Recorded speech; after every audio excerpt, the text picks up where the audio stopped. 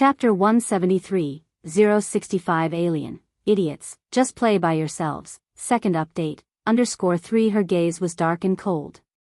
The entrance must have been renovated many times, but one could still tell that the gate was in the shape of a spire, overlooking the rockery inside and the surrounding corridors.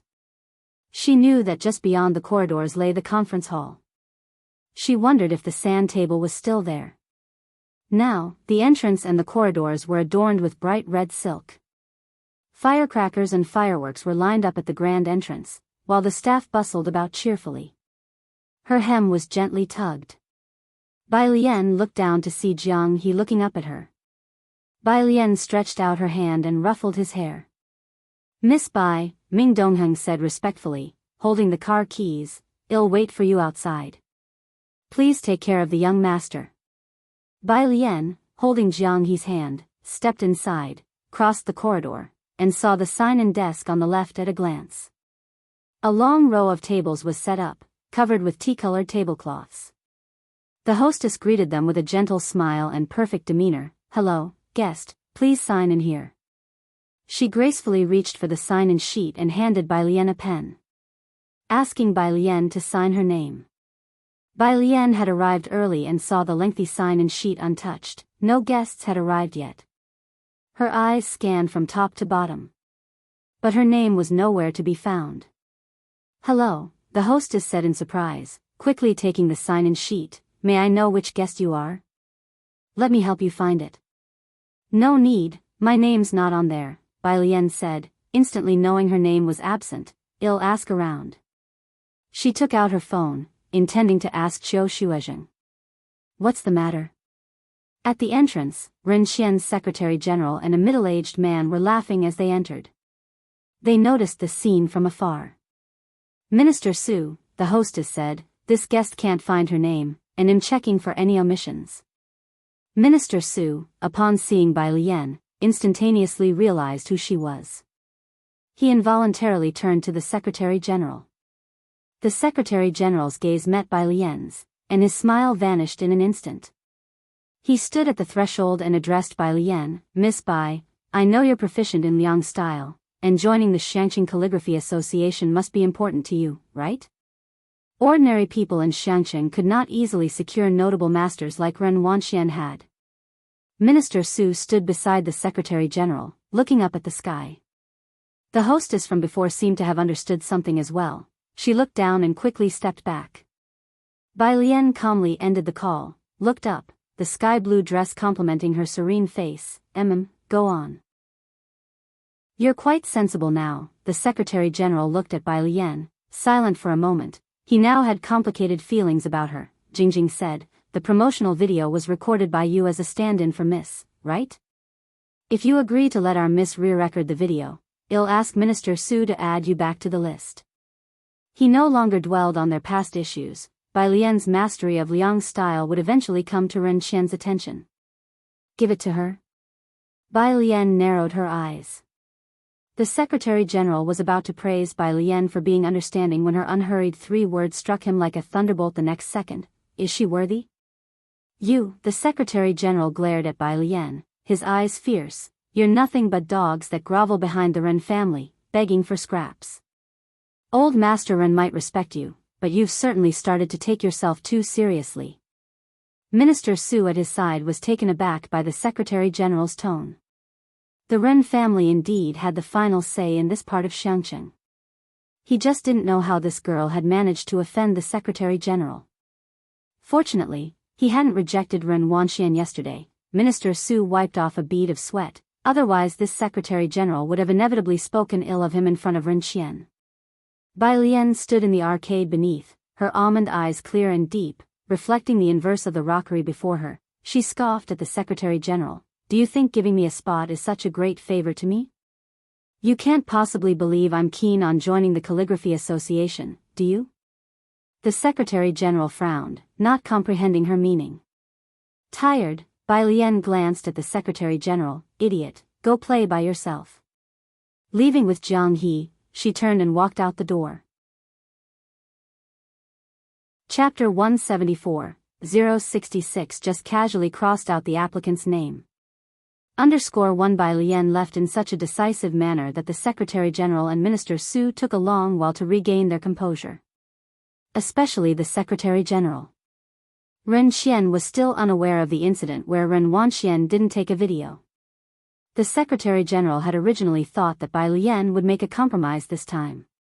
It was the first time Xiangqing had held a calligraphy association event, of great significance. Anyone who understood the underlying importance would not give up this opportunity. Unexpectedly, Bai Lian was tough and left as soon as she said she would. The Secretary General watched Bai Lian's retreating back, his eyes unfathomable.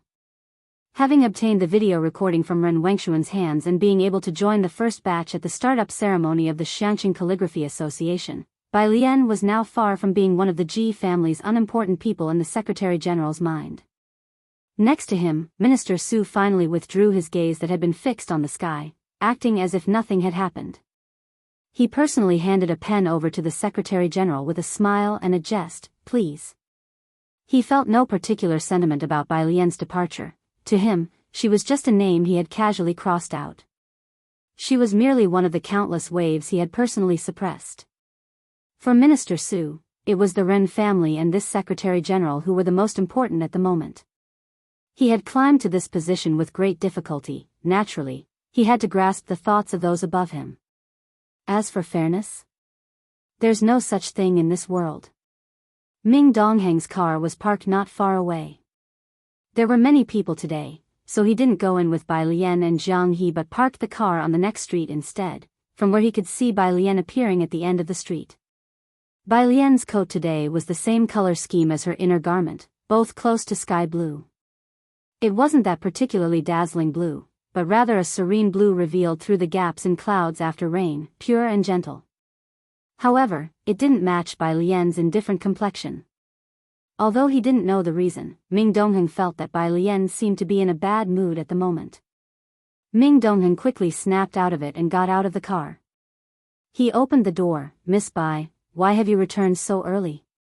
Ming Dongheng was not familiar with the Calligraphy Association, but he knew that Bai Lian was supposed to attend the startup ceremony today. He had attended such events himself, which usually took an entire morning. Even if one left early, it would take at least 2 hours, but Bai Lian had returned too quickly.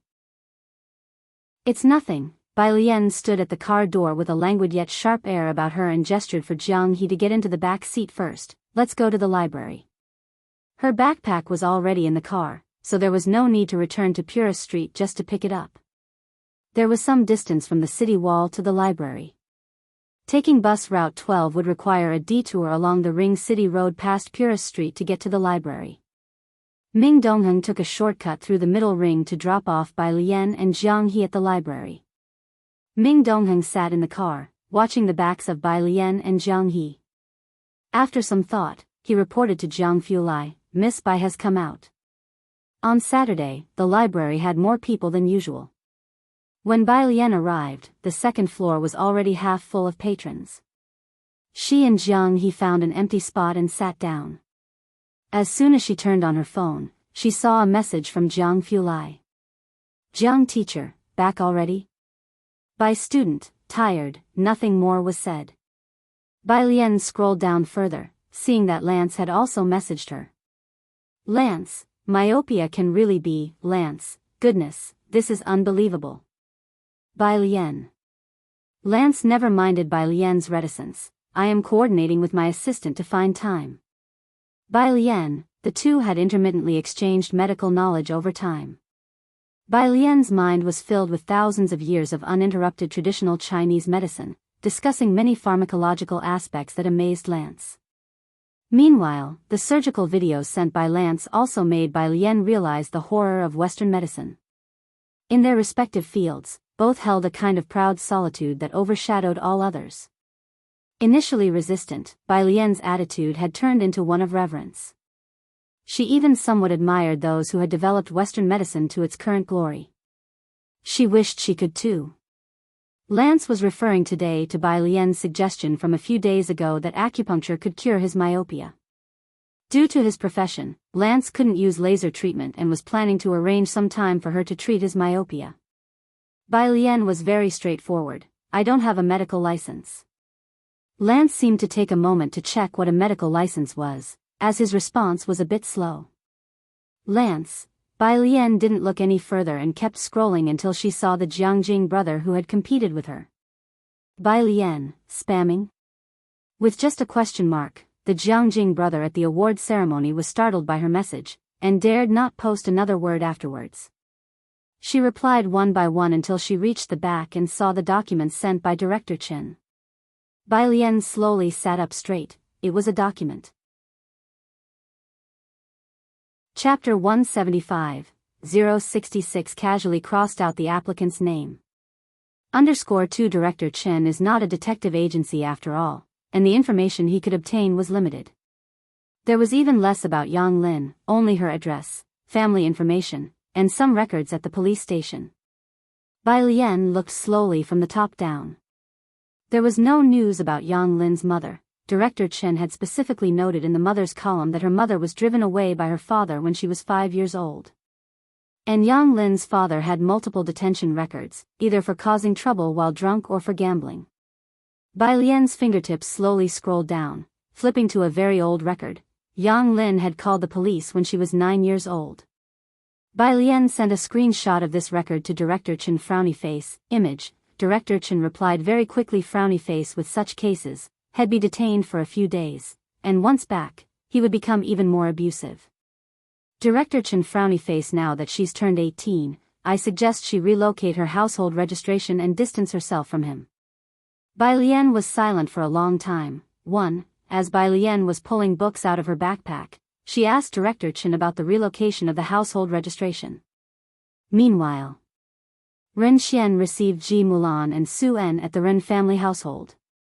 Su En's visit this time was for the major tourism business. He was from Jianghu and reaped the benefits of Jianghu, but he had no clear idea about the power dynamics in Xiangcheng. I understand what Mr. Su means. Ren Xian never brushed off Su En. You're probably talking about Boss Lu. Boss Lu? It was another surname Su En hadn't heard of. He looked towards Ji Mulan. Ji Mulan hadn't been back to Xiangcheng in over a decade and was even less clear about the situation. Ren Xian set down his teacup and solemnly said, his main business is on Bacter Street. The manager of Qinglong Bar is very familiar with him. Does Mr. Su understand what I'm saying now? Xiangcheng turned a blind eye to Bacter Street. One reason was that the place was on the border, not within their jurisdiction, and the second was the intricate web of powers there.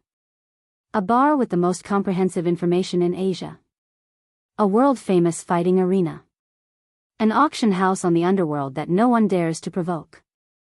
Ren Xian could manage a city well, knowing whom he could provoke and whom he couldn't. He had a list in his heart. I see. Su En furrowed his brows. Qinglong Bar, do you have Boss Lu's contact information?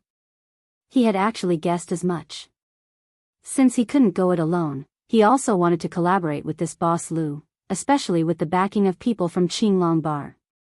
Su En didn't expect that little Xiangcheng could offer him such a big surprise. By his side, Ji Mulan naturally hadn't heard of any of this. But she didn't ask, just looked at Su En and he patted the back of her hand. Mr. Su, Ren Xian was still due at a ceremony later today. I need to attend the launch ceremony of the Xiangcheng Calligraphy Association, so I won't keep you both any longer. Su En stood up, surprised that Xiangcheng even lacked a calligraphy association. But then he thought about it, considering Xiangcheng didn't even have a high-speed rail yet, and he felt he could understand. He politely took his leave from Ren Xian. Only once they were outside did Ji Mulan ask Su En about Qinglong Bar. Bacter Street, Su En took out his car keys, opened the door, and turned his head to explain to Ji Mulan, it's a complex border area. For Qinglong Bar to be established there, the forces behind it are no less significant than the several big families in Jianghu. It's normal that you don't know. The several big families in Jianghu? Ji Mulan settled into the passenger seat, looking rather silent. The launch ceremony of the Xiangcheng Calligraphy Association was an important event. Ren Xian wore a dark-colored formal suit and called the Secretary General to confirm. Did you inform Mr. Chen? Mr. Chen said he is working on a case. The Secretary General was very respectful, and doesn't have time. Ren Xian wasn't surprised but felt a sense of regret. Ren Wanxian had also dressed meticulously in a design gown, accompanying Ren Qian to the vicinity of Xiangqing building. When the two arrived, it was already 9 o'clock. The director of the Culture and Tourism Bureau and Qiu Shuozheng were standing at the entrance. The Secretary General and Director Su dared not be negligent, standing at the entrance accompanying the two of them. Ren Qian was startled, wondering why these two elders were outside to receive him. "Teacher Qiu, why are you two outside?" Qiu Shuozheng was in high spirits, having especially worn a gown with dark red helical patterns for the day, smiled at Ren Qian, "Waiting for someone." "Waiting for someone?" Ren Qian and Ren Wanxian looked at each other in confusion. He thought Qiu Shuozheng was waiting for him but didn't expect they were waiting for someone else. Qiu Shuozheng, however, didn't say much, only occasionally glancing down at the time. Then, his gaze turned towards the street corner. The launch ceremony was to start promptly at 9:30. It was 9:10. Bai Lian had not yet arrived. Because Bai Lian had made a good impression on Qiu Shuozheng, he didn't think she was someone who would be late. But as the start of the launch ceremony neared and there was still no sign of Bai Lian, Qiu Shuozheng couldn't help but send Bai Lian a message. "Frowny face, where are you?" Chapter 176, 066 casually crossed out the applicant's name. _3 The other side did not reply. 9:20. Qiu Shuozheng finally couldn't hold back anymore, and he took out his cell phone to give Bai Lian a call. The library. When Jiang Fulai arrived, only Jiang He was sitting at his seat, flipping through a book in a sullen manner. He simply reached out and knocked leisurely on Jiang He's desk. Jiang He looked up, somewhat expressionless. "Bathroom."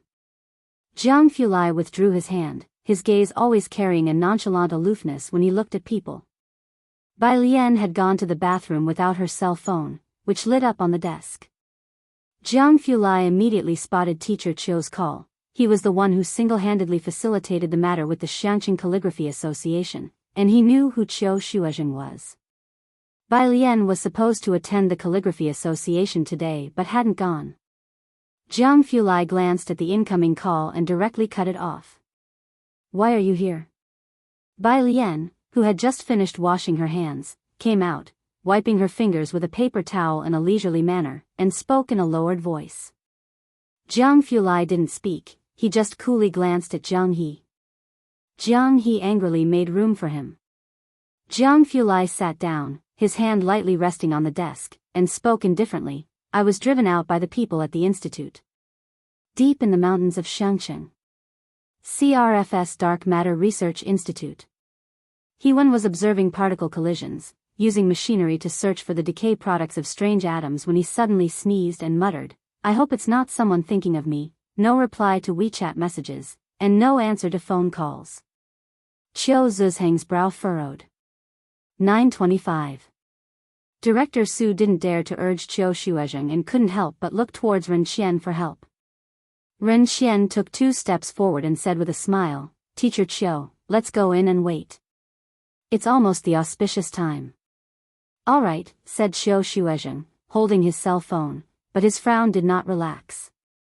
As he stepped over the threshold, the receptionist came forward with the sign-in book and handed it to Qiu Shuozheng and the director of the Culture and Tourism Bureau. "Director Su, we'll still need your help with the Calligraphy Association in the future," Ren Qian said smilingly to Director Su. The Xiangqing Calligraphy Association was the bridge for communication with Beijing and Jiangjing. Director Su wanted to ingratiate himself with the Ren family, and Ren Qian also wanted to get on good terms with Director Su, a mutually beneficial relationship. His name was further down the list. Qiu Shuozheng scanned it and saw that everyone on the first page had arrived, and almost everyone on the second page had too, except for one unchecked box. Suddenly realizing something, Qiu Shuozheng flipped back to the first page and looked down the list of names. Bai Lian's name was missing. Why is there one person missing? Where's Bai Lian? Qiu Shuozheng asked the receptionist coldly. The director of the Culture Bureau, who was looking out the door, was startled by the question. What happened? He hadn't examined it closely before and now took the sign-in sheet from Qiu Zhuzheng's hand. Indeed, Bai Lian's name wasn't there. Director Su was taking care of people involved in the opening ceremony. Being Zhang Cheng's chief planner for this event, he hurried out from the commotion and quietly told Qiu Shuozheng to lower his voice. Ren Xian also faintly heard the name, Bai Lian. Ren Wanxian lowered her head, sipping at her tea, masking the contempt in her eyes. The Secretary General calmly glossed over the incident. Ren Xian looked at Ren Wanxian for a while, holding his teacup, and ultimately chose not to meddle too much. The media journalists are all here. Director Su glanced at the lobby, gesturing for Qiu Shuozheng to speak more quietly, then explained, I didn't know Bai Lian was one of yours. I was the one who crossed out the name by mistake. Let's talk about this later. Qiu Shuozheng suddenly knew why Bai Lian wasn't answering the phone or responding to messages. She was someone who had never intended to compete, who went to Jianghu for the Shangqing Calligraphy Association slot only to return and have her name crossed off by some inexplicable people. Did she come by this morning? Qiu Shuozheng asked just one question. Director Su hesitated, glanced at the Secretary General, and then nodded. Qiu Shuozheng took a deep breath, restraining his composure, resisting the urge to smash the sign-in sheet into Director Zu's face. He pulled out his phone and turned to leave the place. Teacher Qiu, Director Su was panic-stricken. Qiu Shuozheng was the second most important figure for this opening ceremony, next only to Ren Xian. The Calligraphy Association's future talent acquisition would largely depend on Qiu Zhizheng's reputation. How could he leave? Both Ren Xian and Ren Wanxian saw Qiu Shuozheng leave, and at this point, they could no longer pretend not to notice. Ren Xian stepped out. Why is Teacher Qiu leaving? Director Su was also frustrated. Director, isn't Teacher Qiu being too frivolous? I said I accidentally crossed out a name, and if he still wants someone to come in, I could in a few days. Frivolous? The director of the Culture and Tourism Bureau interrupted, glaring at Director Su, then verbally lashed out. Cross out just like that? With just one stroke, you crossed off an applicant's name, and you think you have such insight. Chapter 177, Young Master Jiang shows his power. Since when did Shangqing take the Ren surname? Part 2, _1 When Qiu Shuozheng left, Minister Su had a vague sense of unease in his heart. Just as the director finished speaking, darkness seemed to fall before his eyes. A layer of cold sweat broke out on his back. The applicant? Minister Su turned to the Secretary General and Ren Wanxian a few steps away. Miss Ren, didn't you say that Bai Lian was just a relative of your family? How did she become the applicant?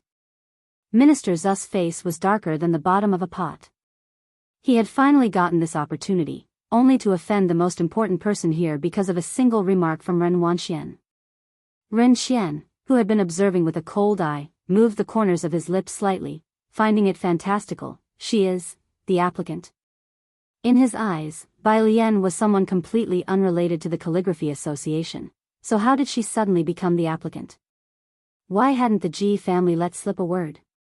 Mr. Ren, said the director, his face cooling, probably understanding the situation, let's postpone today's commencement ceremony until Miss Bai arrives. He didn't exchange further words with the Ren family. He left promptly, following in Qiu Zhizheng's footsteps. Miss Ren. You really have caused me a disaster this time. Minister Su gave Ren Wanxian a look. The stir-causing commencement ceremony was thus put on hold. Ren Xian held his forehead, glanced at Ren Wanxian, who was looking down, sighed, and said to the Secretary General, look into this. Before lunchtime, Bai Lian finally answered Qiu Zhizheng's call. They agreed to meet at the coffee shop on the first floor of the library.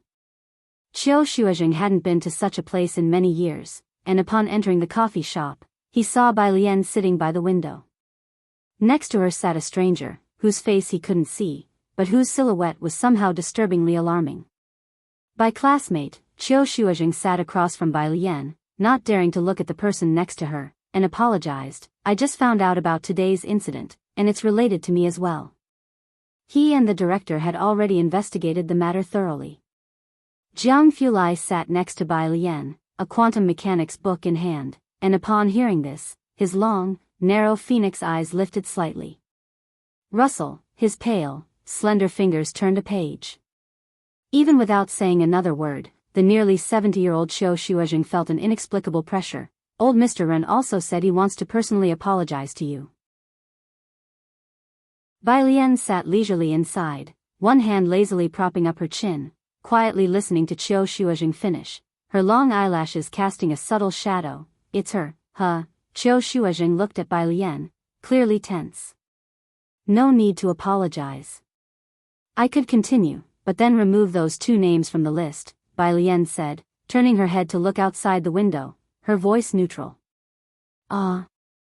Qiu Shuozheng didn't know about the conflict between Bai Lian and Ren Wanxian, but Ren Wanxian was, after all, his prized disciple.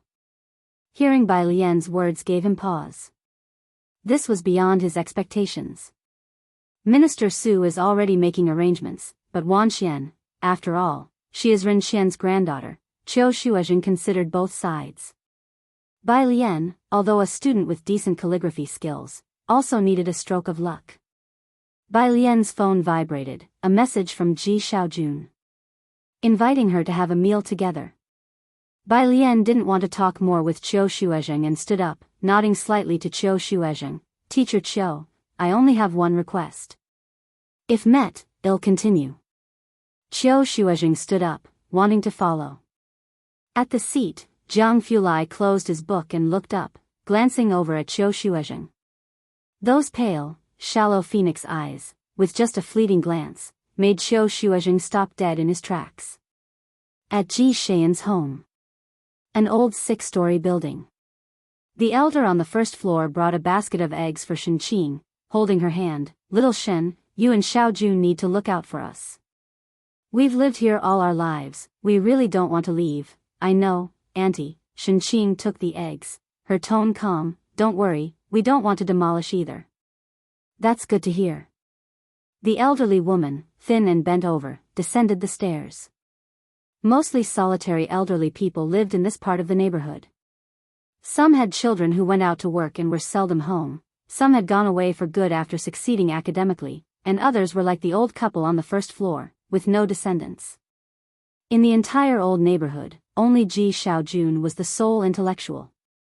Whenever there was a problem, everyone liked to come to him for advice. Ji Xiaojun, sitting in the living room, frowned at the eggs Shen Qing was holding. Why are you still accepting people's eggs?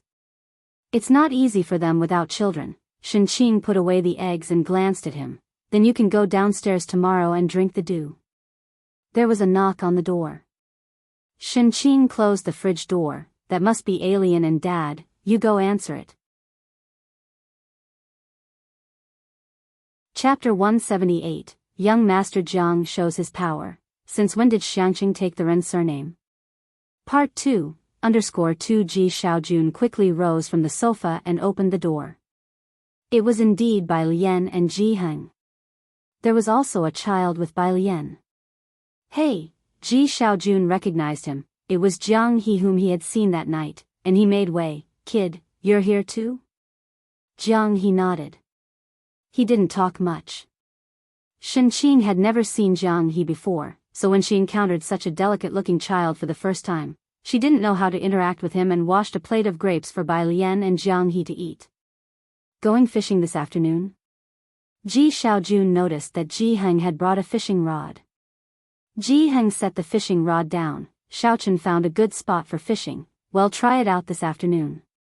Okay, I will come too, and I'll let Yongkuan eat here tonight.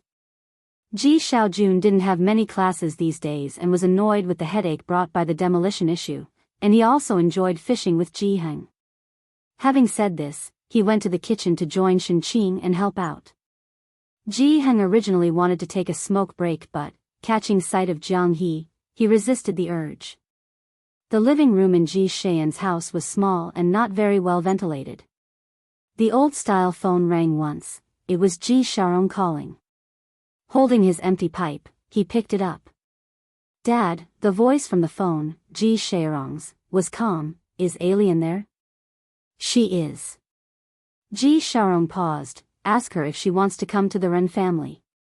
Hearing this, Ji Heng frowned, glanced at Bai Lian, and knew the intention behind Ji Xiaorong asking him this question. He didn't ask Bai Lian and directly replied, she won't come. He hung up the phone. Did you hear that? At the Ren family, Ji Xiaorong placed his phone on the table and looked at Ren Xian. She's not coming. Next to him, Ren Xian managed to show a good expression to Ji Xiaorong for once. It's like a temple being flooded. Xiox's mistake caused such an awkward situation between our two families. Ji Xiaorong looked at Ren Xian but didn't respond. Wanxian, Ren Xian then turned to Ren Wanxian. Regardless, you need to apologize to your cousin and try to get her to forgive you. Ren Wanxian said nothing and got up, heading straight upstairs. This time, Ren Xian didn't stop her. Instead, he continued speaking with Ji Xiaorong. Xiaorong, this matter isn't bad for Bai Lian. Teacher Cho said she's unwilling to go to the Traditional Calligraphers Association, but as her parents, you should persuade her more. It's not good for her to be stuck in Xiangqing all the time. The opportunity at the Calligraphy Association was too rare. Even Ren Xian thought that he had misjudged before, acknowledging that Bai Lian was indeed extraordinary. Ren Xian recalled the recent estrangement with the Ji family due to the Chen family incident, followed by the ugly dispute with Bai Lian caused by Ren Wanxian. His heart immediately knotted up. Well, see what she wants. Ji Xiaorong wouldn't make decisions for Bai Lian. Having said that, he went upstairs to find Ren Wanxian. After Ji Xiaorong went upstairs, Ren Xian furrowed his brows and looked at the Secretary General. What's going on with you and Wanxian? It has nothing to do with the young lady, the Secretary General lowered his eyes. It's entirely my fault. Enough, I know Wanxian better than you. Ren Xian massaged his temple, feeling a severe headache, knowing full well that this matter must have been instigated by Ren Wanxian. Where's Bai Lian's information? He knew that after Bai Lian attended the Lanting Award event, he had people check out Bai Lian's background again. The Secretary General pulled out a sheet of freshly printed paper and handed it over to Ren Xian. It's all here. Ren Xian finished scanning the information. Bai Lian was registered under Ji Heng's household, with information clear and detailed, nothing more. As ordinary as it gets. Ren Xian glanced through the straightforward information and put it away after he was done. Bai Lian is at her uncle's place? Yes, her uncle lives in Yongfu Residential Area, Building 7, Apartment 601. The Secretary General had anticipated what Ren Xian was about to do and recited an address. Ren Xian was quite satisfied with the Secretary General's efficiency, pressing the bridge of his nose. Prepare yourself, you and Minister Su should have a good talk with Bai Lian. At Ji Xian's home. The door was left ajar. When the Secretary General and Minister Su arrived, Ji Heng had already taken Ji Xiaojun out for fishing. Bai Lian was watching Jianghu play with a puzzle. Mr. Secretary, Shen Qing brought out new teacups and brewed tea for them. She then glanced at the cramped living room, unsure where to put her hands and feet. Please, have a seat. She patted the sofa again and again. The Secretary General looked indifferently at the somewhat yellowed sofa cushion, didn't speak, and did not sit down. Minister Su, seeing Shen Qing's demeanor, felt much more relaxed. He took the tea Shen Qing brewed, casually putting it aside and smiling, thank you. Bai Lian leisurely helped Jiang He place a puzzle piece before standing up. Without looking at them, she pressed Shen Qing down to sit on the sofa. Auntie, please sit. Chapter 179, Young Master Jiang shows his power. Since when did Xiangqing take the Ren surname? Part 2. _3 Bai Lian didn't sit down but just leaned against the back of the sofa and looked up. Is there something? She used to be quite polite to the Secretary General. But during the last two encounters, her attitude was very perfunctory, without a hint of manners. First, I apologize to you on the young lad's behalf. The Secretary General fully played the part, wanting to reconcile with Bai Lian. His demeanor was gentle, and after a slight pause, he still sat down on the yellowing sofa cushion. I also apologize to you. We're all family after all. She now realizes her mistake and has been grounded by the Sir. Can we consider the matter settled, Miss Bai? Minister Su also hurriedly spoke up. Miss Bai, I'm sorry. He stood up and bowed deeply to Bai Lian. Absolute sincerity. Bai Lian languidly leaned on the sofa, with one leg propped up, holding a mobile phone in her hand, her sky-blue skirt hem half-pressed on the couch. Upon hearing this, she tilted her head, smiling but not really smiling, like a white tiger startled by an intrusion. Settled? With her response, Minister Zu's heart sank. He thought that with Shenqing like this, it would be easy to fool this family, but it turned out Bai Lian wasn't so easily fooled. Miss Bai, Teacher Chiu is already considering terminating the apprenticeship with the young lady. The Secretary-General squinted at Bai Lian. Neither humble nor arrogant, the young lady has also been punished by being made to kneel by the Sir, and her promotional video was replaced by you. She has already received plenty of punishment, while on the other hand, you haven't lost anything, have you? It's better to spare others when you can, so that future meetings will be more pleasant. As the Secretary-General spoke, Minister Su sat on the side. He did not interrupt. The atmosphere grew increasingly tense.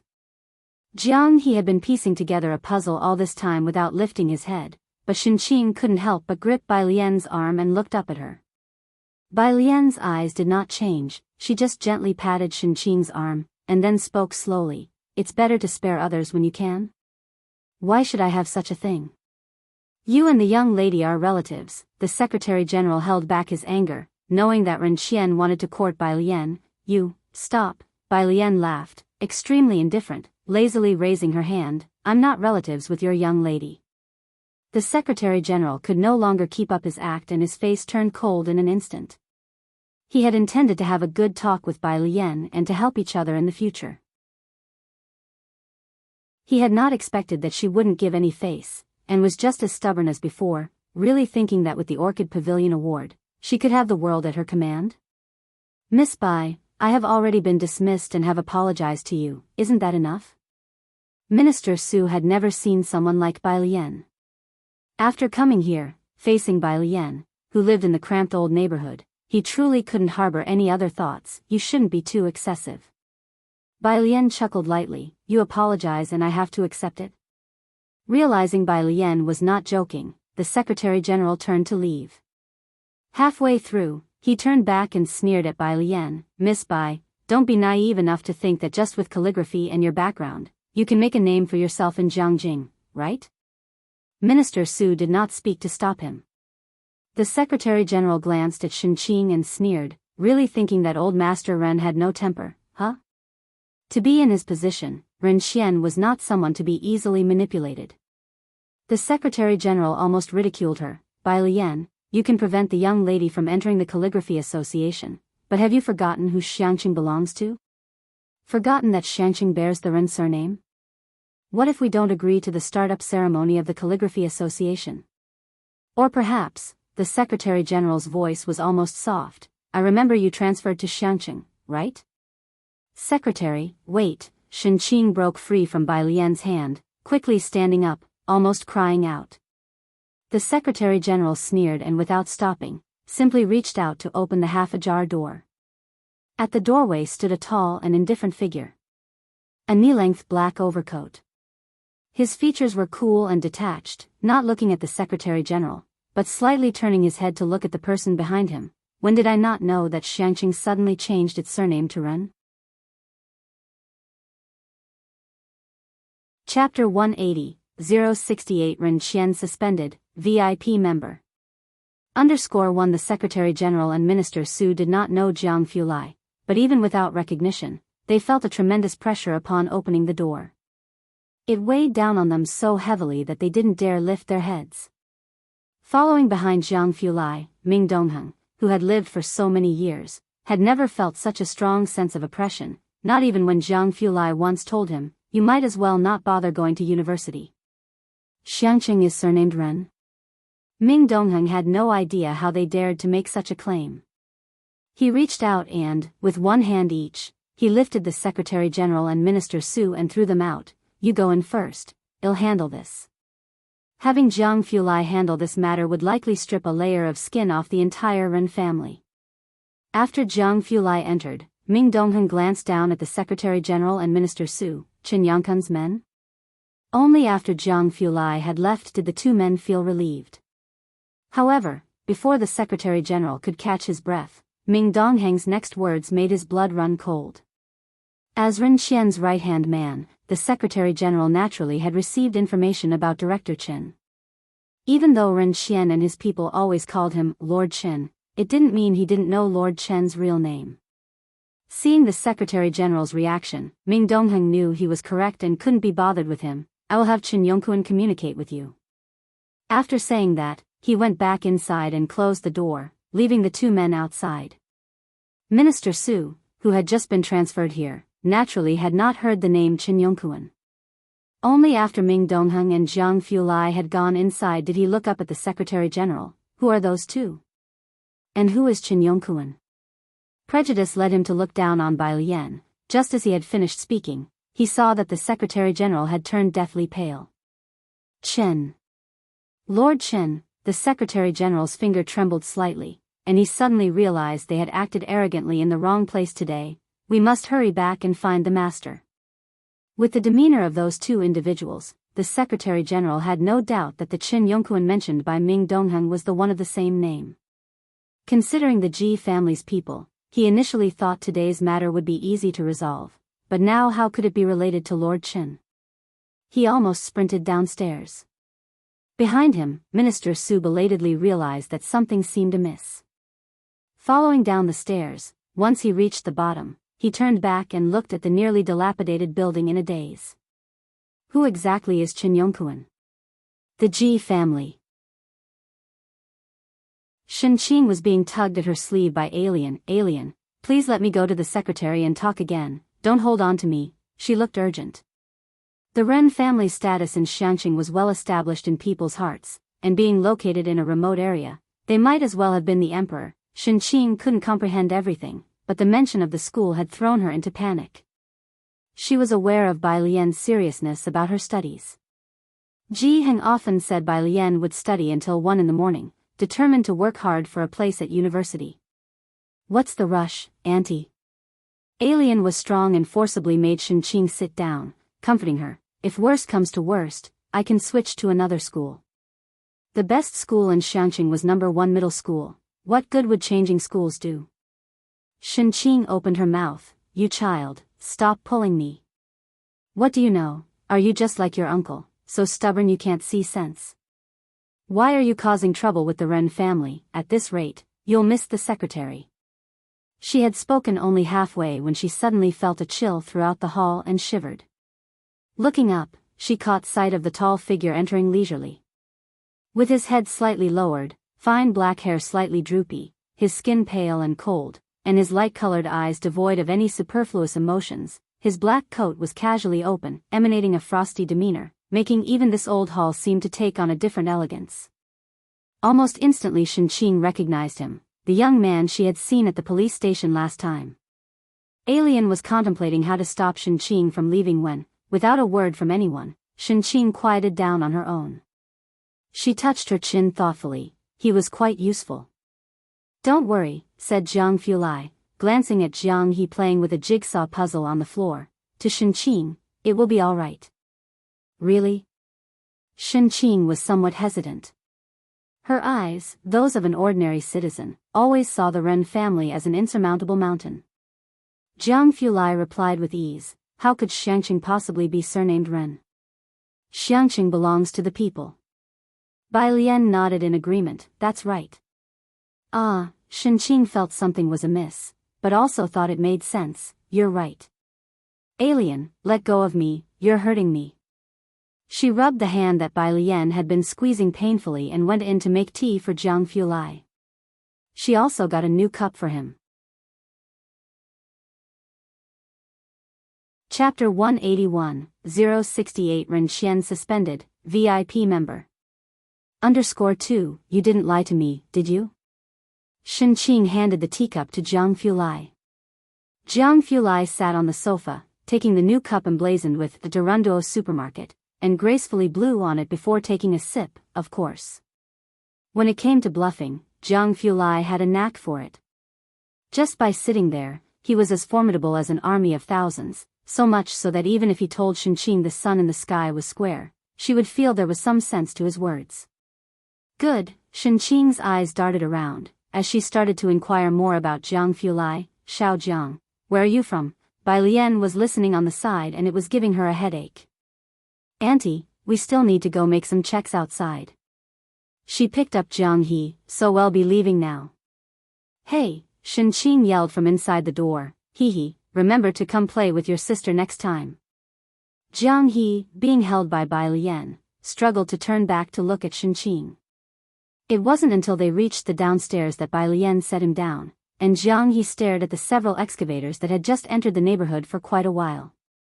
Bai Lian didn't go to the library in the afternoon. Ming Dongheng drove to the address she mentioned. It was an old district in the east of the city. He parked the car, and as he looked up, he saw a dilapidated small quadrangle and was taken aback. "This is..." Jiang Fulai also got out of the car and stood in front of the gate, looking at the partially hanging sign, Xingyi Martial Arts School. The quadrangle was quite large, probably about 5 or 6 acres. But it was almost suburban, with hardly any passers-by. The gate was made of thick red elm, and the 4 door studs had nearly faded, but one could still make out the peonies. The bronze door rings had revealed their true color. Bai Lian stepped onto the stairs and gently tapped the door ring 3 times. No one came to open the door. "Are you looking for Master Jean?" A man passing by on an electric scooter wiped his sweat with a towel and grinned. "He should have gone to work on the construction site by now, probably won't be back until 10 tonight." Bai Lian already knew from Mao Kuan that this martial arts school had closed down. But she had never expected that the owner of the martial arts school would be on a construction site. "Thank you," she lowered her hand and thanked the man. "I want to start the calligraphy association next door." Bai Lian descended the steps, step by step, sharing her idea with Jiang Fulai. "This martial arts school is quite extensive, I've looked it up online. The calligraphy association wouldn't need much space." Jiang Fulai looked up, glancing at the tightly closed door next to the martial arts school. Almost from the moment Ming Dongheng had driven here, he had guessed what Bai Lian had in mind.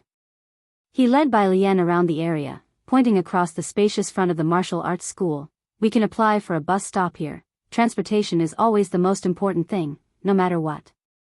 Bai Lian had initially handed the Calligraphy Association entirely over to the Ministry of Culture and Tourism, but today she changed her mind. Leaving it to them, the people of Xiangqing might not have equal opportunity to learn calligraphy. She decided to do it herself. And there was the martial arts school. Bai Lian looked up, her gaze falling upon the hanging sign. She remembered Mao Kuan saying that most children these days learn taekwondo or judo, and Ning Xiao mentioned that Muay Thai was also popular. She withdrew her gaze. A martial arts school? Bai Lian was not used to typing on a computer, so Jiang Fulai sat in the car, pulled out his laptop, opened a document, and began typing on the keyboard one-handed to help her draft the business plan. What else? The laptop rested casually on his knees, his pale fingers against the black keyboard. Occasionally, he would turn his head and listen attentively to Bai Lian's ideas. After finishing, he also sent it to Jiang Shijue to brainstorm. When Jiang Shijue, who was decisive in financial circles, thought Jiang Fulai had sent him some crucial document, he interrupted a meeting to return to his office to check, only to find a regional calligraphy association and martial arts hall plan. And in a situation where Qiu Shuezheng, the adversary, was at his wit's end, he soon received a business plan that could be described as perfect. At the Ren family home. Ji Xiaorong looked at the gift thrown outside by Ren Wanxian and couldn't help pressing his forehead. He was used to it by now. Whenever Ren Wanxian lost her temper, she liked to throw things around, regardless of whether they were gifts from him or from Ren Xian. She had tossed them all into the trash can. But Ren Xian's way of raising a daughter was to pamper her with wealth. He saw no problem with it. Ren Wanxian was raised by Ren Xian, and it was not Ji Xiaorong's place to intervene. Sometimes when he said too much, the Secretary General would accuse him of trying to take advantage of the Ren family. Not even Ren Jiawei could intervene. Ji Xiaorong picked up the gift with a heavy heart. On his way downstairs, he saw the Secretary General coming in from outside. They never got along, and their antipathy had become even more evident in the recent years. But today, the Secretary General did not have the time to mock him. He went upstairs with a pale face to find Ren Xian. As soon as he entered the study, a teacup came smashing his way. Chapter 182, 068 Ren Qian suspended, VIP member. _3, Xiangqing belongs to the Ren family, and you dare to say that? Ren Qian couldn't believe what he was hearing from the Secretary General, that Mr. Su is a fool, but you've been in this position for so many years and still can't see clearly? The Secretary General had never made such a big blunder before. Mainly because of those people from the Ji family, he had never taken them seriously. Old Master Ren, I had no idea they actually knew Mr. Chen, whether they know Mr. Chen or not. I'm asking how you dared to utter those words. Ren Qian had never been so furious, and after some time, he collapsed into his chair, looking a decade older. I am now suspended for half a month. The Secretary General's head was buzzing. Go tell Wan Qian, Ren Qian had done nothing wrong all these years and wasn't afraid of being investigated. Tell her that she won't be able to join the Calligraphy Association. As for Minister Su, he had committed too many wrongs, and there was no one left to save him. Ren Wanxian was unaware of the Ren family's troubles. She had already received notification from Qiu Shuozheng that Bai Lian was going to start a separate calligraphy association in a place where birds don't even bother to poop. Ren Wanxian was initially upset about not being able to join the calligraphy association, but upon hearing this news, she suddenly lost interest in joining. Senior brother, do you still want to join the Xiangqing Calligraphy Association? Jiangjing. Xiangqing belongs to Beiqing, and the vice president had already announced the news about the founding of the Xiangqing Calligraphy Association and the Beiqing Writers Association, encouraging everyone to join as members of Xiangqing. The Xiangqing Calligraphy Association is hosted by the first prize winner of this year's Lanting Award. This news shook many people in the Beiqing Writers Association, and lots were tempted. I recall that you are also from Xiangqing, right?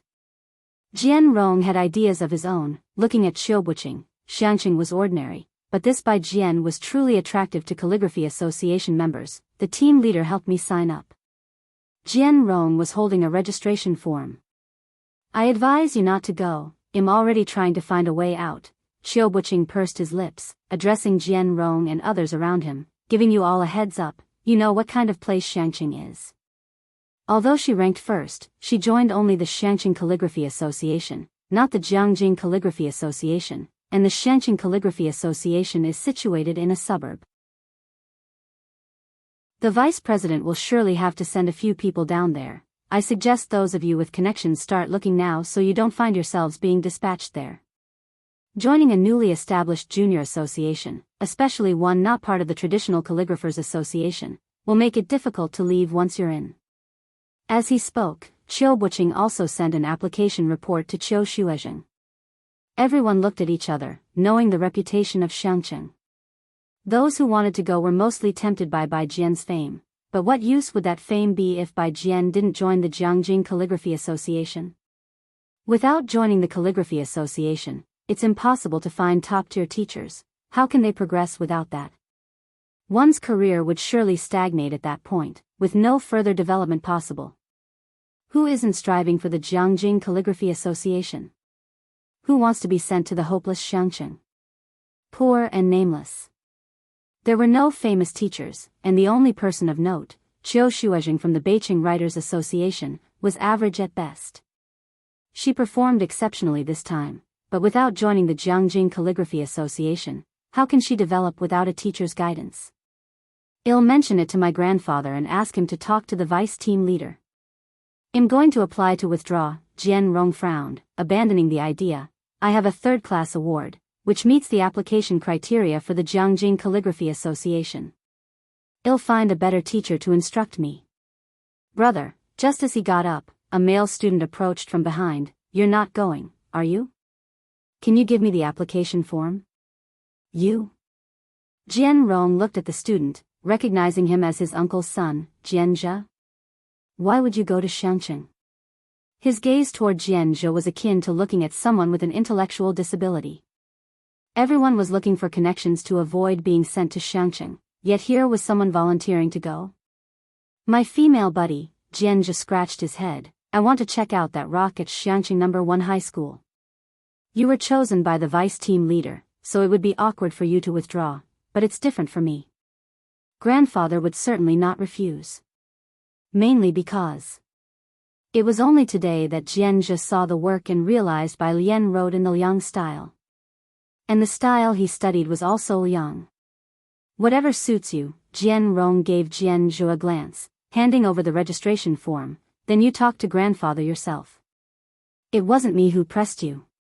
Watching Jianzhe take the registration form, Jian Rong felt as if he had shed a burden, feeling much lighter.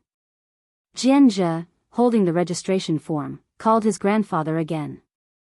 The Jian family valued Jian Rong highly. When they heard that Jianzhe was taking Jian Rong's place in the dismal location, grandfather Jian naturally agreed readily, without asking any further questions. Chapter 183, 068 Ren Qian suspended, VIP member. _4 Jianzhe submitted the list and flew back to Beijing the next day.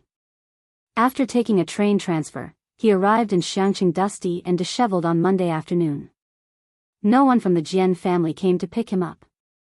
He wasn't surprised at all, as he never considered himself to be the chosen one by fate. Jianzhe arrived alone at the Calligraphy Association venue, where Qiu Shuizheng was sweeping the floor outside. Seeing him, Qiu Shuizheng looked up and smiled. Jianzhe, right? Come in first, we have a members' meeting at 6 o'clock. Bai Lian quietly set up a calligraphy association without any opening ceremony or press conference. She personally invited local calligraphers who hadn't taken any exams to join. She wrote the signboard, Xiangqing Calligraphy Association, with her own hand. Beforehand, Jianzhe had heard from Qiu Buqing that the Xiangqing Calligraphy Association was desolate and run down, but upon arrival, he found that while the items here were old, they were very quaint. He held up a teacup and took a sip. Where did this tea come from? Jianzhe looked up at Qiu Shuizheng, feeling quite strange. This tea. Why does it taste so much like Old Patch's tea? Why do I know it so well? Because his grandfather sent a tea cake to Jian Rong when she was shortlisted for the Lan Ting Award, and she had boasted about it for a year, even letting Jianzhe try it, and he remembered it distinctly. He even felt that the color of this tea was much better than the one Jian Rong had. Here, Qiu Shuizheng pointed to a big jar behind him, brought by student Bai. Do you like it? Take some back with you later. We have limited funds here, only these things, he sighed. Jianzhe stared dumbfoundedly at the large jar placed behind him, and then glanced down at the tea in his hands. That time, Jian Rong had boasted about that tea cake for a long time. With so much of it, could it really be Old Patch's tea? It was almost 6 o'clock. Bai Lian arrived with Jiang He. She wore her school uniform, carried a bag, tied up her hair, and stepped into the Calligraphy Association hall against the setting sun. Everyone's here. Qiu Shuizheng led a few old teachers out and then said to Bai Lian, today is the first general meeting of all members. Although there are not many people, starting the association will be difficult. Jianzhe sat next to Bai Lian, looking at the few scattered people sitting around the octagonal table. He was beginning to understand what Qiu Buqing meant. Teacher Qiu, wait. Bai Lian was looking down at her English reading when she heard Qiu Zuzheng's words. She lifted her head slightly, her arm lightly resting on the table, legs crossed, the other hand propping her chin as she looked outside. There's one more person. Who? Qiu Shuizheng was startled. He hadn't received any other applications. Just as he was saying that, a tall figure slowly appeared at the doorway in the twilight, holding a cell phone and casually walking along the stone path. Qiu Shuizheng immediately recognized him as the man who had sat next to Bai Lian at the coffee shop. Jianzhe, who was leaning on the table and talking to Bai Lian, straightened up abruptly as he felt the gaze. There were others sitting around the octagonal table who were previously chatting merrily, but they all became tense for some reason upon seeing Jiang Fulai. Jianzhe moved halfway off his seat, thinking to make room for this big shot. However, before he could stand up, Jiang He, sitting on the other side of Bai Lian, got up in a familiar way and sat down expressionlessly on a stool set to the side. Jianzhe, Jiang Fulai casually pulled out the chair next to Bai Lian and sat down nonchalantly, greeting everyone at the octagonal table. Just carry on, I'm just here to listen. He acted as if he was just casually listening. But facing him, how could Qiu Shuozheng be casual? It's like this, we have a total of 7, 8 initial members, Qiu Shuozheng read from the notebook one by one, and when he got to the end, he hesitated as he looked towards Jiang Fulai. May I ask, Jiang Fulai, the Fulai from Turkic language. Jiang Fulai lightly tapped the tabletop with his fingertips, leaning back lazily in his chair as he announced his full name. Qiu Shuozheng nodded, added the name, and asked, is this your first time joining a calligraphy association, or a second time?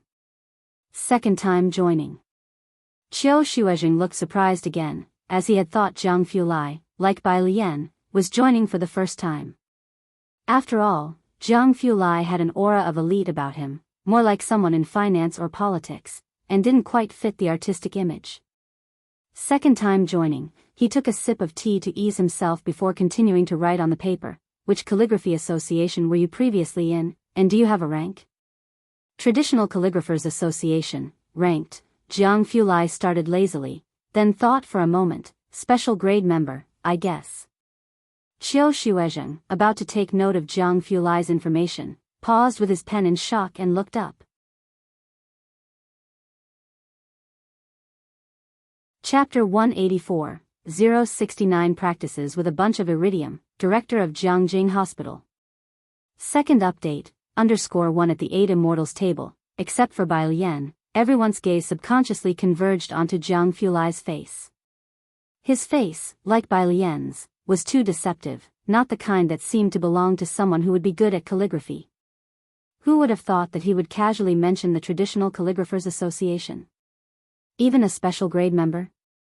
There are only 5 total special grade members in the Traditional Calligraphers Association. Besides the president, each of the rest lives a reclusive life, often only their works are seen, not the person, and even members of the Calligraphy Association hardly see these high-level members. They were now looking at one of them. Next to him, Jianzhe felt like he had been struck by lightning. He couldn't help but lean in to look at Jiang Fulai, and when he encountered Jiang's light, indifferent eyes, Jianzhe immediately averted his gaze. Is there a problem? After a long silence, Jiang Fulai raised an eyebrow.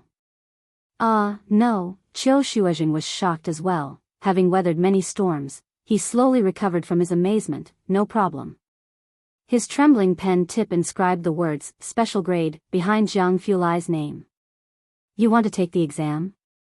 Bai Lian turned her head, not understanding the rules here. She slightly tilted her head, quietly asking Jiang Fulai. She was dressed in the simplest school uniform, her profile clean and shallow, her eyebrows and eyes as delicate as a snow-topped floral arbor, the overhead lighting casting a hazy, gentle aura around her. Not only do members need to be ranked, but the associations do as well. Jiang Fulai held a purple clay teapot, leisurely pouring tea into her cup as well as his own. We only have 8 people now, just a junior association. Every year in June, rankings are conducted for major calligraphy associations. Associations are categorized top-down into special grade association, senior association, intermediate association, and junior association. The entire country has just one special grade association, which is the Traditional Calligraphers Association, and this is one of the reasons that everyone wants to join it. Senior associations are distributed across the 4 major cities. Bai Lian, never having participated in a grading, is currently just a junior member, despite having won the Orchid Pavilion Award. This is the membership fee, there's no password. Before leaving, Jiang Fulai handed a card to Qiu Shuozheng. She wants to set up a good calligraphy school, this is the startup funding.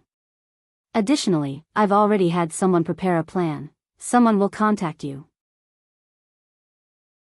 Sitting at the 8 Immortals table, Qiu Shuozheng looked at the International Bank Vermilion Bird Bank's black card placed in front of him. He questioned his life.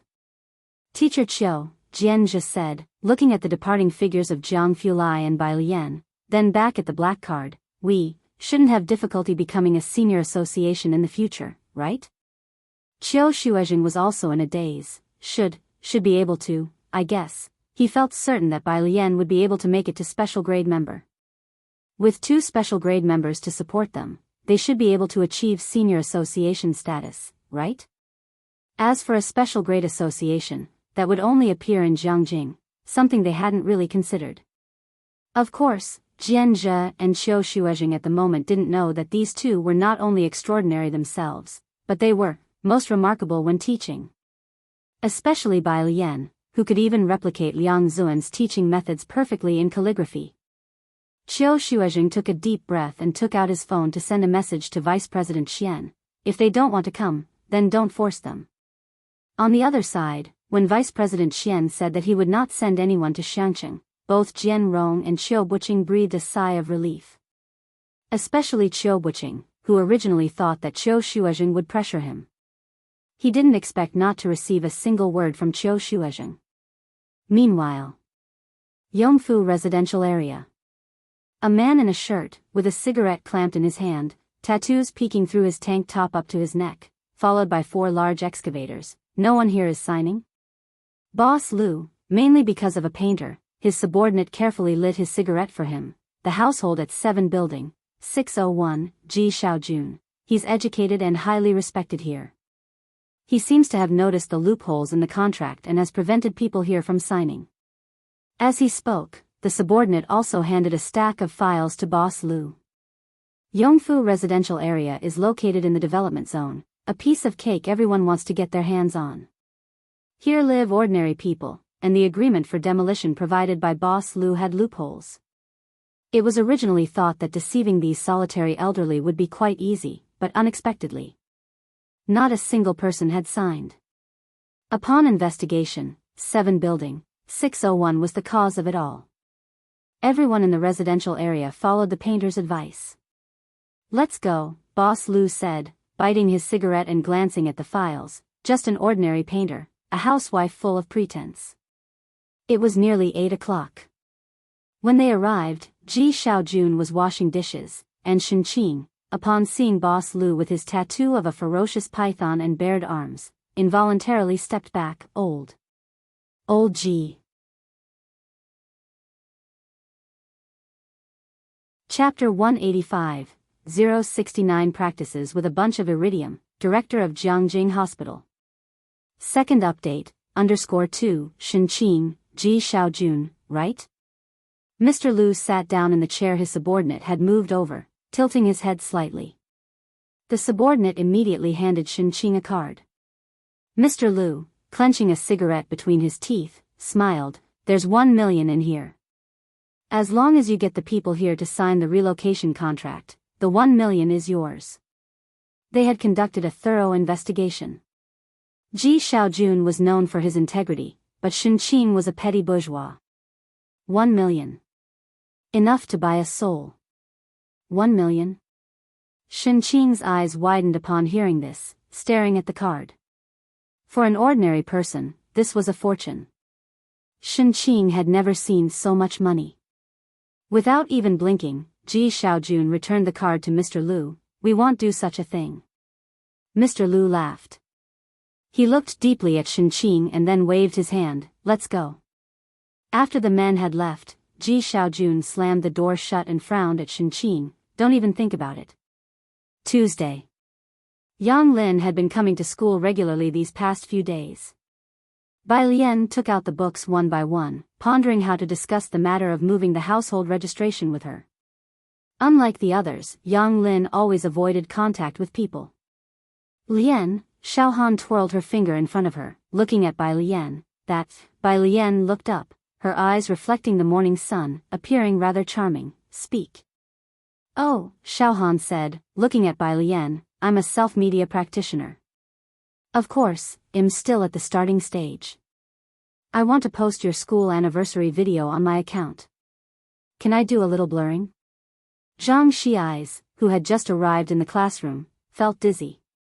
He strode in with long legs. Xiaohan, can you talk slower? Who can understand you? I didn't even catch a breath. He had barely finished speaking. Bai Lian leaned back. Go ahead, post it. She had no objections to this matter. She wasn't very clear on self-media, but it was hard for her to refuse Xiaohan's request. Zhang Xi's? You're so nice. Xiaohan exclaimed, about to hug Bai Lian. But she was stopped by Bai Lian with a finger, which lightly touched Xiaohan's forehead while her other hand casually pulled out a book. tilting her head slightly, and giving Xiaohan a lazy smile. Speak properly, no touching. Oh. Xiaohan's ears turned a tad red. Then, as if remembering something, she rolled her eyes at Zhang Xi's, idiot. Zhang Xi's, the day's classes ended. Bai Lian didn't head to the milk tea shop after school in the evening. Instead, she went to the Calligraphy Association with Jianghu. The application for the bus stop sign had already been approved, and now they were planning the route. Sis, Jianzhe was moving chairs in the courtyard. Seeing Bai Lian come over, his eyes lit up. Come check out our classroom. The Calligraphy Association was right next to the gym. Though smaller than the gym, it covered a good acre, and the surrounding rooms had been planned by Qiu Shuezheng as classrooms, offices, reception rooms. Jianzhe showed Bai Lian a 30-square-meter classroom. In a couple of days, when the equipment arrives, kids from nearby can come and learn. Not bad. Bai Lian put down her backpack, then unzipped it and handed Jianzhe a bag of things inside without much effort. Seeing how easily Bai Lian handled it, Jianzhe caught it with one hand. But as he took it, he nearly fell to the ground, swiftly bracing himself against the wall. Jianghu sat on a nearby stool, swinging his legs, expressionless as he watched Jianzhe. What is this? Jianzhe looked down in shock at the dozens of silver metal pieces inside, each the size of a quail egg. Just these few pieces, dozens of pounds? For practicing calligraphy, Bai Lian raised her hand, revealing a crimson ribbon on her wrist and a piece of iridium the size of an egg. You should hang one on yourself daily. She had requested these from Mao Kun a few days ago, and Mao Kun was quick. Of course, Miss Bai was still unaware of the price tag attached to her quail egg-sized item. Jianzhe nodded absent-mindedly. On the outskirts of the city, an abandoned warehouse. Mr. Liu, holding 2 cards in his hand, slowly crouched next to Shenqing, narrowing his eyes. You like money, don't you? 2 million, and you're still not willing? He couldn't understand why with 2 million offered, Shenqing would say she was unwilling. The profile of Shenqing described her as greedy for petty gains, vulgar, selfish, and mercenary. He could obviously tell that she was extremely greedy for money. After glancing at the bank card, Shenqing looked up after a long while, smiling obsequiously. Mr. Liu, the elders in our community, I thought we were of the same kind, but, you truly disappoint me, Mr. Liu said with a smile. He stood up, his foot crushing hard on Shenqing's right hand, and gently tossed the 2 bank cards aside.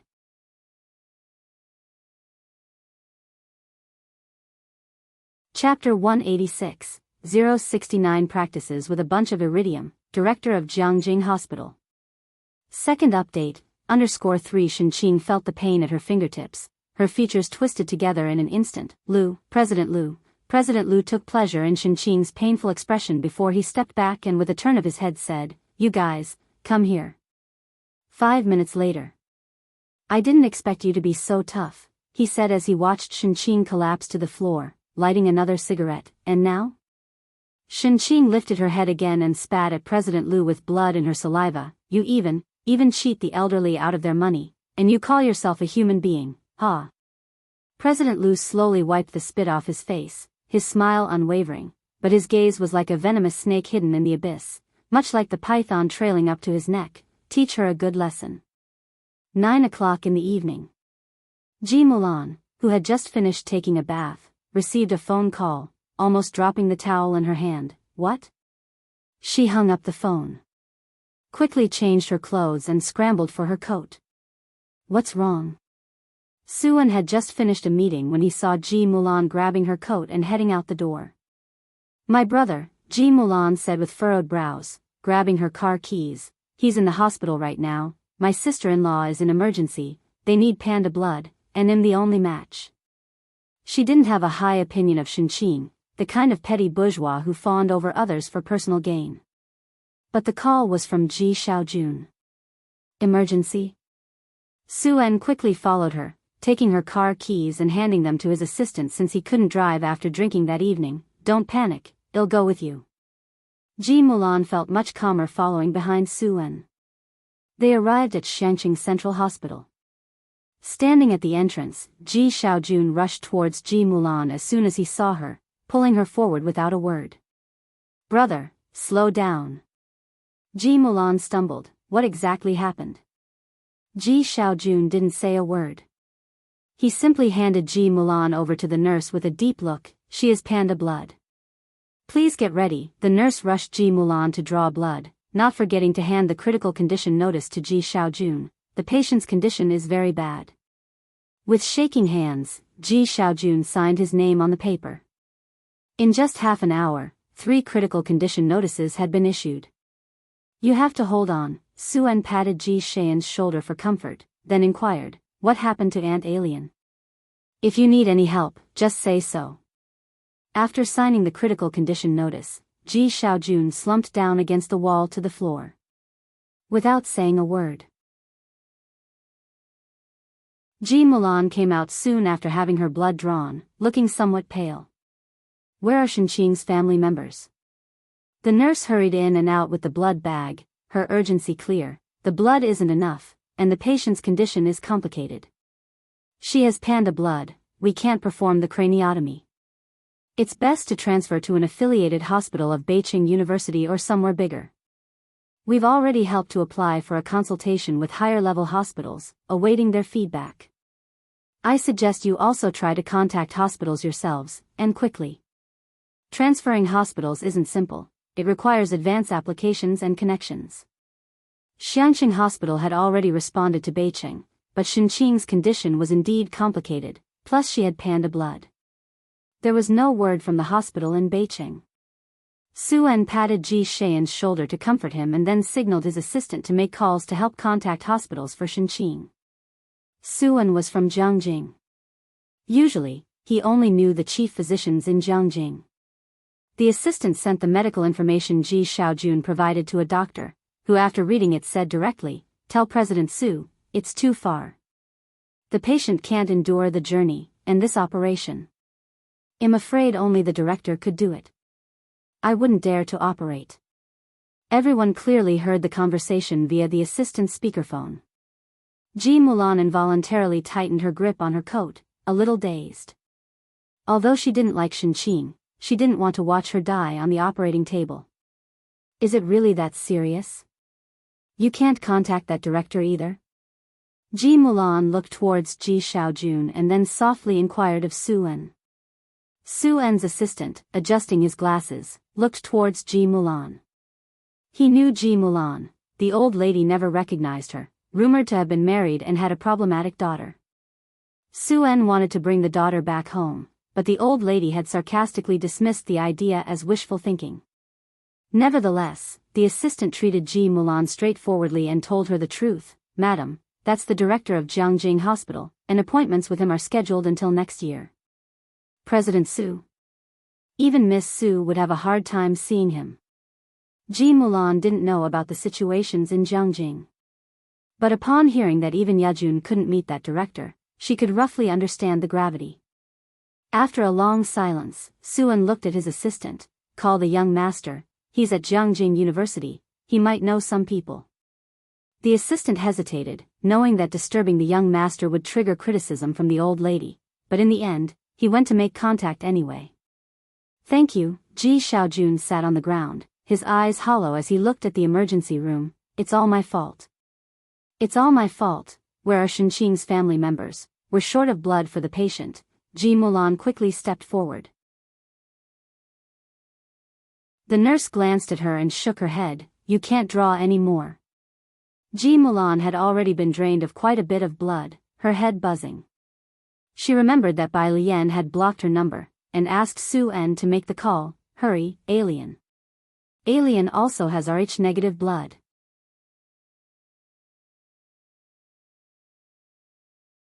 Chapter 187, Mysterious Surgeries Number 1 Saintly Hand. Alien's True Nature _1 Bai Lian arrived at the hospital after 10 o'clock. She had already changed out of her school uniform and was wearing a White House dress, her face expressionless, ignoring everyone as she went with the nurse to have her blood drawn.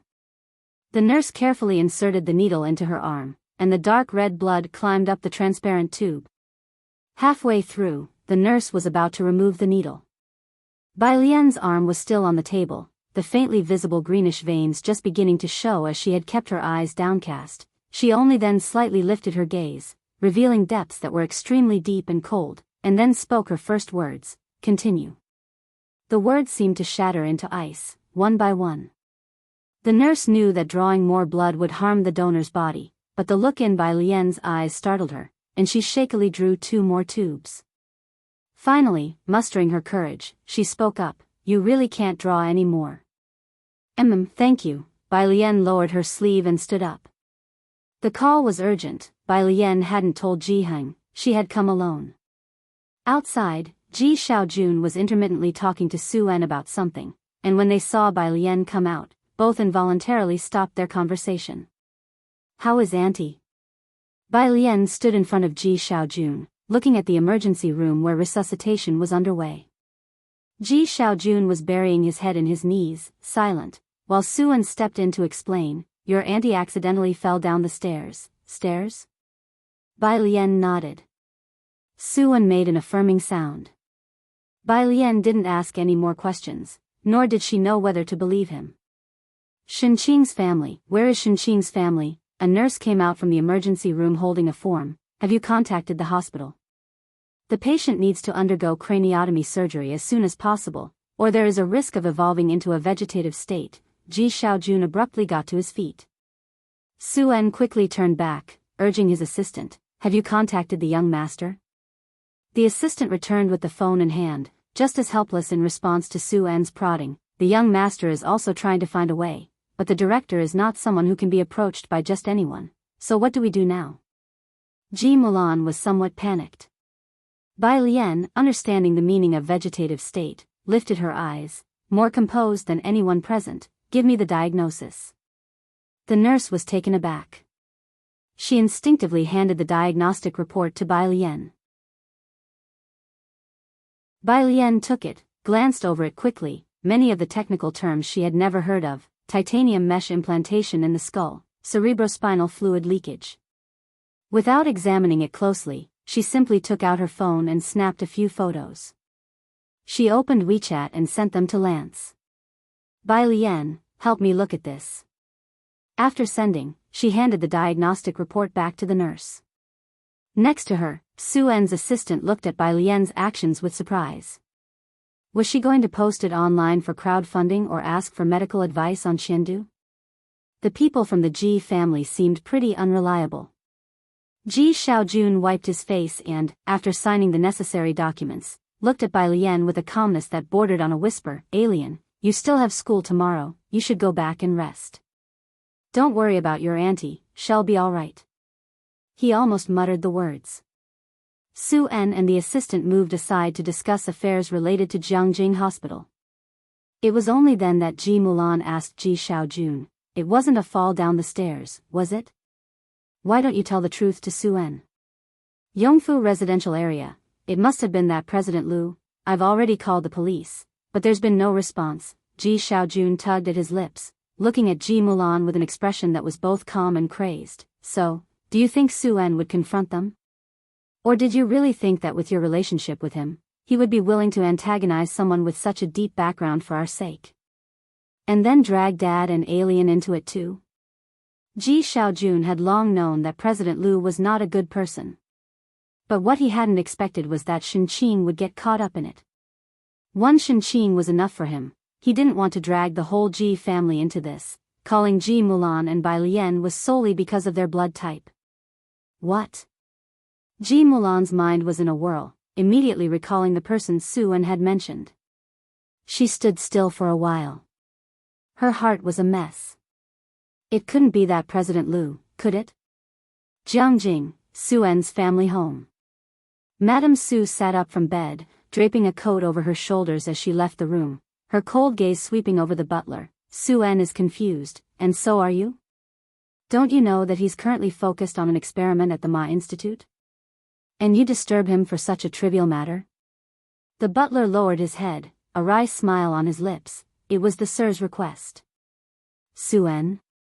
Madame Su scoffed. "He's gone mad over a woman, running off to a place like Shangcheng. Has he achieved anything remarkable? And now, He's even interfering with his son's critical future.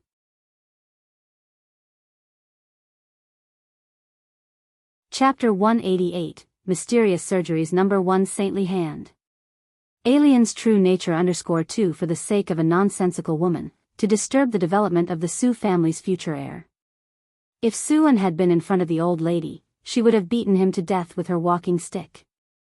The butler did not utter a word, daring not to speak a sentence. "Intercept Su-an's calls for me," the old Mrs. Su said, her eyes lowered, her hands twirling the Buddha beads. "If I hear he's called the young master again, you all pack your bags and get out. Whatever Ji Mulan is, whatever the Ji family is, whatever stepdaughter, old Mrs. Su wouldn't acknowledge any of it. Even if Su-an were to marry her, she wouldn't let that woman set foot in the Su family's house. Rest assured." The butler bowed and withdrew. He set about arranging the matter. At the hospital, the assistant, unable to get through with the phone, looked helplessly at Su-an. Su-an, without having to think, knew who had interfered with this matter. He rubbed his forehead. Find another way. He went downstairs and paid a significant amount for Shinqing's surgery, and also upgraded her to a VIP ward. As for the rest, they could only leave it to fate.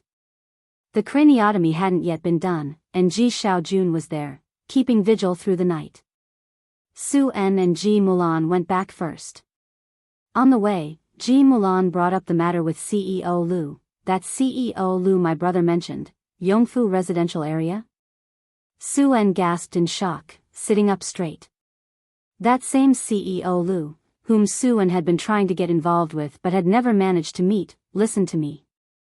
Su-en's mind worked quickly as he looked gravely at Ji Mulan, repeatedly urging her, "You must persuade your brother not to report to the police anymore, act as if this never happened. Get them to sign the agreement as soon as possible, otherwise, the whole residential area will be in trouble. I will do my best to help you find a doctor." If that CEO Liu were just an ordinary businessman it would be okay, but you also know, he's supported by that bar on Bakhtur Street, a player on the international boundaries, ruthless. Not only Xiangcheng, I can't afford to offend him either. Ji Mulan had never heard Su-en speak with such gravity. From Xiangcheng to Beicheng, then to Jiangjing. Ji Mulan always thought she had seen far enough, only to realize that she had barely seen 1% of the world. "I'll talk to him tomorrow," she said, slowly lowering her head. Purist Street. When Biyao returned, it was already 12 o'clock. Lance, the little old man, was on a different time zone from her. It was still morning there, and his replies came quickly. "Lance, look at this, such a beautiful CT image of a cranial trauma." "Lance, I can almost see a standard paper being produced by my student." "Lance, where did you find such a textbook-like cranial trauma image?" "Lance, oh my God. And it's the rare Rh-negative blood. This surgery needs to be absolutely flawless, the success rate is virtually 0%. Such a shame." The cranial repair was a minor issue, but because of Shinqing's rare blood type, it increased the risk from 50% to 99.9%. Because the repair process could not afford even the slightest mistake. Bai Lian gently closed the door, looking at Ji Heng in the center room, who had not been awakened, and let out a slight breath of relief. Unable to sleep, she sat at the desk, pulling out physics problems to calm herself. When she saw Lance's reply, she had just finished a major problem. She glanced at it and replied to Lance with 3 words, "My aunt." There was a pause from Lance's end, no messages, probably looking up what aunt meant. After 10 seconds. Lance withdrew a message. Lance withdrew a message. Lance withdrew a message. Lance withdrew a message. Lance, look at this heartbreaking news. Lance, note that although the skull is severely damaged, it's not to the point that surgery cannot be attempted. Lance, of course, a 0% success rate, that's for other doctors. Bai Lian got his point directly. What about you? Lance, mind your words, you're talking to Lance, the top surgical hand in the field. Lance was very arrogant, 100%. Bai Lian did not doubt Lance's medical skills. Medicine knows no borders. After exchanging information for so long, they both were well aware of each other's medical expertise. Lance had realized the breadth and depth of Chinese medicine, and Bai Lian had reconciled with Western medicine, understanding that it had almost replaced Chinese medicine domestically in just a few hundred years for good reason. She realized the essence of the issue was not to resist Western medicine, but to promote Chinese medicine. Learning that Lance could perform the surgery, she breathed a sigh of relief. Bai Lian, can you come? Lance did not hesitate on his end. He had been curious about Chinese medicine and wanted to try acupuncture with Bai Lian to see if it could cure his myopia. Now it was just a matter of arriving a few days earlier. Lance, then you have to give me acupuncture. Bai Lian, 1, Lance, I'm on my way. She sent the Xiangqing address to Lance.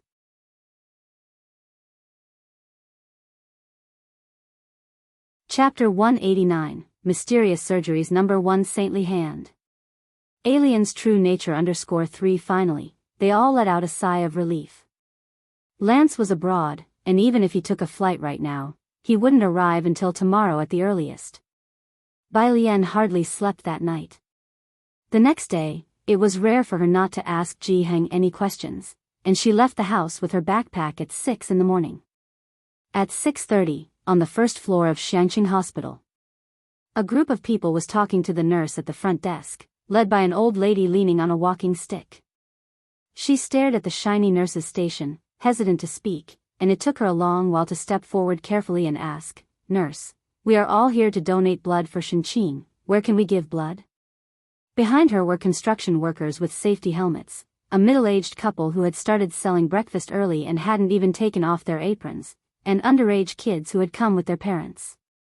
"Yes, nurse, where do we go?" The worker took off his helmet, revealing his dark face full of urgency. "I heard she was seriously hurt. Hurry, nurse." Someone directly rolled up their sleeve. "Take mine, I have a lot of blood." About 100 people all surged forward. It was quite a sight. Yongfu residential area was an old community where people had lived for decades, especially the older generations who knew each other very well. "Grandma, your blood can't be taken." The nurse at the station had never encountered such a situation and was somewhat flustered. She stood up and then shouted, "Everyone wait, don't make noise, line up, and I will inquire about the situation." The line immediately formed an orderly queue from the nurse station stretched very long, all the way to the hospital entrance. Bai Lian had intended to go directly to the elevator. Hearing the name Shenqing, she paused in her steps, turned her head, and looked back at the long line of people at the door through the crowd. After a long moment, she stepped forward and approached the old lady in front. "Grandma, I am Shenqing's niece. Are you all here to donate blood for her?" The old lady was a resident from Building 7, ground floor. Squinting at Bai Lian, she recognized her immediately. Excitedly grasping Bai Lian's hand, she said, "I know you, young lady. How is your aunt now?" "Don't worry, we've been looking for people in the community, and they will all come to donate blood soon. It's okay." Bai Lian steadied her, then said softly to the people behind her, "My aunt needs panda blood. If any of you have panda blood, on behalf of my uncle and aunt, thank you in advance. If not, you can go back. Don't worry, my aunt will be fine here." "That's good," the old woman let out a sigh of relief, clutching Bai Lian's arm. "That damn Lu Zong." Bai Lian hesitated for a moment, lowering her lashes. "Lu Zong?" "Yes, the one who wants to buy our community, a fierce and evil-looking man," the old lady grumbled while tapping her cane. "Such bad karma, our community." Bai Lian nodded, her dark pupils reflecting the hospital's cold floor. She turned and headed for the elevator. At the hospital entrance, another dozen or so people who had just finished moving goods came in. They were sweating profusely, wiped their brows briefly, and asked, "Where can we donate blood for Shenqing?" "Young folks, right here. They say they need panda blood. Does anyone know their own blood type? It's quick to get checked." In the ICU. Ji Xiaojun stood outside the window.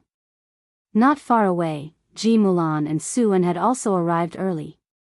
A doctor, having received Su En's earnest request, held the medical records and was explaining to Su En and Ji Xiaojun, "With our current technology, we can only observe in the ICU. You are aware of Ms. Shen's condition. Her blood type is rare, and there are very few who dare to take the risk of operating in the country. It's just a matter of days now. You must be prepared for her brain death.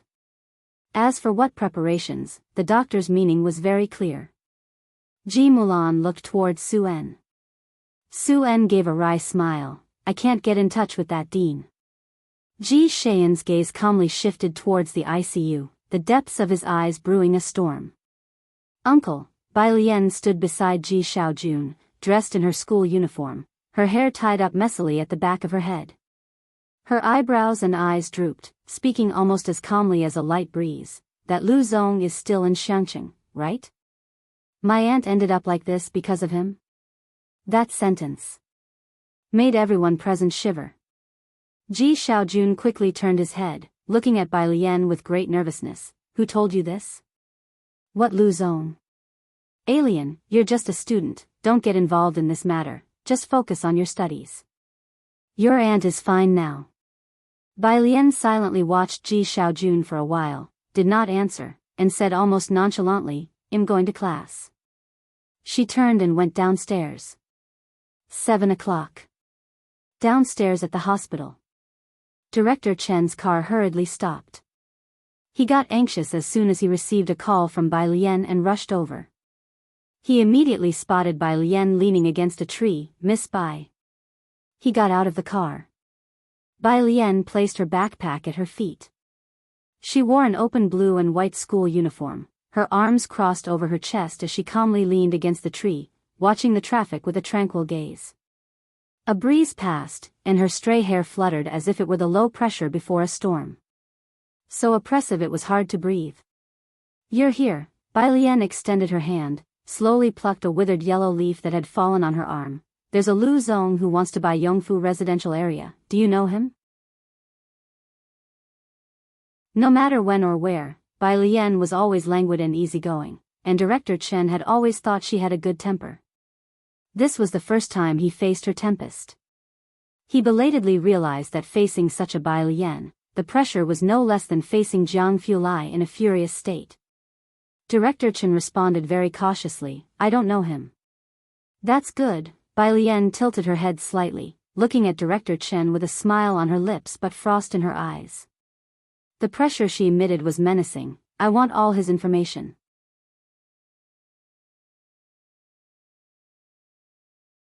Chapter 190, 071 Gathering from all directions, converging in Xiangqing, second shift, _1 Chief Chen didn't dare to ask at this moment how Director Lu had offended Bai Lian.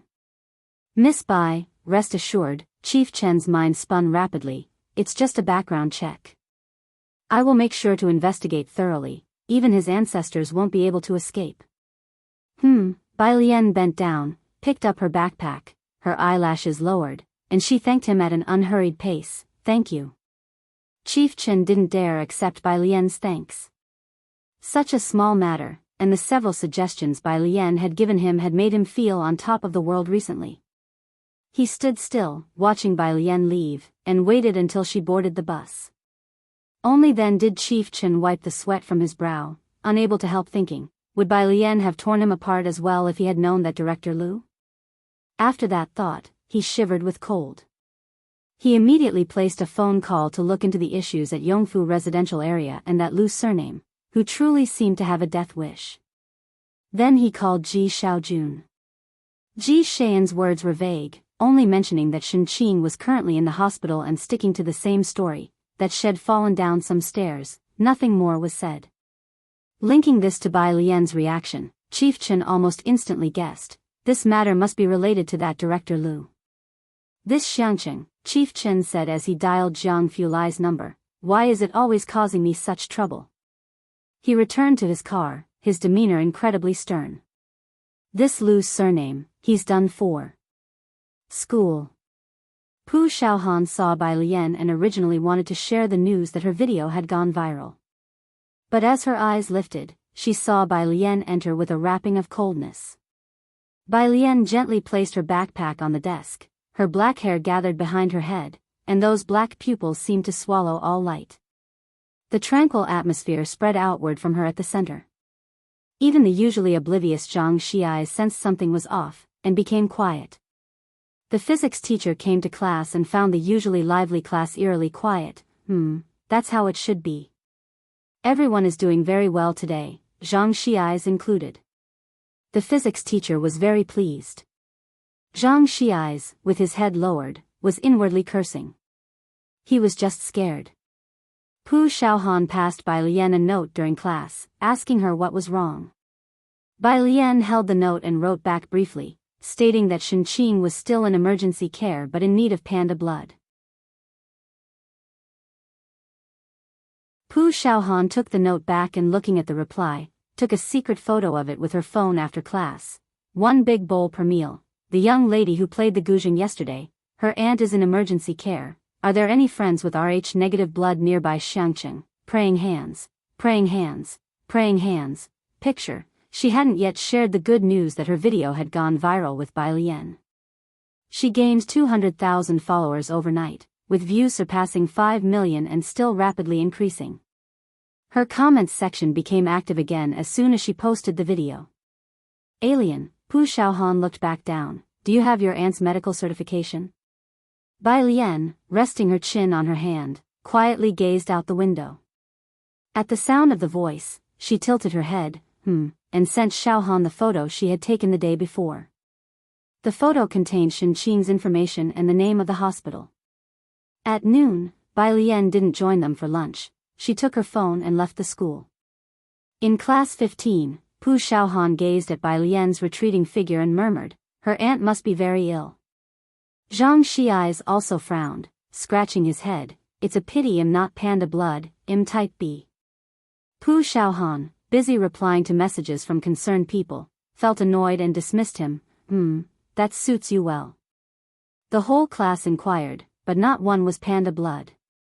The entire class 15 proceeded to ask other people, and their families. At midday, the sun was beating down fiercely. Bai Lian had taken off her uniform and walked out of the school gate with her head down. She walked straight to the bus stop until a familiar car parked to the left of the school gate honked its horn, causing Bai Lian to halt. She looked up and saw the familiar car. Changing her path, she walked over, opened the passenger door, and got in. After fastening her seatbelt, she casually placed her coat on her lap and propped her elbow against the car window. Jianghu watched her quietly, her complexion even paler from the excessive blood drawn the night before. Neither spoke, as Jianghu started the car and without asking where she wanted to go, drove straight to Xiangqing Hospital. At 12 o'clock, Bai Lian received a message from Lance. The two only communicated on WeChat, although Lance had called her that morning. His grasp on Chinese was mediocre at best, reading the text with difficulty and speaking rather laboriously. So they reverted to WeChat for communication. Lance had arrived in Beijing.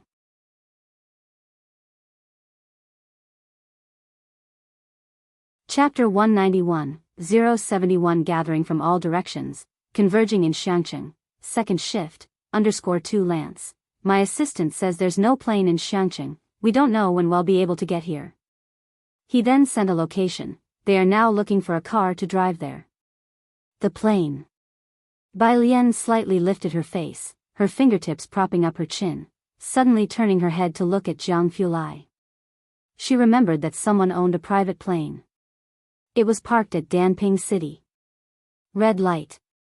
Jianghu stopped at the intersection. The temperature difference in Xiangqing was quite big, and with the sun at its peak, Jianghu took the chance to look at her, his icy profile glinting with a cold light in the sunlight. Just say it, he said. He didn't even wait for Bai Lian to ask. The surgeon is currently in Beijing, and my aunt can't wait. Bai Lian leaned slightly against the door, her eyes squinting slightly. It would take until tomorrow even by train from Beijing to Xiangqing, including the high-speed rail. Time was pressing. Upon hearing this, Jianghu nodded, started the car. Is he reliable? If not, I'll have someone come back from Jiangjing.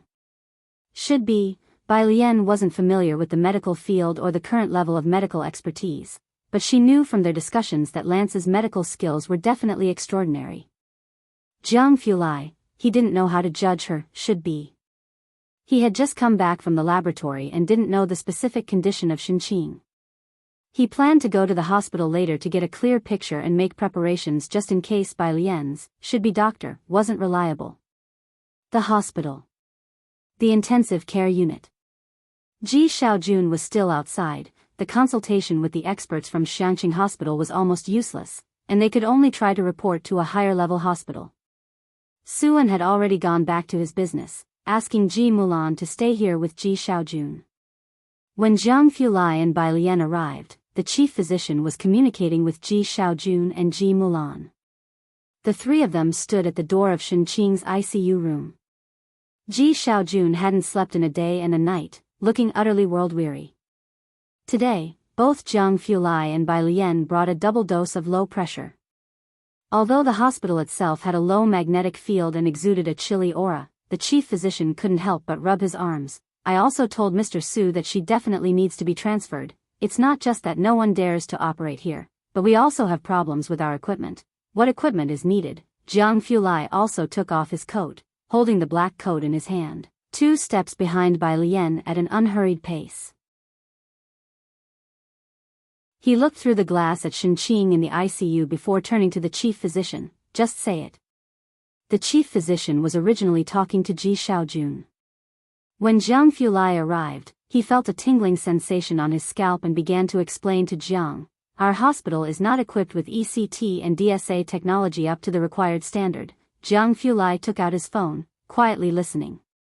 "Someone will bring it over this afternoon." Jiang Fulai looked at the chief physician, politely asking, "Anything else? Don't hold back."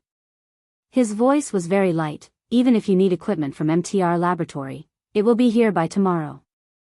MTR Laboratory? While ordinary people might not know, the chief physician, being a doctor, was very aware that it was the only laboratory of the World Medical Association, gathering top-notch doctors from around the world. It could be said that almost all special new drugs started from MTR. The chief physician had graduated years ago and had never had the opportunity to visit the MTR headquarters, but his teacher was fortunate enough to have gone.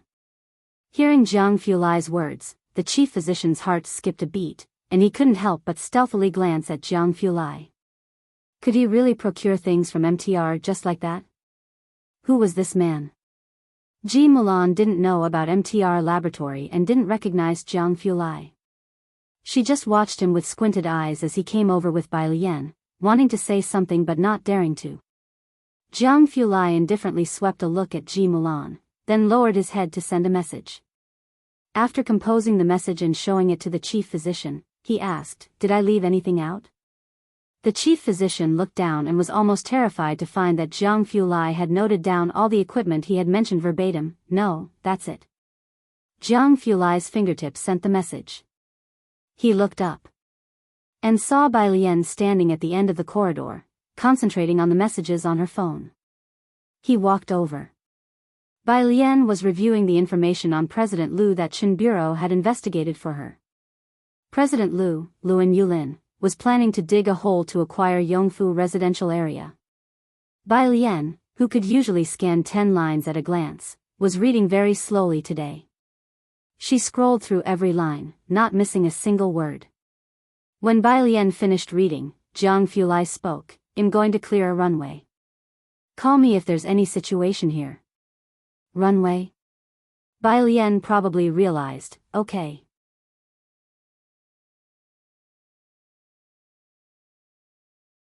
Chapter 192, 071 Gathering from all directions, converging in Xiangqing, second shift, _3. She watched as Jiang Fulai left. Then, she took out her mobile phone to give Mao Kuan a call. The fighting arena. Mao Kuan took off his mask, wiped away some sweat, and lazily grabbed his ringing phone. Upon seeing the caller ID, he was startled. "Sis? Do you know Luan Yulin?" Bai Lian gazed out the window, the eyes beneath her lowered lashes swirling with devilish audacity. The tone of her voice seemingly had already torn Luan Yulin to shreds. Realizing the chill in Bai Lian's voice, Mao Kun's hand shook involuntarily. He sat on the ground and thought carefully, "I don't know him."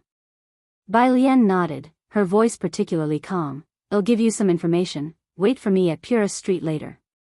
After hanging up, Mao Kuan immediately sent people to look for Luan Yulin. Lance was to arrive that afternoon, and Bai Lian had asked Lu Lingxi for leave that afternoon. The students of Class 15 were searching for someone with panda blood. Knowing about Bai Lian's aunt's situation, Lu Lingxi approved her leave and told her not to worry.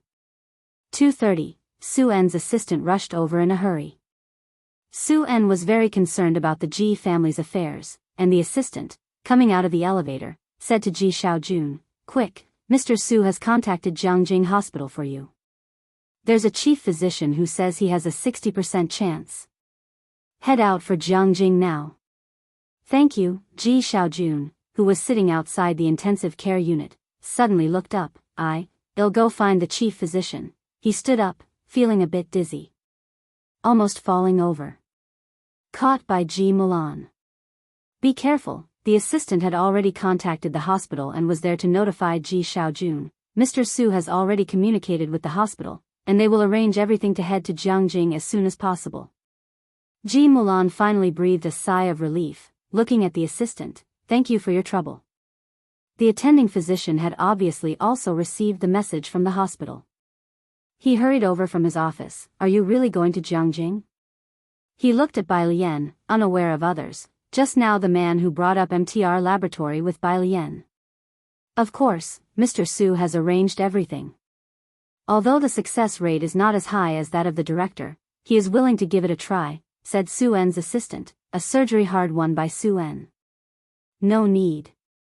On the side of the corridor, leaning against the wall, Bai Lian raised her head and slowly draped her school uniform jacket over her shoulders. "What do you mean no need? You go to school. Don't meddle in this matter." Ji Mulan's brows subconsciously furrowed. She was accustomed to being assertive and paid no heed to Bai Lian's resistance, and directly said to the chief physician, "Please arrange it." Su En's assistant turned his head back and saw Bai Lian leaning lazily against the wall, realizing this was the stepdaughter who had diagnosed her condition on the spot yesterday. He looked at Bai Lian in surprise, somewhat doubting what he had heard. "Not necessary?" Bai Lian didn't zip up her jacket, ignoring Ji Mulan. She met the gaze of Su En's assistant, showing a demeanor that was nonchalant. "Thank you, but we've found another doctor." "Ah. Who have you found?"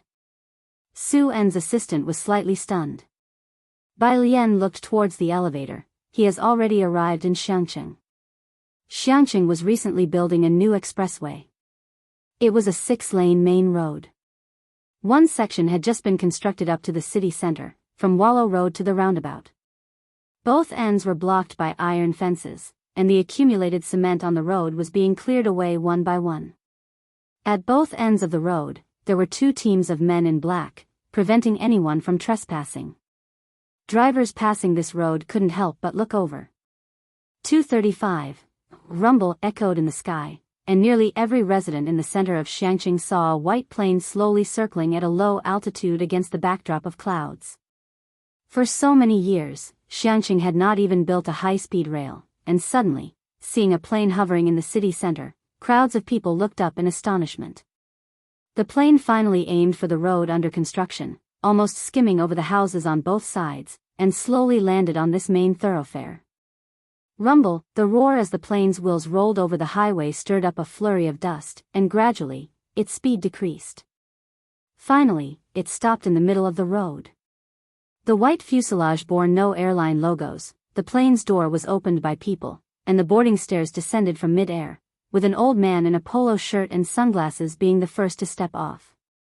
2:40, Lance had arrived.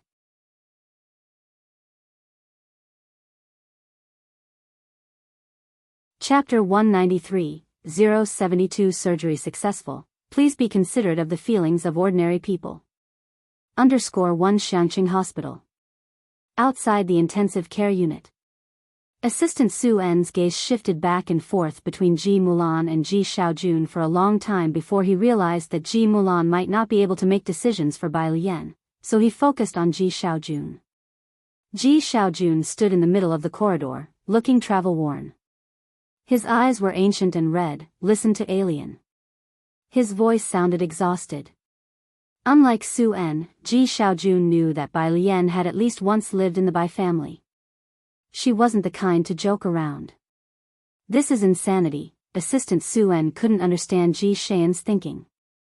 A 60% success rate was considered above average in China, especially for a surgery on Shenqing. If Ji Xiaojun disagreed, all he could do was to relay Ji Xian's decision to Su-en, right? I heard they've invited a doctor, not sure who. The assistant was mid-sentence. The elevator ascended to their level, came to a stop, and the large elevator doors opened, revealing 3 people inside. The one in the lead was wearing a polo shirt and floral shorts, with sunglasses perched on his nose. As soon as he stepped out of the elevator, his eyes locked onto Bai Lian, brightened. He took off his glasses, and, opening his arms, approached Bai Lian. "Hello, Bai." Bai Lian wasn't accustomed to hugging people, so she extended her hand and shook hands with Lance very politely. "Okay," Lance said in not quite fluent Chinese, already aware that people from China are conservative. "You are truly too conservative." "My aunt's chief physician." Bai Lian took Lance to the chief physician who was still standing aside. "Please explain the basic condition of my aunt's health, as he will be the lead surgeon shortly." The chief physician looked at Lance in his floral shorts and was momentarily stunned into confusion, hesitating greatly. Each of the seniors he knew was very serious. The image of this gentleman looked more like someone who would dance in a senior disco. "Prepare the sterile room." Lance wasn't as friendly when he spoke to the chief physician. He just ordered, "I've brought both my first and second assistants. If you want to observe, you can enter with 5 people. Also, a batch of equipment came with me and is being handed over downstairs. You have 1 hour to swap out the equipment." He reverted to English toward the end of his instructions. "I need to ask for permission from the hospital director." The chief physician hesitated. He wanted to ask Lance a couple of questions. When he looked up, he saw the WMA logo on the polo shirt Lance was wearing. His spirit jolted, and he promptly took out his phone, decisively issuing orders: "Prepare the sterile room, and also call in 5 available staff from the rest areas." As the chief physician spoke, he glanced at the old man beside him wearing sunglasses. He couldn't help but think that this old man looked somewhat familiar. The entire corridor was quiet. The efficiency was high. In less than 5 minutes, nurses came up to remove the machines from Shenqing and wheeled her into the elevator. Soon, several doctors with chief titles appeared at the entrance to the operating room. The situation was urgent. Lance donned sterile attire and entered the operating room. The red light came on. The hospital and Lance moved so fast that Ji Xiaojun hadn't recovered his senses before the surgery began.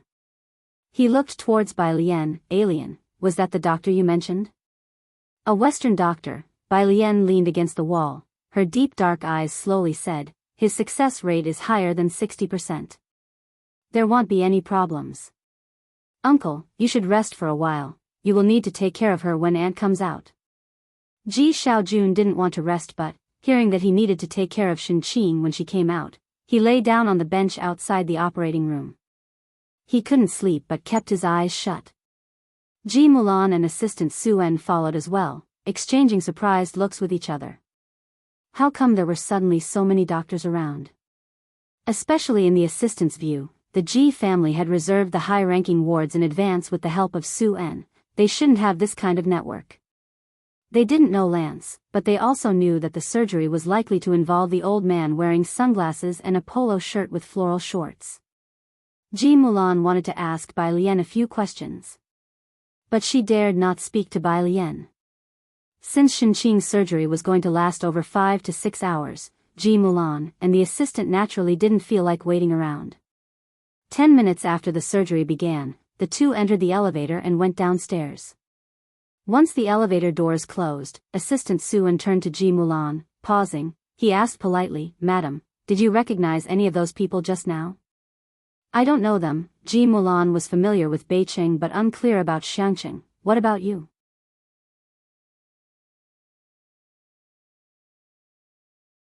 Chapter 194, 072 Surgery Successful. Please be considerate of the feelings of ordinary people.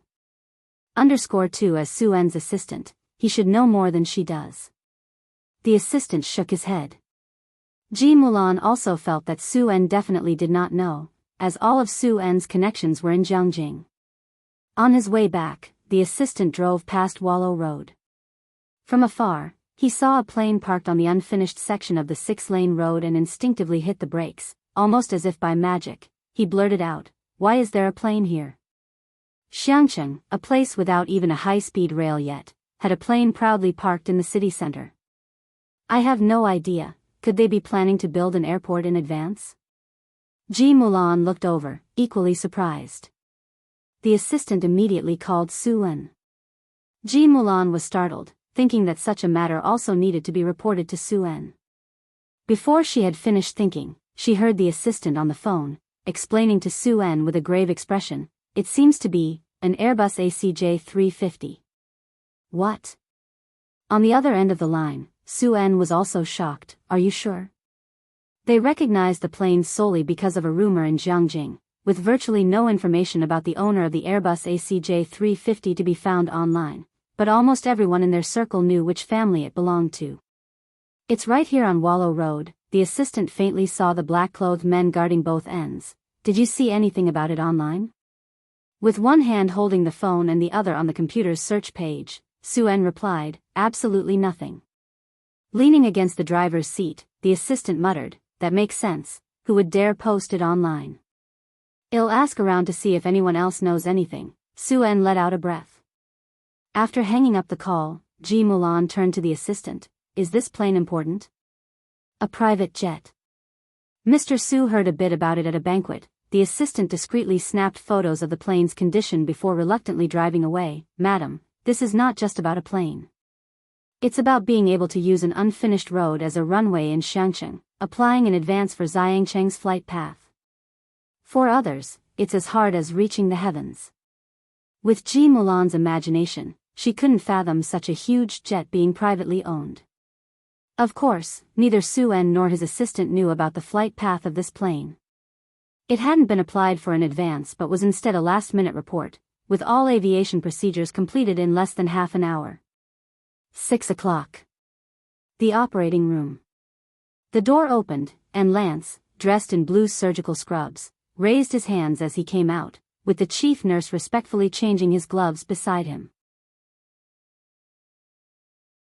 He earnestly looked at Bai Lian. "Bai, the surgery has a 100% success rate and is nearing completion, but there's a tough issue.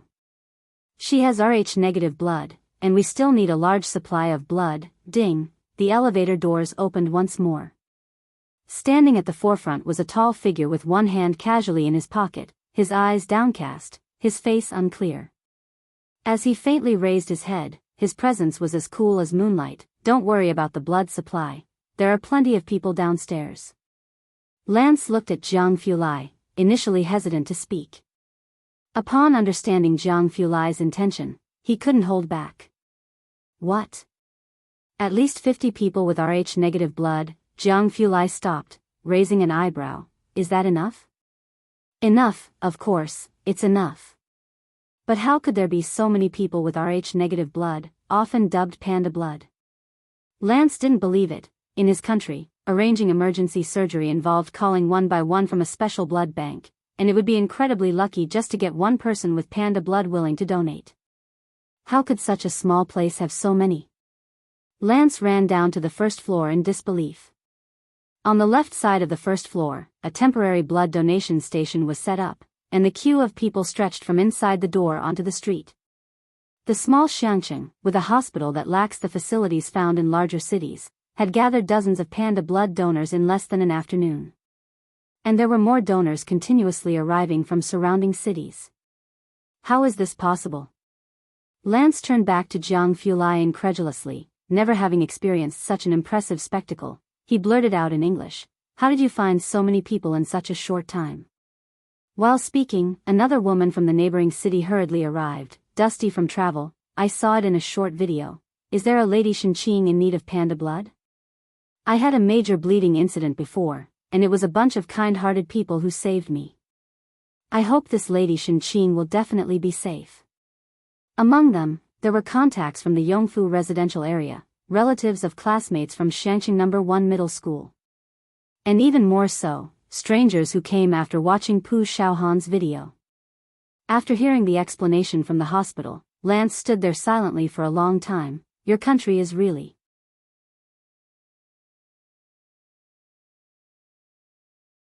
Chapter 195, 072 Surgery Successful. Please be considerate of the feelings of ordinary people. _3 Of course, Lance wouldn't understand. That was the solidarity and tenderness ingrained in the bones of the Chinese people. In the distance, every person who had just donated blood was gifted a care package. A man who had just finished donating blood was live streaming as he opened the care package. Family, I've finished donating blood, and I'll live stream my drive home in a bit. The hospital says there are already a lot of people, so no one else should come, okay? They even gave me a bag of milk. He was halfway through opening it when he suddenly exclaimed, huh? Ginseng? Tea cake? The barrage of comments also began scrolling rapidly, with sharp-eyed viewers identifying the brands. Old Spot Tea. A tea cake worth several thousand per piece? Blood ginseng? Just asking out of curiosity, are they really donating blood instead of worshipping the god of wealth? I'm going. Today nobody can stop me or I'll lose it. 8:30 p.m. The operating light finally went off. Approaching 6 hours of surgery, even Lance felt extremely fatigued. He took off his blue sterile suit and walked out of the operating room. Ji Xiaojun, who hadn't fully fallen asleep, woke up immediately, moving his lips and looking at Lance. Lance removed his cap. The surgery was very successful. The patient should wake up in the next couple of days. Thank you, doctor. Ji Xiaojun looked at Shenqing being wheeled out, his voice choked with emotion. Once your aunt's condition stabilizes in a couple of days, you can take me to your classmate to record an appreciation video. Shenqing had turned the corner, and Ji Xiaojun felt much more relaxed as he urged Bai Lian to go home and sleep. All right, you go home first, you still have class tomorrow. He then turned to Jiang Fulai. Xiaojiang, thank you for today. Ji Xiaojun had heard from the doctors that most of the medical equipment was provided by Jiang Fulai. Jiang Fulai's sleeve was slightly rolled up, and despite running around all afternoon, there was not a speck of disorder on him. From his collar to his shoes, everything was impeccable and clean. That sharply defined face, which typically exuded a sense of pride and sharpness, now under the hallway lights, seemed somewhat scholarly and gentle. You're welcome. Bai Lian couldn't help but glance at him. Jiang Fulai returned his gaze, calmly looking at her. Is there a problem? You missed one word, Bai Lian said deliberately, pulling up her zipper to her chin, undisturbed. It should be, you have a problem. Chief Chen, who had just finished investigating Yongfu residential area and Mr. Liu, stepped out of the elevator. Oh my god, Miss Bai, when you talk about young Master Jiang, could you at least consider the setting and spare a thought for the feelings of us ordinary folks? Why did he have to hear that remark? Chief Chen very stiffly, at 1/10 of the normal speed, put his foot down without looking up, already feeling the icy glance from Jiang Fulai sweeping over him. Lance went back to the hotel to rest. Jiang Fulai drove Bai Lian back to Purist Street. Sitting in the passenger seat, Bai Lian reverted to her usual lazy demeanor, resting her hand on her chin. The nurse said you prepared gifts for the friends who donated blood today? Just something I grabbed casually. Young Master Jiang was very cautious, adeptly changing the subject. When did you meet Dr. Lance? He seems to be quite impressive. Bai Lian's pale fingers tapped on her chin. A surgery that no one in Xiangqing, let alone Beiqing, dared to touch was handled with ease by Lance. Drop the seems to be. Young Master Jiang adjusted the steering wheel calmly, streetlights outside the window casting shadows over his cold and beautiful features. I got him here by having people from WMA abduct him back. His tone was even, completely unfazed by the startling nature of his own words. By the time Bai Lian returned to Purist Street, Jiang Fulai stood at the entrance of the alley, watching her unlock the door and enter her house before he took out his cell phone to call Chief Chen. His indifferent voice sent a chill down Chen's spine. What are you even good for? Meanwhile, in neighboring Danping City, an elderly man with slightly gray hair just off the plane held his phone in the chaotic wind. You don't need me anymore? I dropped everything just to rush to Xiangqing, and you're telling me the matter is resolved? How often do I get a chance like this, and you're saying I'm missing out on the opportunity to show what I can do? You can ask young Master Jiang yourself, Ming Donghen coolly replied to him. The old man was at a loss for words, then turned around and boarded the plane again. Never mind, the answer isn't that important. To just change routes and return to Jiangjing, that's what he would do. When Bai Lian came back, Ji Heng had not gone to sleep yet. He was sitting in the living room, embroidering by lamplight with his glasses on. She told him the news of Shen Qing's successful surgery. Ji Xiaojun hadn't slept for 2 days, and now that Shen Qing's surgery was successful, Ji Heng didn't have to be scared and anxious anymore. He could take turns with Ji Xiaojun watching over Shen Qing. As soon as Bai Lian spoke, Ji Heng set aside what he was doing and headed to the hospital. After Ji Heng had left, Bai Lian went back to her room. She changed into a new outfit and left the house with her phone. 10 o'clock. At the dining table, Su En cursed Luan Yulin, that old fox, for not giving away a single piece of information. Instead, he had been forced to drink a lot. Mr. Luan, outside the Wanha building, Su En watched Luan Yulin get into his car, looking forward to working together. Luan Yulin had a face that seemed gentle, a stark contrast to the sinuous snake tattoo on his neck. Mr. Su, I have to make another stop at Bacter Street, so I'll have to take a rain check on the drinks. Hearing Bacter Street, Su En's expression shifted slightly. After Luan Yulin's car drove away, the smile on Su En's face disappeared, and just as he was about to leave with a stern face, he caught a glimpse of Bai Lian across the street. Why are you out here so late? Su En approached, following Bai Lian's gaze to where she had been watching Luan Yulin leave. His expression changed slightly. Were you looking for Mr. Luan? Bai Lian shifted her gaze, clad in all black with a snug outfit, her sleeves and pants tightly cinched. A black belt embroidered with gold patterns tightly wrapped her clothing. 2 crossed wooden hairpins stably secured her hair at the back of her head. She looked like a rose mallow blended into the darkness of the night. Because Su En had been very concerned about Shen Qing's situation and had made many arrangements beforehand, Bai Lian was relatively friendly towards him. This is ridiculous. Your uncle's attitude was clearly telling you that he doesn't want to involve you.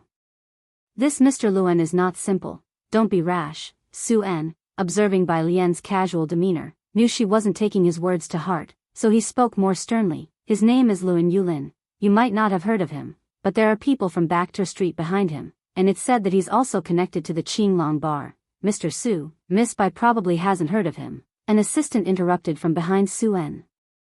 The assistant looked at Bai Lian with a different explanation. The number of people who have leaped to their deaths because of him isn't 20, then it's at least 10, yet he remains unscathed, exploiting the loopholes in the law. Don't you understand? So this is the trap he laid for my uncle and others? Bai Lian nodded, smiling faintly. Don't you? Su En was genuinely worried about her at that moment. Rumble, rumble, the sound of motorcycles suddenly roared to life at the street corner, a line of more than 10 bikes roaring past one by one. The noise startled Su En and the others. Screech, the leading motorcycle stopped in front of Bai Lian. The rider took off his helmet, propping himself up with one foot on the ground, revealing a head full of blonde hair as he shouted at Bai Lian, "Sis, we've been following him." Sis. Sis. More than 10 voices called out from behind, thunderous and deafening.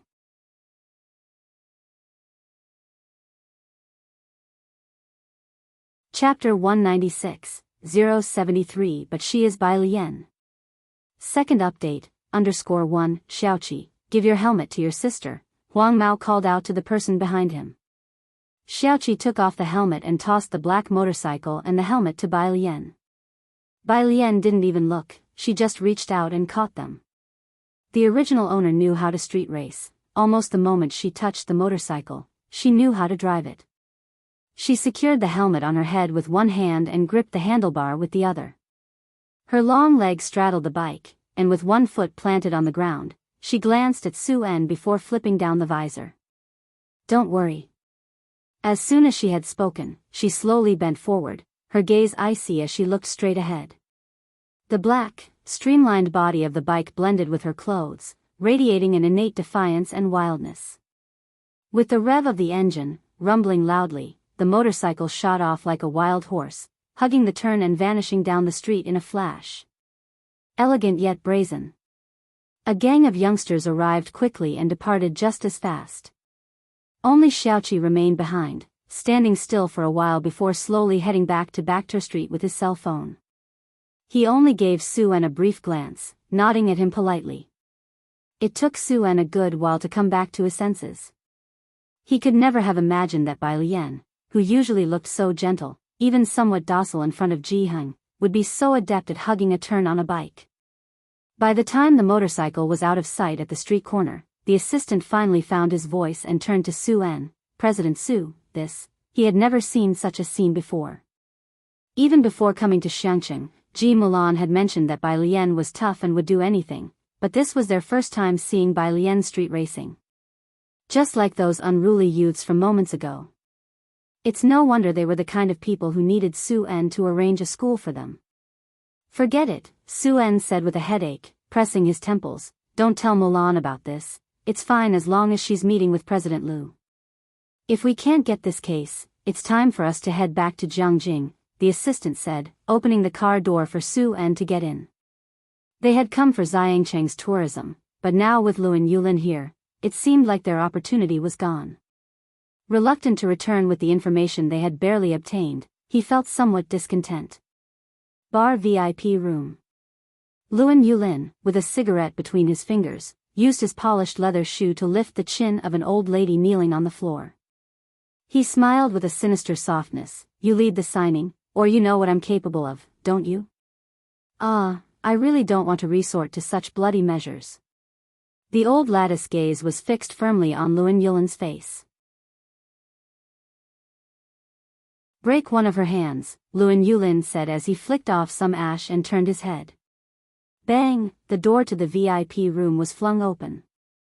Bai Lian strode in with Mao Kuan and Xiaowu. Didn't I say, Liu and Yulin turned to the door, his eyes dark and ominous, that no one should come in. The old lady lifted her head, immediately recognizing Bai Lian as the woman she had seen at the hospital that morning. Anxious, she blurted out, Youths, why have you come here?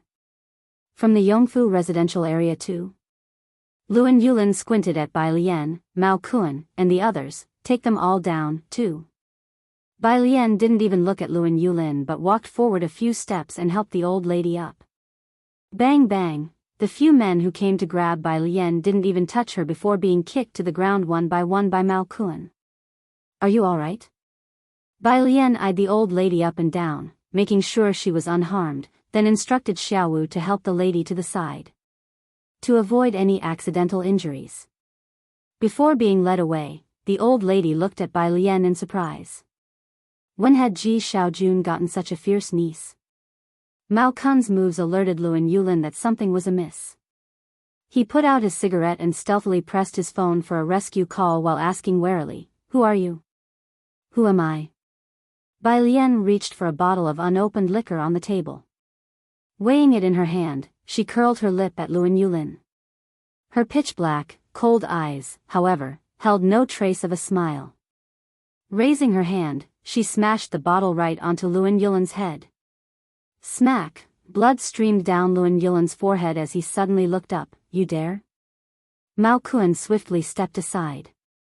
What wouldn't I dare? Bai Lian pulled out a tissue, looked down, and meticulously wiped her hands clean. As soon as her words fell, there was another bang. Liu and Yulin was kicked so hard that he landed on the table, causing glasses to clatter and shatter to the floor. You're asking for death. Liu and Yulin was pinned down by Bai Lian's boot on his chest. He could feel his ribs breaking. Spitting out blood, Liu and Yulin realized that Bai Lian was just as dangerous as he was. He sneered, looking up at her, That woman I beat up the other day, who is she to you? Huh, are you angry? So what, can you call the police to arrest me? Aren't you still powerless against me?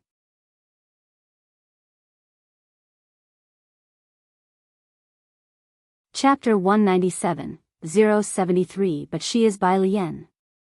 Second update, _2 Bai Lian slowly squatted down, her slender, pale fingers casually picking up a piece of glass. She pressed the glass against Luan Yulin's cheek, forcing him to meet her gaze. Gazing at Luan Yulin, Bai Lian calmly took the cigarette Mao Kuan handed her and spoke with an offhand air. You really are ridiculous, asking me to call the police? The blood on Luan Yulin's body slowly flowed toward her on the ground. She pressed harder with the hand holding the glass and even let out a light laugh. Call the police, you say?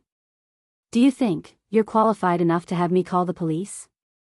Her tone was tinged with a hint of bloodlust. Had it been anyone else, anyone at all, whether it be Lu Lingxi or Director Chen or their ilk, any of them might have talked to Luan Yulin about law and morality, but this was Bai Lian, the Bai Lian who had once slain countless pirates with her own hands. Did she need a reason to harm someone? Luan Yulin, who had always believed Bai Lian wouldn't dare to touch him, felt fear for the first time.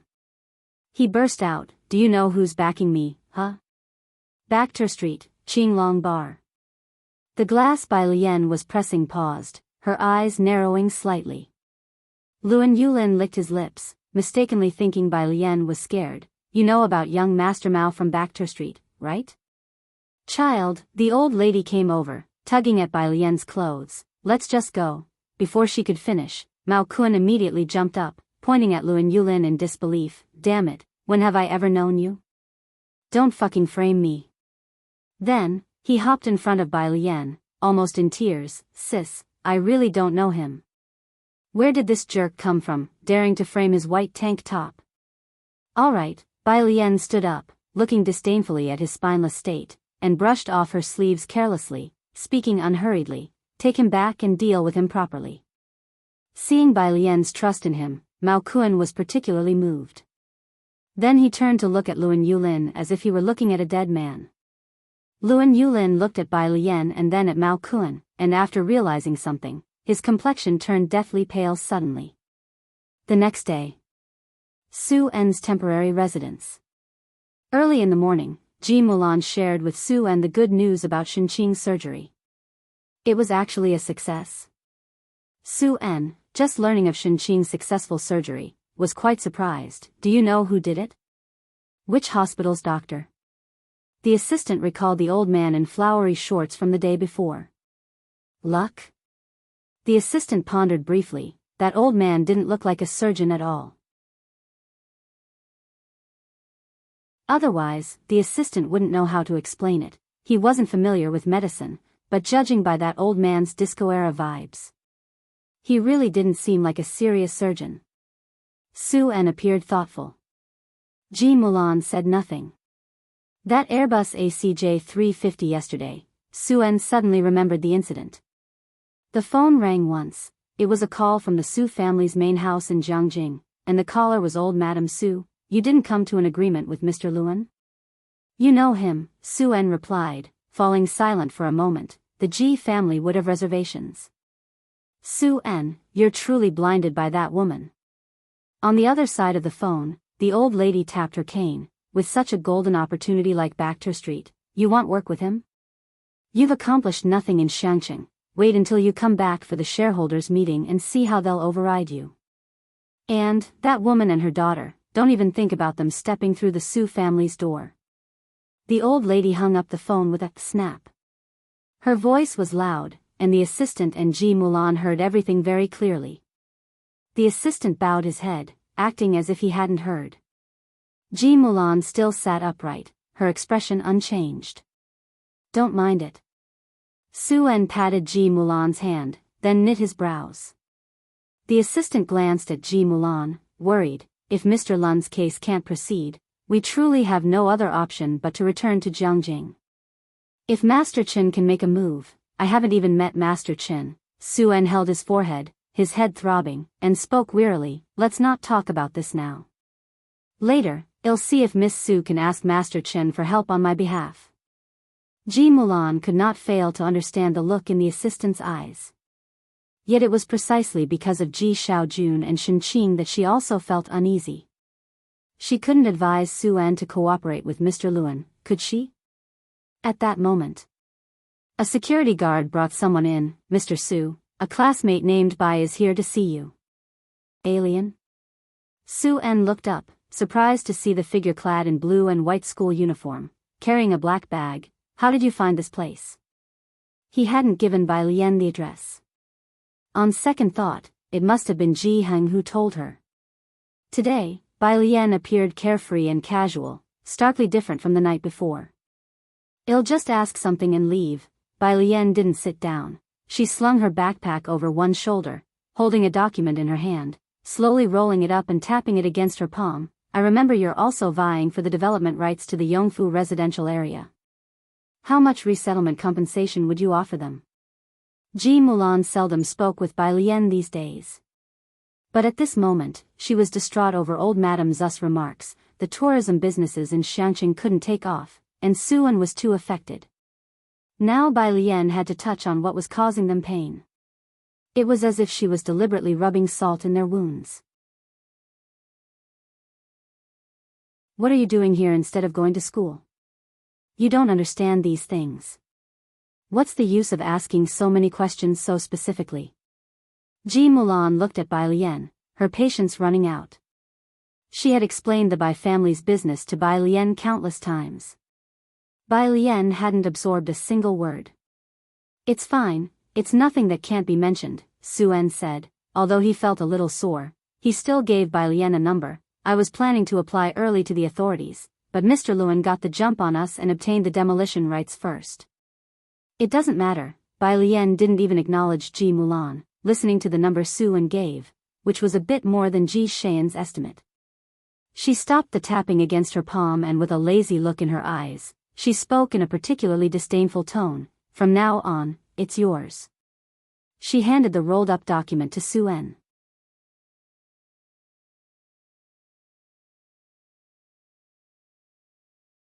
Chapter 198, 074 Mysterious and Hidden. Wang Hu is good at dealing with aftermath _1. This is. Suan reached out, his hand trembling slightly as he took the document Bai Lian handed over.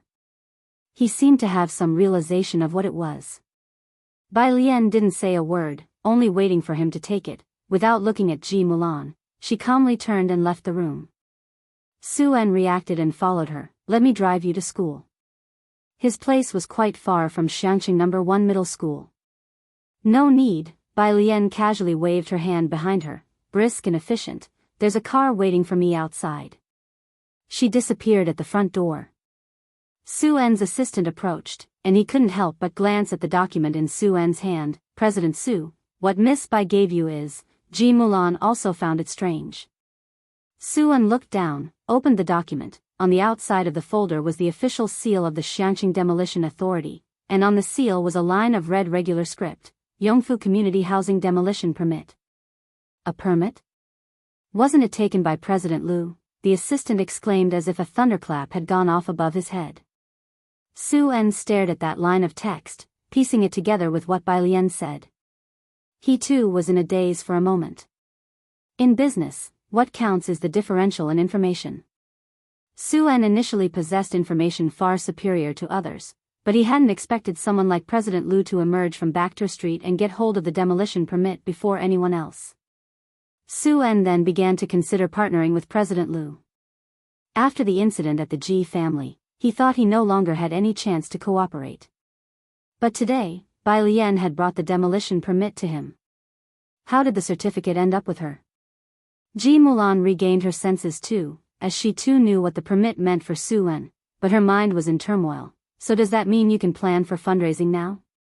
In Ji Mulan's eyes, Bai Lian had never been obedient or diligent, always up to no good except for serious matters. But wasn't it said that only if Miss Su found that Mr. Chen could there possibly be a chance? How did Bai Lian get it? How did she get it? Her mind was in chaos, for the first time feeling like she didn't understand Bai Lian. "We can start fundraising now, go inform President Liu," Suan exhaled, the frustration that had been building in his heart dissipating, instructing his assistant, "Also, prepare some nourishing gifts, we're heading to the hospital right away." Going to the hospital naturally meant visiting Shenqing. Ji Mulan was surprised by Suan's attitude. The fact that Suan could arrange a doctor and a hospital bed for Shenqing was already beyond Ji Mulan's expectations. Now that he had obtained the demolition rights, Suan should be 100 times busier than before, yet he was going to see Shinqing right now. Zu's assistant immediately made arrangements. Looking up to see Ji Mulan's puzzled expression, the assistant paused briefly. Ji Mulan was unfamiliar with the situation in Jianghu and the circumstances of Bacter Street. Of course, it was hard for the average person to understand. Before this, Ji Mulan, like most people, had never heard of Bacter Street. But Zu's assistant knew that Vermilion Bird Bank headquarters, Asia's largest auction house, fighting arenas, and the most well-informed bars were all on Bacter Street. Obtaining the demolition permit from President Liu of Bacter Street, both Suan and his assistant recognized one thing: Bai Lian was definitely not as simple as she seemed. Suan put the document away, and as he was about to go upstairs, he hesitated. Mulan, he said, looking at Ji Mulan, I think you've always been very gentle and accommodating to people, but your attitude towards Alien is problematic. She is your daughter. She might understand you, but constantly keeping a bad mood for family can chill hearts over time. Outside the Su family home. By the roadside, a silver-gray car lingered. Bai Lian opened the passenger door. Jiang Fulai, his left elbow resting on the half-lowered window, the morning sun spilling carelessly over his slightly cold face, looked at her as she got in the car, reached out, paused his Bluetooth earpiece, and seemed surprised. That was quick? Went in and left. Bai Lian closed the car door, fastened her seatbelt, and then took out her phone, opening an app. The Calligraphy Association is recruiting now. You don't need to go there tonight. Jiang Fulai started the car, remembering this. I'll stop by on my way later. Bai Lian had plans to visit Shinqing at the hospital in the evening. Hearing this, Bai Lian had no objections. Her eyelashes slightly lowered, she browsed the app methodically. As soon as she opened the app, a barrage of messages flooded in. She glanced at them. Most were internal messages, along with a few from people following her. Internal message: Hello, your answer has been included in the reference answers.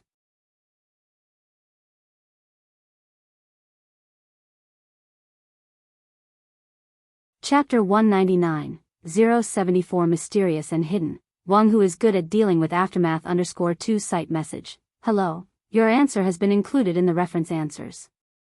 Site message: Hello, your answer has been included in the reference answers. Whenever Bai Lian encountered a chemistry problem, she skipped it. She did the biology questions she knew but skipped those she didn't. She tackled every single physics and math problem without missing a single one, and sent the ones she couldn't solve to teacher Jiang. Her solutions were always easier to understand than Jiang Fulai's, and her handwriting was more standardized than his. Almost every physics and math question she answered was collected by the system as the correct answer. Can this thing be blocked? She looked at the incessant messaging alerts, and while at a red light, showed her phone screen to Jiang Fulai. It's so annoying.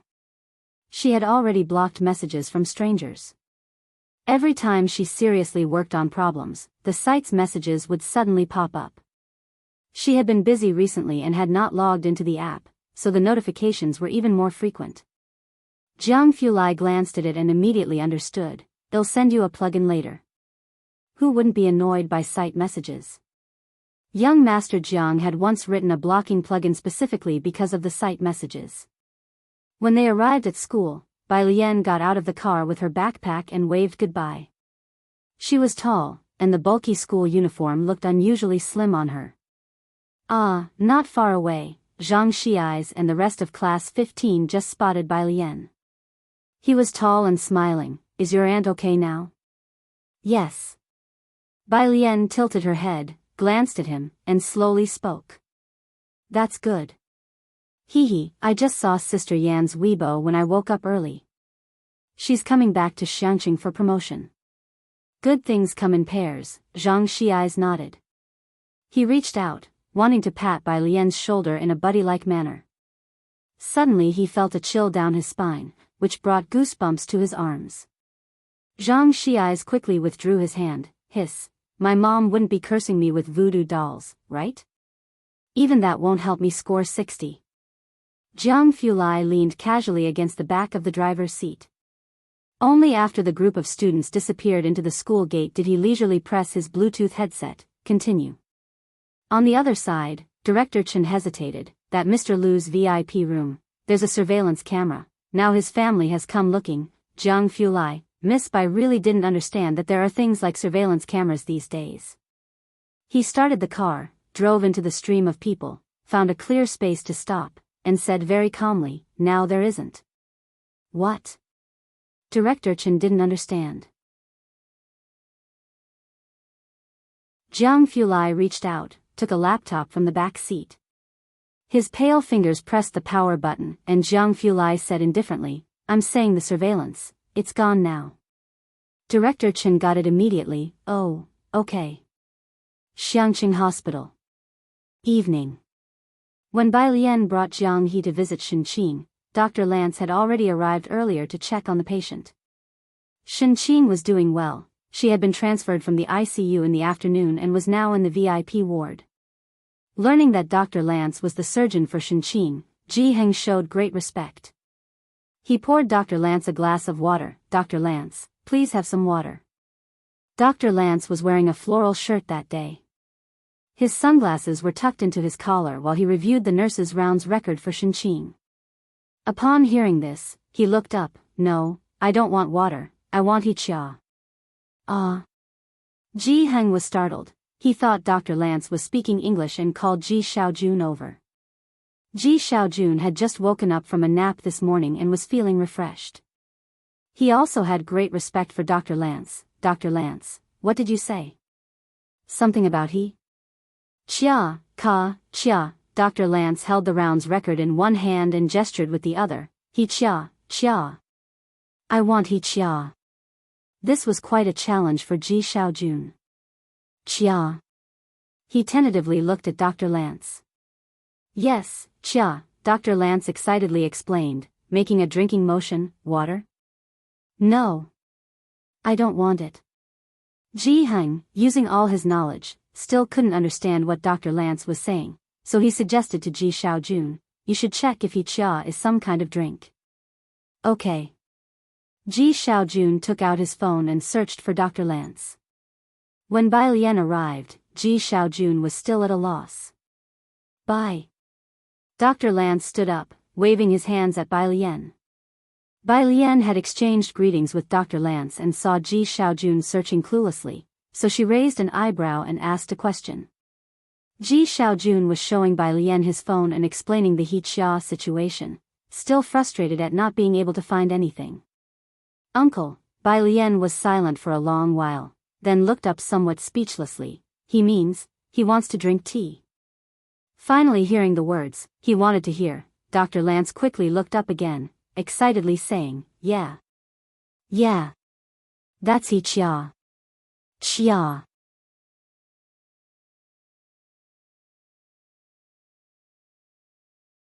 Chapter 200, 074 Mysterious and Hidden. Wang Hu is good at dealing with aftermath _3. He had been studying Chinese for a while now, and his typing was fine, but when he spoke, he found every word awkward.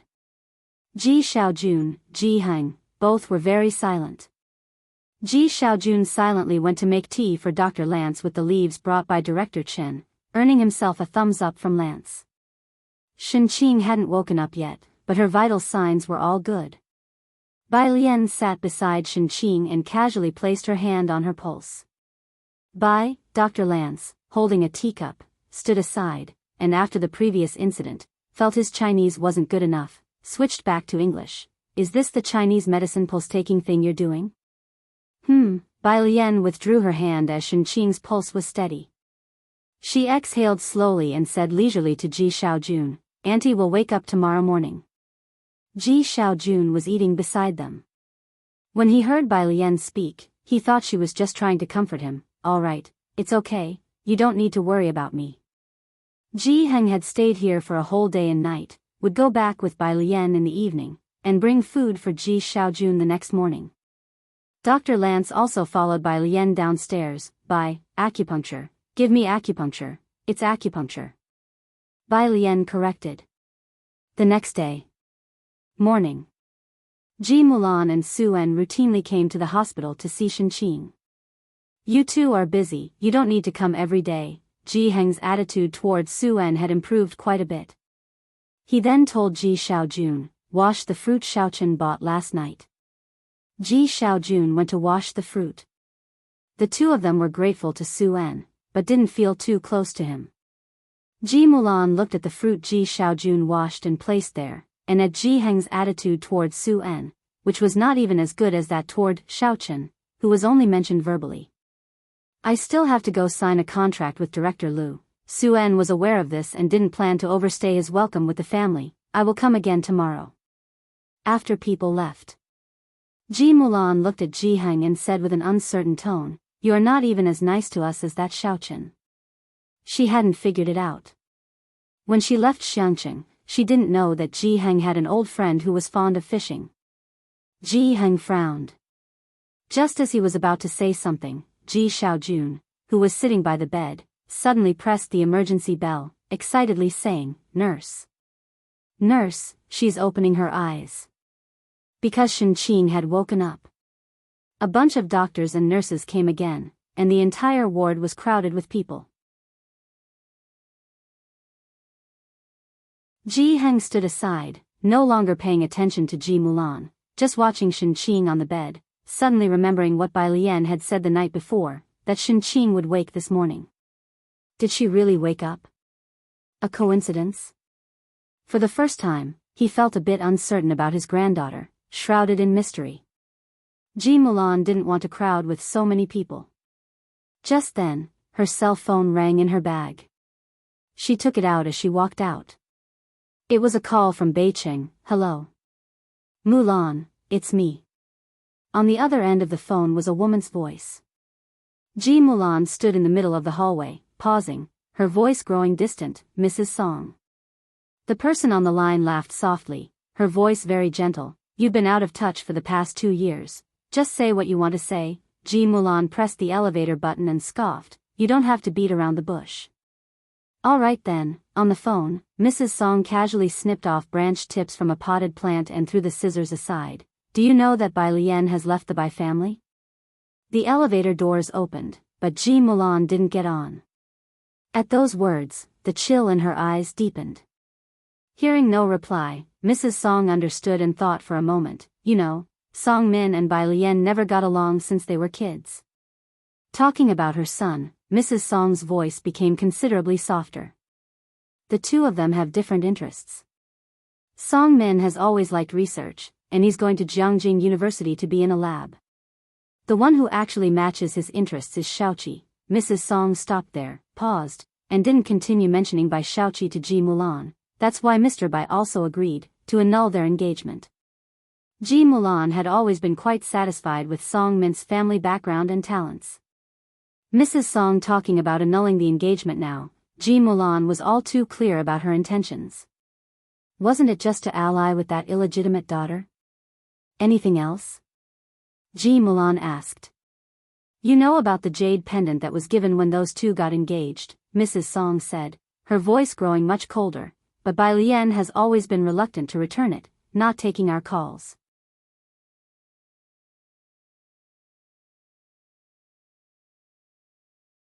Chapter 201, 075 Divine Picker emerges from nowhere. Annulment of engagement, second update, _1, isn't it normal for her not to answer your calls? Ji Mulan sneered, it's not that she doesn't want to pay, she's blacklisted you. Bai Lian had even blacklisted her number. Would she answer a call from the Song family? Madame Song was taken aback by Ji Mulan's words. You should go and ask her for the money yourself. Ji Mulan stepped into the elevator, handing Ji Heng's phone number to Madame Song. I can't manage her now. Having said that, she snapped the phone shut with a click. Beicheng, Song family. Madame Song looked at the hung-up phone in surprise. A short distance away. Bai Xiaoqi was discussing problems with Song Min. She still hasn't done this problem? Bai Xiaoqi put down her pen, looking at a person's homepage. The problem was released 2 days ago. How has she not done it yet? What's the matter? Madame Song walked over, asking with a smile. Auntie, it's this. Bai Xiaoqi opened the smartphone app and showed her account to Madame Song. Madame Song looked down. It was the blue app of Jianghu University. Beiqing High School had 10 spots, and both Bai Shaoqi and Song Min had earned theirs on their own merits. On the bottom left corner of the public screen, a bunch of prodigies were buzzing. Day 4 without seeing the godlike Bai Jian, missing her. I wish the god Jian logs on today. Forget it, you bunch of useless things, none of you can solve it. An elder with a long history leisurely lit a cigarette. It's like seeing the scene of Emperor L slaughtering through the app years ago. Shaoqi, you're actually ranked over 300, you will definitely get into Jianghu University. Madame Song was very satisfied with Bai Shaoqi, inevitably noticing the name that kept popping up on the public screen. Bai Jian? Who is this person? She emerged out of nowhere this month. I don't know why she's only ranked a little over 100, but her physics and mathematics are terrifying. Bai Shaoqi explained softly to Madame Song, everyone on the app calls her the god Jian. Song Min also added, uncommonly, her physics and math solutions are clearer than the standard answers, and every time a problem is released, we are waiting for her analysis, but she has been online very seldom recently. Is that so? Madame Song was very surprised, as she was quite familiar with the app. Then she will definitely get into Jianghu University. Next to them, Song Min narrowed his eyes slightly, not responding. His fingertips tapped lightly on the smartphone screen. On the screen, there was a private message he had sent to Bai Jian a few days ago. Hey God Jian, you haven't been doing problems recently, are you busy with something? It had been unread all this while. After Bai Shaoqi went home, Madame Song looked at Song Min, pondering for a moment. Come with me to Shangqing this weekend. What for? Song Min was scrolling through the app, not finding anything new, so he turned off his phone. To inquire about the mining news, Madame Song picked up her coffee. And have you forgotten that the jade pendant is still with Bai Lian? Seeking Bai Lian for the jade pendant was an added task. After all, Bai Lian wasn't worth them making a special trip to Shangqing. Upon hearing this, Song Min did not ask any further questions. How is Shaoqi doing with her Guzheng lessons? Madame Song remembered this matter, in planning to take her to Jianghu at the end of the year. Madame Song was from Jianghu. She made this decision after knowing that Bai Shaoqi had learned to play the Guzheng and could even play the melody in white. Based on this, she had cut off contact with Bai Lian. Quite well, Song Min spoke up. Rarely do we see someone with good grades who still finds time to practice the instrument. Madame Song was quite satisfied. If she could also write in the Liang style, that old gentleman would surely like her even more. Song Min shook his head. Not anyone can master that. That's true, Madame Song felt she could not be too harsh. Xiangcheng. Suan was hosting a meeting. He extended his hand, greeting the two people in front of him one by one. CEO Lu, Miss Yen Lu, I look forward to our pleasant cooperation. CEO Lu was a slightly overweight middle-aged man with a smile like Maitreya Buddha, not resembling a businessman but more like a philanthropist. Yen Lu had black wavy hair and bright red lips, dressed in a black long dress. She looked at Su-en's hand but did not take it. Su-en was taken aback. Yen Lu, what are you dazing out for? The manager behind her forced a smile. Hurry up and shake hands with Mr. Su. She reached out and pinched Yen Lu's waist. Mr. Su, Yen Lu is a bit shy. CEO Lu also gave Yen Lu a smile, saying gently, when she was little, she used to be very obedient. Yen Lu shook hands with Su-en indifferently. After signing the contract, Yen Lu left the building with a dark expression and found a restroom. What's wrong with you? Didn't CEO Lu say that Mr. Su is an influential figure, and you dared not reciprocate when he offered a handshake? Her manager scolded her from behind. We finally got this opportunity, and you could have been cast in the great eternal prosperity with just a handshake, breaking away from being a third-tier Xiaming.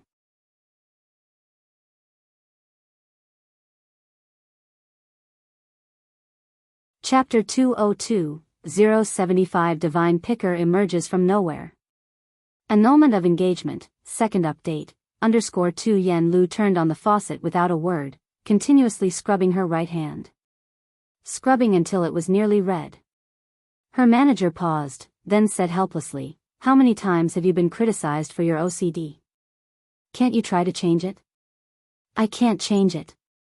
Yan Lu pulled out a piece of paper, dried her hands, then put on her mask and left. It's one thing for industry peers, the manager said solemnly, but Mr. Su is no joke. Even President Liu holds him in high esteem, haven't you noticed? Try to avoid this kind of situation next time. Yan Lu nodded, I'll try my best. In Xiangqing No. 1 High School, it was the second monthly exam of the weekend. Sunday morning. The last exam was comprehensive science. Once Bai Lian wrote the last word, she picked up her pen and immediately left the examination hall. The teacher glanced at the test paper in hand, then at Bai Lian, who casually picked up her pen, neatly folded the almost unused school-supplied paper, and stuffed it into her pocket before leaving. He looked especially disheveled. No, you only brought 2 pens for a science exam? There's no need to be so arrogantly unprepared. You handed in your paper early? Zhang Xi's came out of the last exam room and saw Bai Lian. Bai Lian put on her earphones to listen to the English listening test, glanced at him, and mercilessly burst his bubble. You didn't know how to do physics and handed in a blank paper? You're doomed. Zhang Xi's cursed under his breath. I wrote something. If guessing on multiple choice questions counts as writing, then you did write. Bai Lian withdrew her gaze. Zhang Xi's was speechless. Such a perverted question, aside from you, who could answer it? While they were talking, Ning Xiao, who had finished his paper early, came down from another floor and unexpectedly initiated conversation. What? Zhang Xi's, he chose to isolate these 2 people. Bai Lian wasn't going to the library today but to take another bus, walking a little further with the 2 of them. Ahead was the moat that split open and flowed around the city gate. On the small bridge, a woman with sunglasses stood with both hands on the railing, looking at the somewhat tumultuous river. Her long hair fell behind her back, curling with a lazy grace. Her jawline was sharp, her face pale as jade, dressed in a blue long t-shirt, white boots, and wearing a black leather jacket over it. Yan Lu. Zhang Shi's eyes lit up, and he ran excitedly towards her. Yan Lu's hands paused. She turned her head back and, seeing Zhang Xi's, removed her sunglasses. Don't you have an exam today? I finished early. Zhang Xi's didn't really want to answer that question, so he opened his backpack, took out a snow-white iris, and handed it to Yan Lu. Oh right, my mom wants you to come over for dinner tonight. Yan Lu reached out to take the iris, its clusters white as snow. Got it, she said, touching a petal and strangely glancing at Zhang Xi's. Why do you always give me irises? They suit you. Yan Lu glanced at him and smiled noncommittally. Her gaze moved forward and hesitated upon seeing Bai Lian. Is that your classmate? Yeah, said Zhang Xi's very smugly, with some pride, our Ning scholar, and Bai Lian, the school belle, cutting a swath through everyone. Holding the flower, Yan Lu looked towards Ning Xiao and Bai Lian as they approached. It was Sunday today. Bai Lian wore a white and green long dress, with a meticulously tailored white-collared shirt embroidered with green grape bunches and deep brown vines. The white, green gradient dress had a wide hem that swung gently with her footsteps, revealing the green and purple grapes as well as the emerald leaves embroidered into the dress by Jianghu. Such beautiful clothes. But the girl's face was even more striking. Her almond-shaped eyes, pretty and lazy, squinted slightly, and the sunlight shining on her jaw was like light reflecting off ice and snow. Your classmate is so beautiful. Even Yan Lu, accustomed to the many handsome men and beautiful women of the entertainment industry, was stunned by this sudden surge of beauty. Of course. Zhang Xiai spoke, then introduced Yan Lu to Bai Lian and Ning Xiao. With the flowers in hand, Yan Lu said to Bai Lian, classmate, if my agent saw you, he'd definitely force you into the entertainment circle. If you entered the circle, you'd be a hit anywhere you went. After exchanging greetings, Zhang Xiai wanted to take Yan Lu for a walk, so he said to Bai Lian and Ning Xiao. Yan Lu was just enjoying the scenery. I'll take her for a stroll, we want to accompany you too. Bai Lian raised an eyebrow, enjoying the scenery? She somehow felt Yan Lu was more inclined to jump off the bridge. In a coffee shop in downtown Xiangqing, as soon as Bai Lian got off the bus, she saw Ji Heng waiting there. Ji Heng was wearing a black long coat, talking to Director Chen. After they get discharged from the hospital in a while, well, go fishing.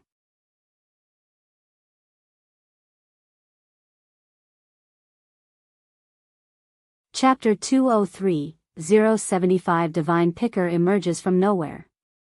Annulment of engagement, second update, _3, how is your sister-in-law feeling? Director Chen hadn't visited Shinqin today, he only dropped Ji Heng off here. I see Brother Ji has been in good spirits these past 2 days. Not bad, Ji Heng replied, looking down and taking a drag from his cigarette. It was only when he saw Bai Lian get out of the car that he said, she's here now, you don't have to wait with me anymore. Miss Bai, Director Chen straightened up as he saw Bai Lian. He called Ji Heng uncle and Ji Xiaojun brother. And he still called Bai Lian Miss Bai. After all, everyone addressed each other in their own way. Standing 2 steps away, Bai Lian looked through the glass and saw the elegantly dressed Madame Song. As Ji Heng walked over, she listened to an English recording and asked, what do you want to see her for? Don't ask, Ji Heng exhaled a cloud of smoke, his voice unclear. He stubbed out his cigarette before entering the coffee shop. Sitting by the window inside the coffee shop, Madame Song was sitting upright.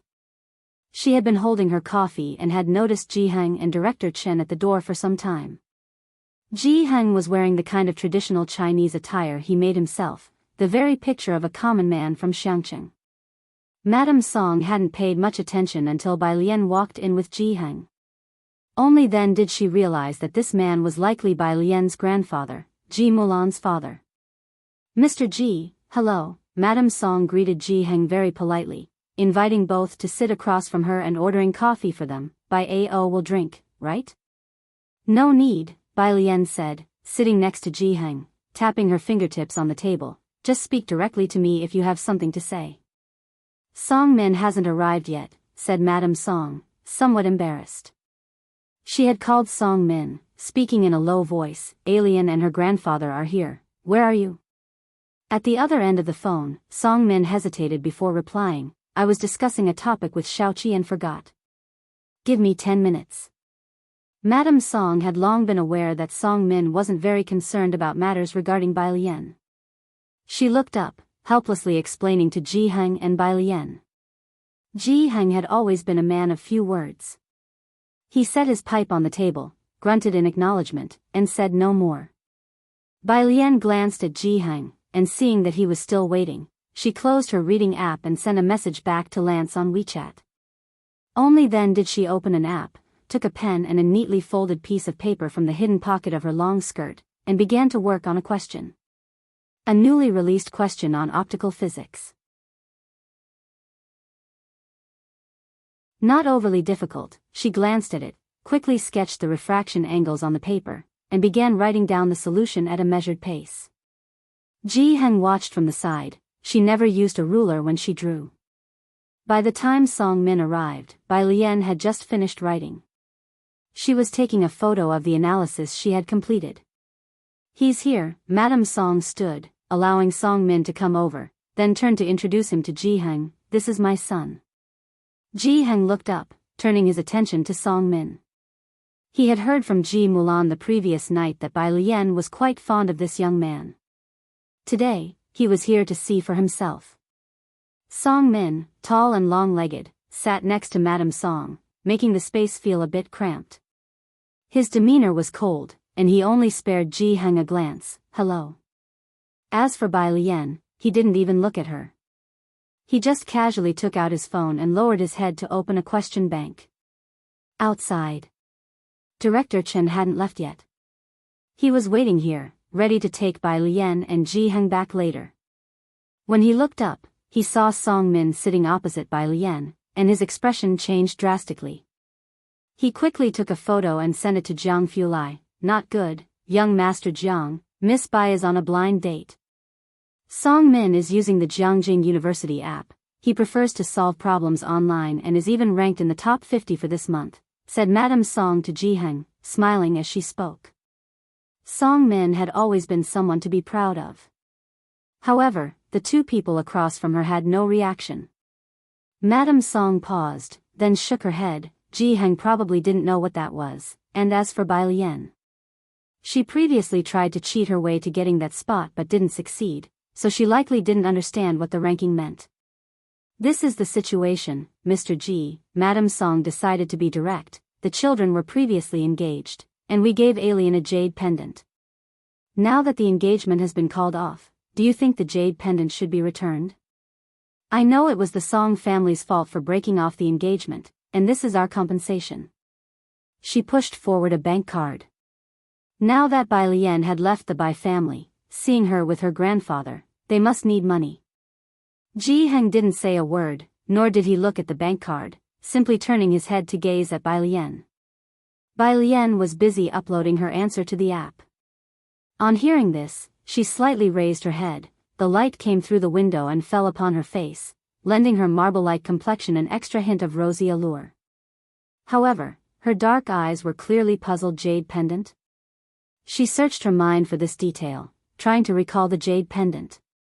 Bai Lian remained silent, and no sound came from the coffee table. Madame Song put down her coffee cup and quietly watched Bai Lian, knowing that today it would be difficult to get the jade pendant back. Song Min finally looked up, directly at Bai Lian for the first time. What exactly do you want this time to give up the jade pendant? Another million in compensation? Or perhaps, I could try my best to talk to the school authorities and help you apply for a spot on the Jianghu University app. How about that? Would you hand over the jade pendant then?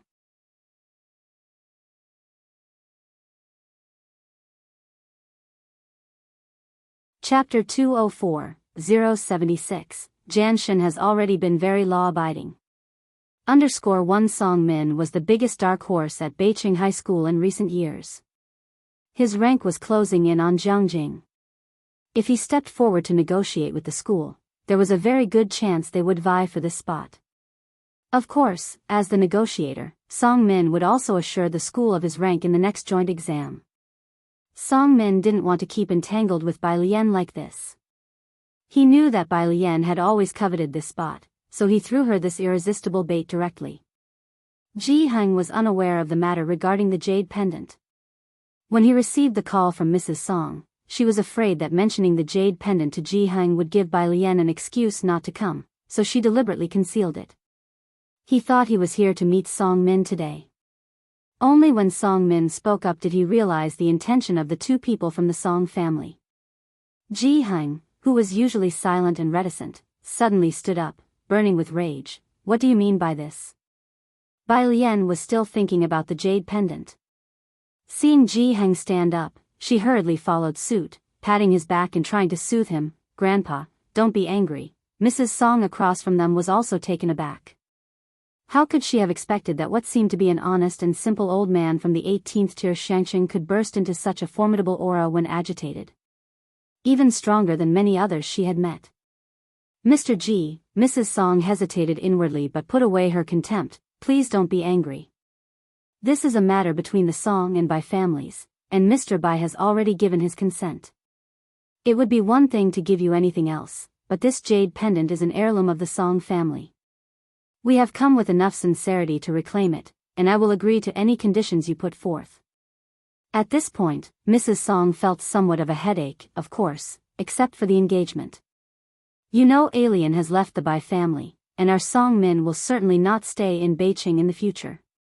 They are simply not suitable for each other. Of course, I hope you will cooperate while I am still able to speak to you reasonably, otherwise, Mrs. Song cut straight to the point with a smile. She didn't spell it out, but what she implied was that Bai Lian was simply not worthy of Song Min. The gap between them was too wide. She was able to speak kindly to the Ji family now, but if she lost patience, the Song family could enforce their will directly, and Bai Lian would get nothing. Powerful families always stress equal social standing. If Bai Lian herself had a bit more merit, Mrs. Song might have reconsidered, but unfortunately, she did not. Next to Mrs. Song, Song Min was watching Bai Lian with indifference, his eyes devoid of any emotion. You too, Bai Lian, having calmed Jianghu, turned her head. Her appearance was always deceiving, and now as she faced them, with suppressed eyebrows and a compelling presence, she smiled at them and said languidly, "If your brains are bad, that's fine, but make sure to keep yourselves healthy, otherwise, you might die too soon." Outside the window, Director Chen shuddered at Bai Lian's, "You two figure out who I should shark next," smile. Perhaps, it wasn't a meeting for a marriage arrangement? After Bai Lian left the Bai family, this was the first time Song Min had seen her, and her temperament and everything else were too different from the person he remembered. Especially that sentence. Song Min frowned at Bai Lian, annoyed by her sarcastic tone. "You, what about me?" Bai Lian casually slipped a black pen into her pocket, walked out of her seat, let Jianghu go out first, and lifted her pale, cold chin. "If I had that jade pendant, I would have surely burned it for you already, but since I don't, there's no chance for me to do so." After all, the peaceful and friendly modern era barely gave Miss Bai any chance to show her mettle. Living within the law was already very compliant, so what if she was a little less civil, a bit more insulting? The two members of the Song family hadn't yet processed what she meant by to burn. Oh right, Bai Lian had Jianghu leave first, casually tossing her phone in her hand, took a couple of steps, then stopped, and, slightly turning her head, she curled her lips slightly towards the two. "Your jade pendant is still at the Bai family. With some luck, you might find it in the trash can of the room where Miss Bai used to live." She, Mrs. Song, born into a prestigious family with an even more distinguished maternal family from Jianghu, had been taught noble etiquette since childhood, always held in high regard. Never before had she been subjected to such insults. Even the well-composed Mrs. Song trembled with anger at her lips. "Mother, she's always been like this," Song Min, both unsurprised and unexpected, given Bai Lian's reputation as a spoiled lady who mingled with ruffians daily, first asked the Bai family.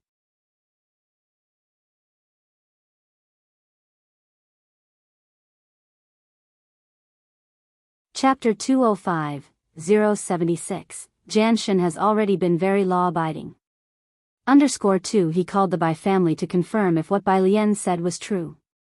"I had planned to speak a few good words for her to Bai Qiming when I returned." Mrs. Song took a sip of coffee, calming her anger, "but now it seems, there's no need for me to do so." Outside, Director Chen had been looking down at his phone the entire time. When Bai Lian and Jianghu came out, he hurriedly put his phone back in his pocket. "Miss Bai, Uncle Ji, are you two heading to the hospital?" Director Chen stepped forward, trying hard not to look at Bai Lian. Bai Lian shook her head. Facing the breeze, her attitude was somewhat lax. "I'm going to the east of the city." The eastern part of the city was closer to the suburbs because the Calligraphy Association was there, which was in a different direction than the hospital. Jianghu needed to go to the hospital. Bai Lian decided to take the bus to the Calligraphy Association, while Director Chen chose to take Jianghu. Only after Bai Lian left did Director Chen dare to ask Jianghu what had just happened. That was Alien's former fiancé. Jianghu frowned. He lit another cigarette, clearly displeased. They've broken off their engagement, and he came to ask Alien for the engagement jade pendant. Just mentioning Song Min made Jianghu feel annoyed. He had originally thought Bai Lian liked her fiancé, since that's how Ji Mulan had described it. But luckily, Bai Lian seemed to really dislike the Song family. "You don't need to take me, the hospital isn't far from here." Jianghu took a couple puffs of his cigarette, settling his nerves. "I was planning to buy some embroidery thread on the way." He wanted to take a walk and cool down. He had bandaged his hand at the hospital ward, so when Ji Xiaojun went to teach students, he would embroider and keep him company by the bed. "Ah, okay." Director Chen nodded, still somewhat dazed. Miss Bai was engaged. No, she broke off the engagement now? No, wait, how dare they break off Miss Bai's engagement? He typed furiously, indignantly sending a flood of text to Jiang Fulai, Chen Yongkuan, asterisk and amp, %% and amp, UN hashtag asterisk, Chen Yongkuan. In any case, he came to ask Miss Bai for the jade pendant. Chen Yongkuan was very angry. How dare he break off Miss Bai's engagement? Jiang Shao, ? Chen Yongkuan withdrew a message. Chen Yongkuan, breaking it off was a good and brilliant move. Chen Yongkuan, fireworks, fireworks, fireworks, fireworks, fireworks. Seeing Jianghu Lai did not reply again, he couldn't help but wipe the sweat from his brow. Then he scrolled up through the chat history, wondering how he had dared to send so many words to Master Jiang. He took out his cigarette pack and drew out a cigarette to bite on, lighting it up and beginning to reflect on his own actions. Song Min and Mrs. Song also came out of the coffee shop.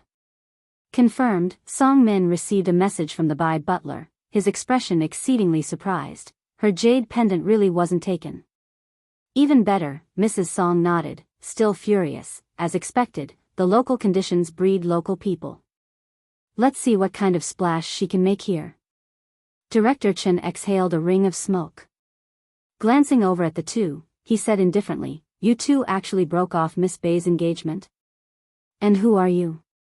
Song Min looked over. Director Chen smiled, "Just a passerby waiting to see your regret." After saying that, he took out his car keys and went to find his car. Song Min watched Director Chen's retreating figure, frowning slightly, feeling that the man had an unusual presence. "Mom, do you know that man?" He was just talking with Bai Lian's grandfather, a friend of her grandfather's. Mrs. Song hadn't taken a good look at Director Chen and didn't care. "Never mind, don't pay attention to them.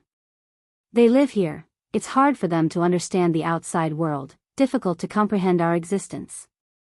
In this society, without a family background, rising to prominence is very hard. You should get along well with Shaoqi," Mrs. Song said coolly. Her brother is only a freshman and already has prospects for direct PhD admission. Although he's born illegitimately, it's not a big problem. The Song family was targeting Bai Shaoka because, in terms of ability, Bai Shaoka was even stronger than Song Min. As for the illegitimate child? Nowadays, illegitimate children also have rights to inheritance, so what about them? The Song family simply didn't care, let alone the fact that Bai Qiming had already divorced Ji Mulan. Song Min nodded, his mind preoccupied with Chief Chen's matter as he slightly furrowed his brow. Before he could think further, his phone beeped. He checked it and saw, on the Jiangjing app's public screen, it was refreshing with messages. God of Answers has updated the answer bank. Everyone, go for it.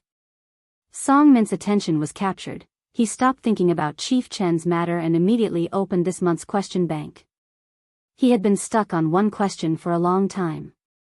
When the answer came out, he didn't continue working on it but chose to give up and carefully watched the updated answer. It was the familiar, neatly written font. There were drawings on top, and unlike the cold reference answer that only included drawings, this answer had detailed explanations next to it. Song Min seriously looked at the question, his gaze touching the edge of the reference answer where a corner of a black wooden desk had been captured in the shot. He was slightly startled. It seemed somewhat familiar. In the east of the city, at the Calligraphy Association. When Bai Lian arrived, there were already 7 or 8 kids seated in the spacious courtyard. Jianghu was sitting alone in a corner, not practicing calligraphy, but holding a dictionary as big as his face, with his small brow furrowed. Jianzhou was bending over to teach a student how to hold a pen. Seeing Bai Lian coming over, he lifted his head, and after carefully finishing the lesson with the student, he came over while scratching the back of his head. "Miss Bai." As he spoke, he shook his hand. He hadn't gotten used to the iridium tied to his hand for several days. After Bai Lian taught him how to practice his posture, he started addressing her respectfully as Miss Bai, especially when Jianghu Lai was around. "The day before yesterday, I saw people from the martial arts gym next door come back." Jianzhe mentioned a serious matter to Bai Lian, but he ignored me. "Everyone around says that the gym has been closed for 10 years. There used to be students there, but in the end, they all went to Shuguang Taekwondo." Bai Lian looked at the place next door. Mao Kun had also mentioned this before, and she nodded slightly. Jianzhe led her inside to look at the newly arrived batch of brushes, ink, paper, and inkstones. "I have a train tonight. I'll come back after getting a certificate from the school." He was a junior majoring in art at Beijing University and basically had no classes left. After touring the entire Calligraphy Association, Bai Lian taught a few children the essentials of studying calligraphy, then took Jianghu out to eat. The Calligraphy Association had a cafeteria. But for the large pot meals that Bai Lian could eat, the picky Jianghu could not. She found a small restaurant nearby, and after finishing their meal, she took Jianghu back to the library to continue searching for questions to practice. Tang Ming and Ning Xiao were both there. God of answers, Ning Xiao said, you finished all the physics? Bai Lian had just arrived when Tang Ming wouldn't let it go. Bai Lian picked up a few books from the shelf behind, and hearing the question, she raised her eyebrows at him. Otherwise? Forget it. Tang Ming hadn't finished 2 questions today and sighed. If this month's test is so difficult, what are we going to do about next week's joint exam? Joint exam? Bai Lian put the books aside, hearing the word for the first time. She opened the app for Jianghu University, looking at Tang Ming. She signaled a question. Tang Ming nodded furiously, explaining to Bai Lian, yes, it's the midterm exam next week. Every midterm and final exam, all the high schools in Beijing use the same test paper. The teachers from Beijing make it, and the difficulty is extremely perverse, understand? Compared to next week's paper, what we had today is nothing. The questions from Beijing are difficult. Every midterm and final joint exam, I barely pass math. But there are a few crazies at Beijing High School, especially that one named Song Min. Tang Ming's resentment was deep, do you know? Last final, I got an 80 in math, he got 137. Even more than Ning the study god by a dozen points. To take an exam with those crazies from Beijing High School, what is that if not torture? As he spoke, Tang Ming suddenly looked at Bai Lian. Wait a second.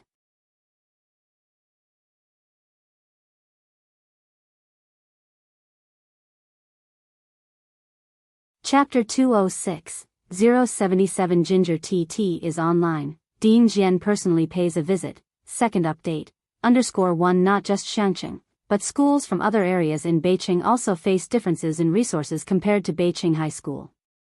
Yet, Beijing didn't care about that.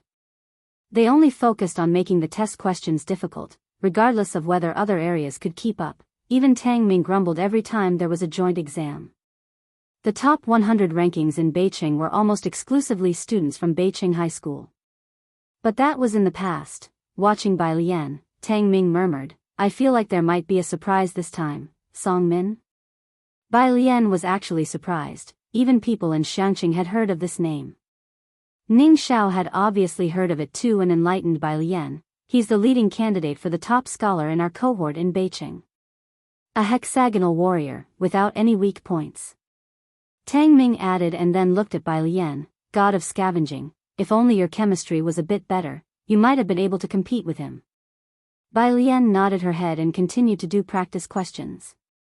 When Zhang Fulai arrived, Bai Lian had just finished the questions from the new Jianghu University app and uploaded her answers. Not busy today? Bai Lian put down her pen, leaned lazily against the chair back and casually rubbed her wrist. Zhang Fulai placed the computer on the table, his expression as noble and indifferent as ever, his eyes naturally pale and when hit by the sunlight, their cold light refracted, making him appear even more solitary. He sat down, crossing his legs with elegance. It's all right, it's Sunday. Bai Lian felt nothing. But opposite her, Ning Xiao slowed down his writing considerably. Tang Ming didn't dare to lift his head, wanting to escape, so he stiffened his resolve and found an excuse. I'm going down to buy everyone milk tea. What do you want? Ning Xiao was very calm. Coffee. Bai Lian, with a lazy hand propping her chin, opened a book she had taken off the bookshelf called Machine Consciousness, and flipped through it. Jiang Xiaoniao and I will have the cherry fruit tea. After saying this, she tilted her head slightly, asking on Tang Ming's behalf, what would you like to drink? Tang Ming had wanted to leave but now he didn't.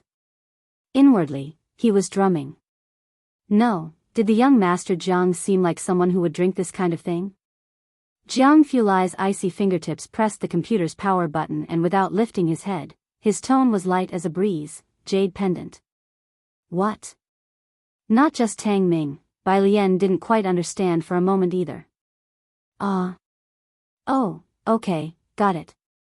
Tang Ming stood up, dazed. He wasn't much into milk tea and, thinking it was some new kind of milk tea, he hastily made his escape downstairs. Why did he feel as if Jianghu equated to a "you're dead" statement? "I'll go with you." Ning Xiao, feeling a sense of crisis, made a swift decision. It wasn't until they got downstairs that Ning Xiao and Tang Ming exchanged a look and then breathed a sigh of relief, feeling like they'd come back to life. But when Tang Ming asked about the jade pendant, milk tea, the clerk was even more confused than him. Tang Ming knew then that something was wrong.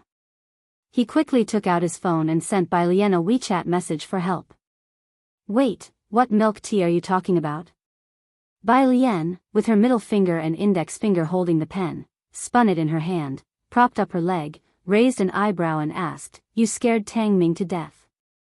Jianghu glanced at her, the setting sun through the window offering little warmth, profiled his high nose from the side. He gazed at Bai Lian, his pale eyes deeper than usual, and didn't speak right away.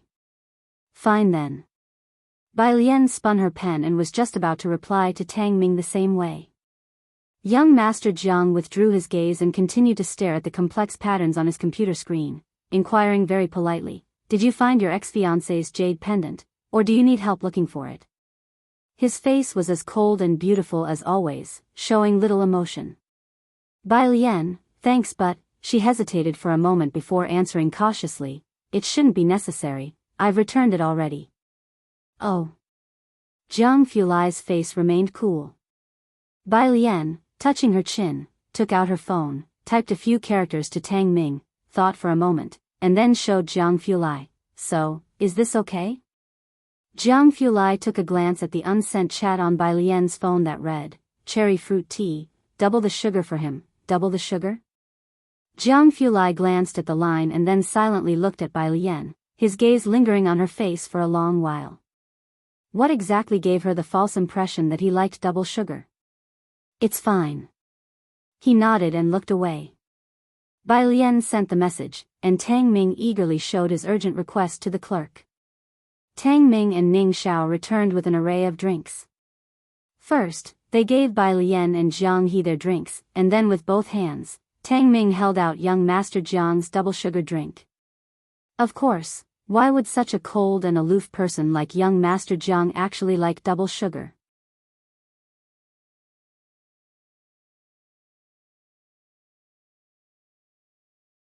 Chapter 207, 077 Ginger Tea is online. Dean Jian personally pays a visit. Second update, _2 Tang Ming wouldn't dare make such a complaint. Jianghu casually took a sip of his milk tea with one hand and inserted the straw nonchalantly, his expression serene. However, the hand holding the milk tea was pale and cold, seemingly colder than the iced milk tea itself. Bai Lian took a sip and observed him for a while before pulling out the test Ning Xiao was writing and slapped it down in front of Jianghu. "Mr. Jiang, could you take a look at this problem?" Jianghu's expression returned to that indifferent look. He bent down to look at the question. Then he explained it to Bai Lian. Ning Xiao, who was still in the posture of holding a pen, looked puzzled. Should he not be here? After finishing her problems, Bai Lian went to visit Shinqing in the evening. She would always avoid Ji Mulan and Su En. She didn't hide this fact, so Ji Heng and Ji Xiaojun acted as if they didn't know. Sometimes, when they were about to run into those two, they would inform Bai Lian in advance. But today, Ji Mulan and Su En had already visited in the morning. Bai Lian didn't expect to bump into them just as they were coming out of the hospital in the evening. Due to the last incident, Ji Mulan had a complex look in her eyes upon encountering Bai Lian. Su En, on the other hand, greeted Bai Lian openly. Bai Lian tugged at her lips, the greeting perfunctory at best. Mao Kun had been squatting at the hospital entrance waiting for Bai Lian. He didn't care about Su En at all. As soon as he saw Bai Lian his eyes lit up. "Sister, the thing you wanted is ready." He handed her a cloth bag. Bai Lian unfolded it to find the plum blossom needles she had requested neatly arranged inside. Ji Mulan frowned instinctively at the sight of Mao Kun's blonde hair. She wanted to say something, to inquire about how the issue with the Song family was resolved that day, but this time she dared not speak. Su En gave her a glance before stepping forward, surprised. Silver needles? What do you need these for? Dr. Lance wants to try our acupuncture. Bai Lian put the silver needles away, answering dismissively. She didn't talk much with the two of them and turned to head towards the inpatient department. Mao Kuan stood in place. Only after Bai Lian left did he take out a cigarette from his pocket, light it, and glare at Ji Mulan with a menacing look. What are you looking at? Want to lose your life?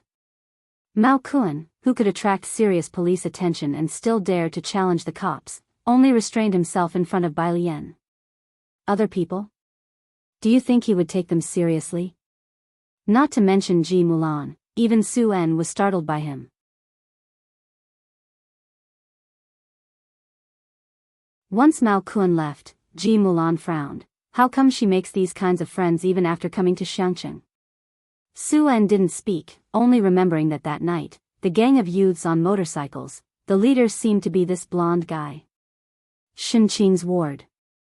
Bai Lian arrived shortly after Lance did. He was talking with Ji Heng. Lake is very beautiful. Lance pointed at Ji Heng's robe and kept talking. ID like one too. This, alcohol. Bai Lian entered holding the silver needles. After checking Shinqing's pulse, Bai Lian saw that Shinqing's ventilator hadn't been removed and there was a tube inserted in her nostrils. She couldn't speak, but it was clear that her spirits were good. Bai Lian was relieved. Lance kept chattering away, and Bai Lian grew impatient. Grandfather, just make one for him. She was somewhat puzzled. Ji Heng shouldn't refuse such a request. He should be happy to oblige. Ji Xiaojun beside her almost laughed. He lowered his head, pointed at Lance's flamboyantly patterned shirt, and explained to Bai Lian, Dr. Lance wants a robe in that kind of pattern. Bai Lian, that aesthetic sense was stepping on Ji Heng's toes. She couldn't begin to picture a robe made with such patterned fabric. She didn't try to persuade Ji Heng further. I'll go back and make it for you. In the end, Ji Heng agreed to make the clothes that might ruin his reputation. It'll take about a week. Fine. Lance clapped his hands. Ji Heng didn't understand English. Lance spoke in broken Chinese when talking to him, but when talking to Bai Lian, he switched back to English. Because Ji Heng wouldn't mock him. But Bai Lian would tell him seriously that his accent sounded a bit like a gorilla. Acupuncture today? Lance saw the silver needles in her hands. Bai Lian drew out a needle and leisurely made gestures over his head, raising an eyebrow. But I haven't done acupuncture in a long time. Are you scared? Lance thought Bai Lian was joking, and bravely said, not afraid. He sat on the couch, waiting for Bai Lian to do the acupuncture. Bai Lian, holding the needle, stood behind him and found a spot on his head. Under the light, the plum blossom needle shone with a cold glint, quite dazzling.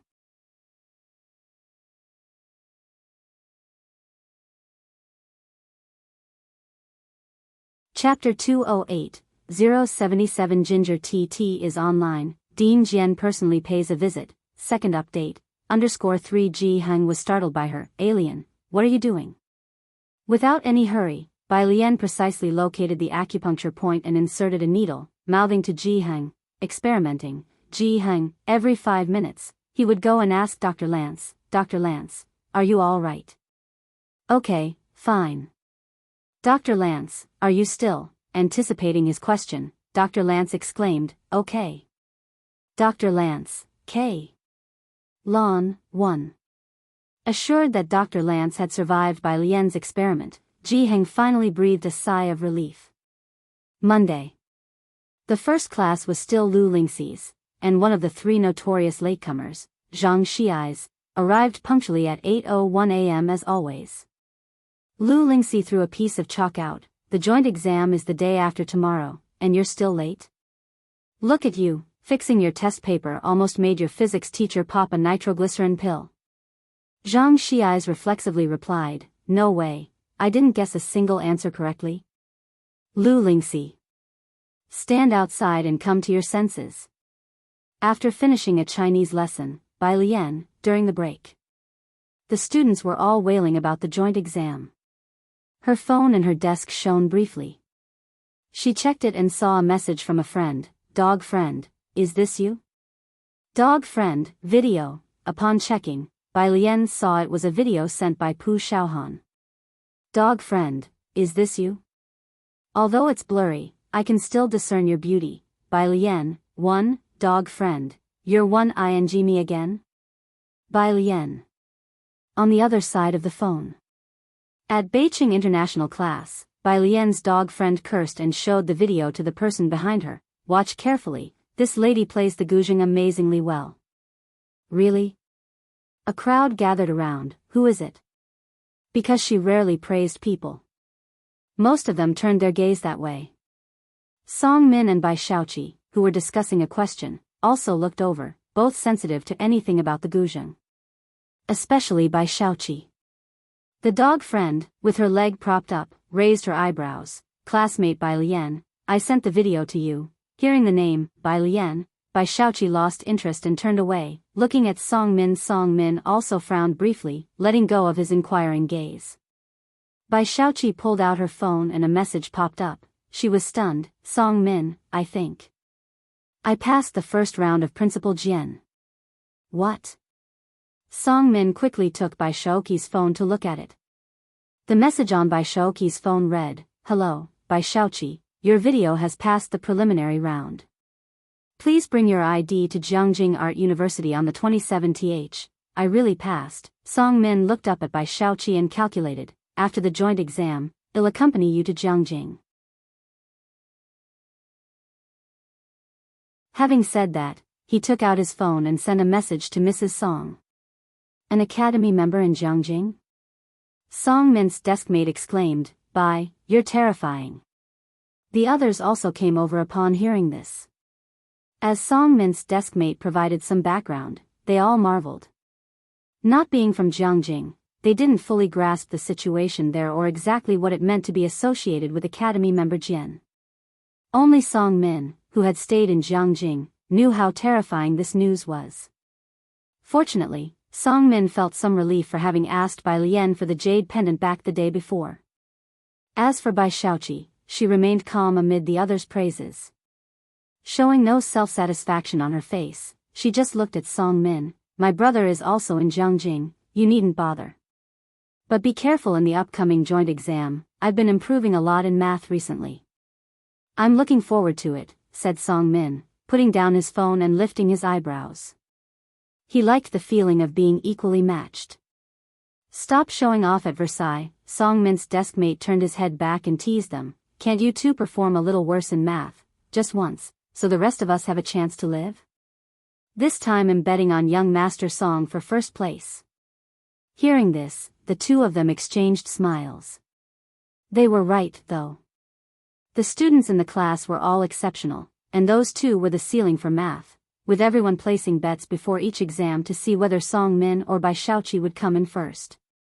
This time was no different. Some bet on Song Min for math. Others favored Bai Shaoqi. After all, if it wasn't one, it was the other in first or second place. As for the rest, they didn't even consider them. At Xiangqing High School, Pu Xiaohan was browsing private messages on her phone. Her video had gone viral, attracting a lot of private messages that she couldn't possibly read them all. Today she just happened to open one. Jian Zhongyo, hello, do you know the girl playing the guzheng in the video? Jian Zhongyo, could you give me her contact information? Jian Zhongyo, please.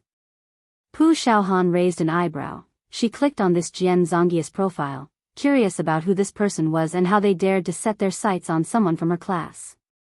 It wasn't until she saw the profile that, account name, Jian Zhongyo 1, 12 billion likes 12 following 162, 89 followers verified, honorary fellow of the Royal Music Academy, president of the Music Association, dean of Jianghu Art University Music School.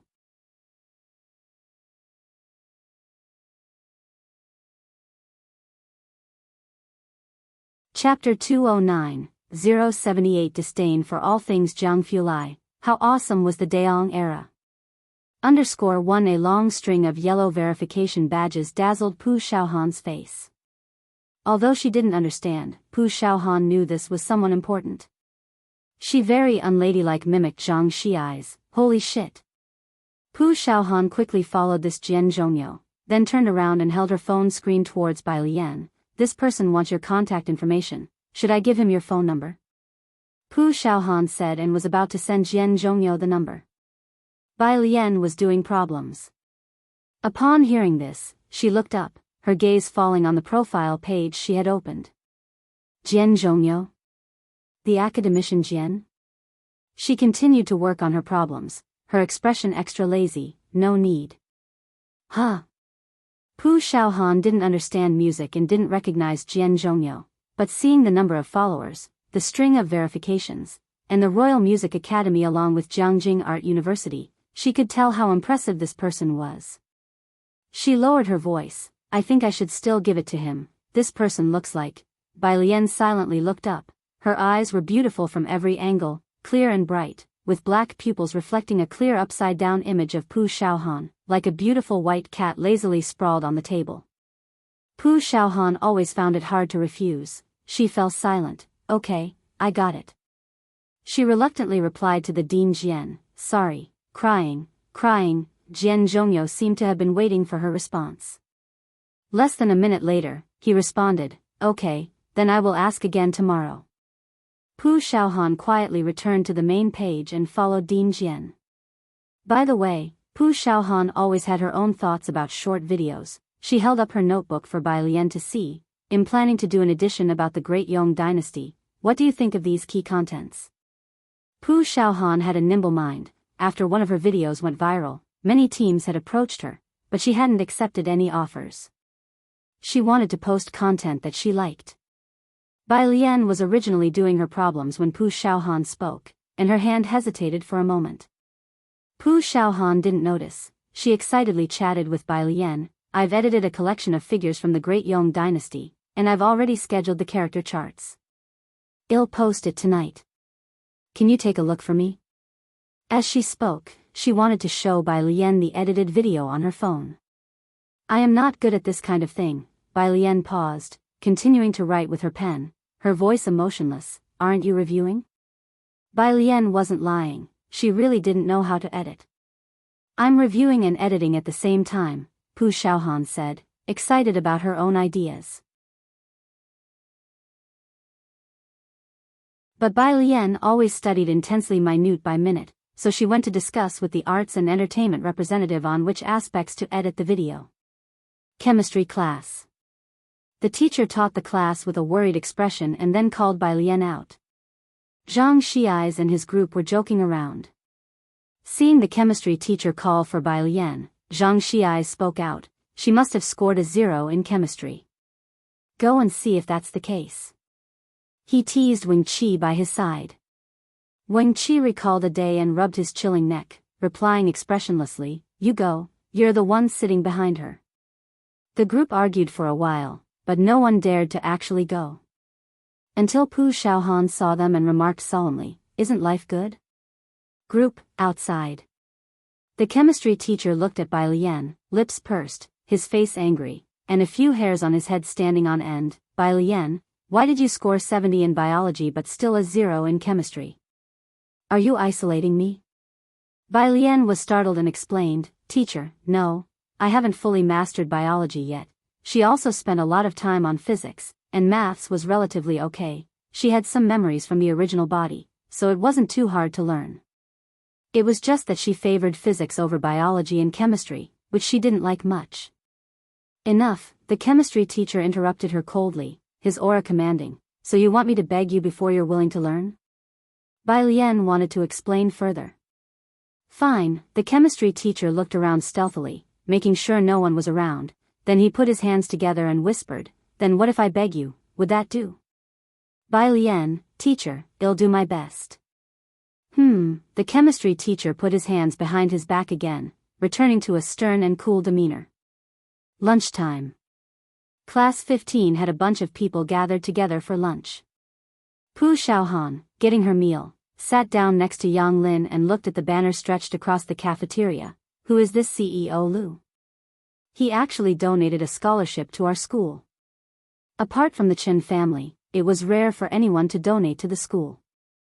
Pu Shaohan was quite surprised.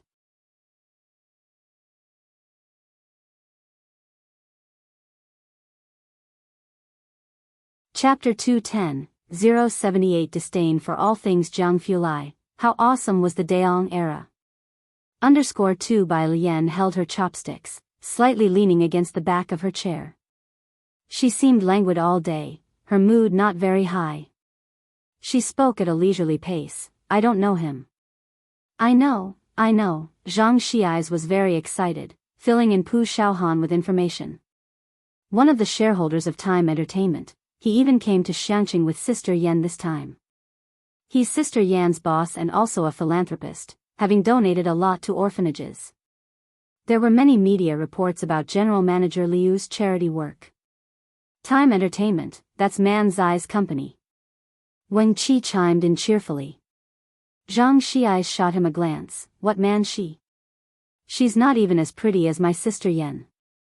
Why don't you stand my sister Yan? Yan Lu? Wen Qi shook his head. No way, she's ranked several tiers below Man Shi.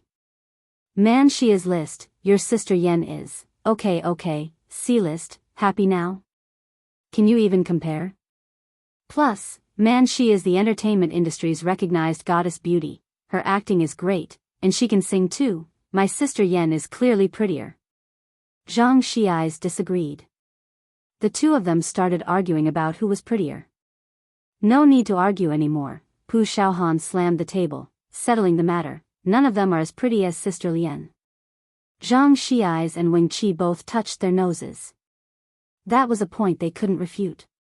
Sister, Zhang Xiais suddenly picked up his chopsticks, addressing Bai Lian. If you go into the entertainment industry, you'll crush Man Shi. Her fans blindly hail her as a goddess beauty every day. A bunch of ignoramuses. You should go and show them what true goddess beauty is. Wen Qi cursed him out. Yan Lu can't beat our girl, so you're seeking outside help, huh? Sister Lian is the one who needs to dominate the academic world. Zhang Erbi, watch out, the principal might climb up to your bed in the middle of the night. Yo, you're scared, Lulu. Pu Shaohan was used to it. She shrugged at Bai Lian. That's how fervent fans are. Yan Lu saved your life or something, that's why you like her so much. Wen Qi couldn't out-argue Zhang Xiais, so he muttered. Zhang Xiais leaned back, raising his eyebrows. That's right. Wen Qi. I fell into a river when I was little, I was about to get washed away. Zhang Xiais shared the story for the first time with people at the dinner table. Sister Yan jumped in and saved me. Wen Qi, no way, you're serious? West City, cemetery. The old gatekeeper watching TV saw the woman in a black dress lingering at the foot of the mountain for a long time, and he couldn't help sticking his head out. Miss, are you here to pay respects to someone? Don't remember the way? Yan Lu took off her sunglasses, tilting her head back slightly and smiling at the old man. No. The old man glanced at Yan Lu, feeling she looked somewhat familiar. Then hurry up and leave, this place has heavy Yin energy. Sure, Yan Lu lifted her chin, the warm sunshine illuminating her exceptionally bright face. Grandpa, how much is a grave here? Here. 12,000 a spot. The old man switched channels. He didn't have many people to chat with, so he talked a bit more with Yan Lu. Are you preparing it for an elder? Then you should hurry, the price is going up next month. 12,000, not expensive. Yan Lu thanked him. I will buy one before then.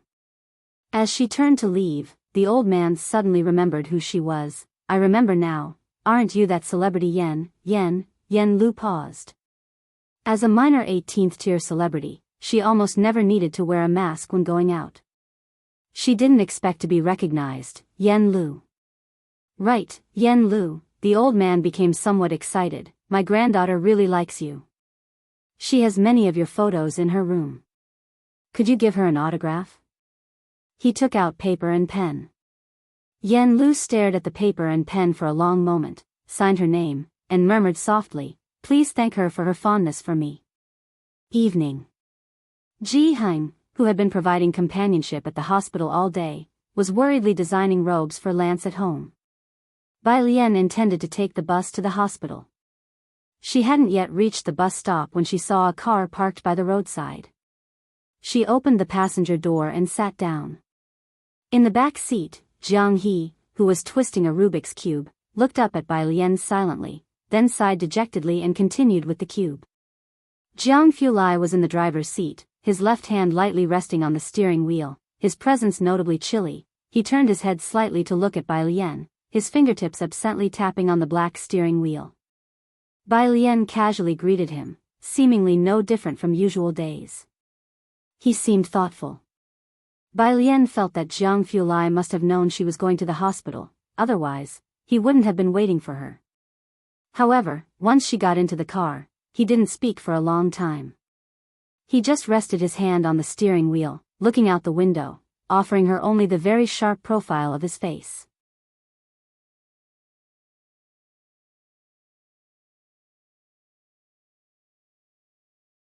Chapter 211, 078 Disdain for all things Jianghu. How awesome was the Daong era? _3, what are you spacing out about?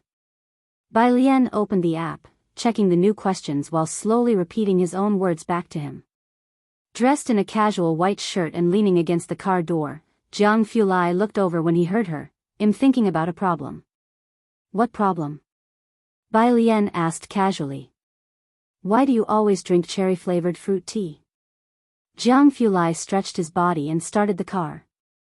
Bai Lian studied the question carefully, of course, because it's tasty. Oh. Jianghu responded with an expressionless tone. Just when Bai Lian thought the topic had ended, someone suddenly chimed in, I thought it was because your ex-fiancé liked it, turns out it's not. His tone was as calm as ever, with an air of aloofness that was intimidating. But it sounded somewhat strange. Every time Bai Lian heard about Song Min, she felt cursed. She sat up straight and warned Jianghu, don't contaminate my milk tea. Jianghu drove onto the main road, glanced at Bai Lian, and then quickly looked away, languidly saying, you think I want to mention him? I'd rather curse Jiang Xiaoniao. Jianghe from the back seat, when Jianghu parked the car in the hospital parking lot, Chief Chen, carrying a basket of fruits, hummed a tune as he got out of the opposite car. He had barely taken a step when he felt a chilling gaze.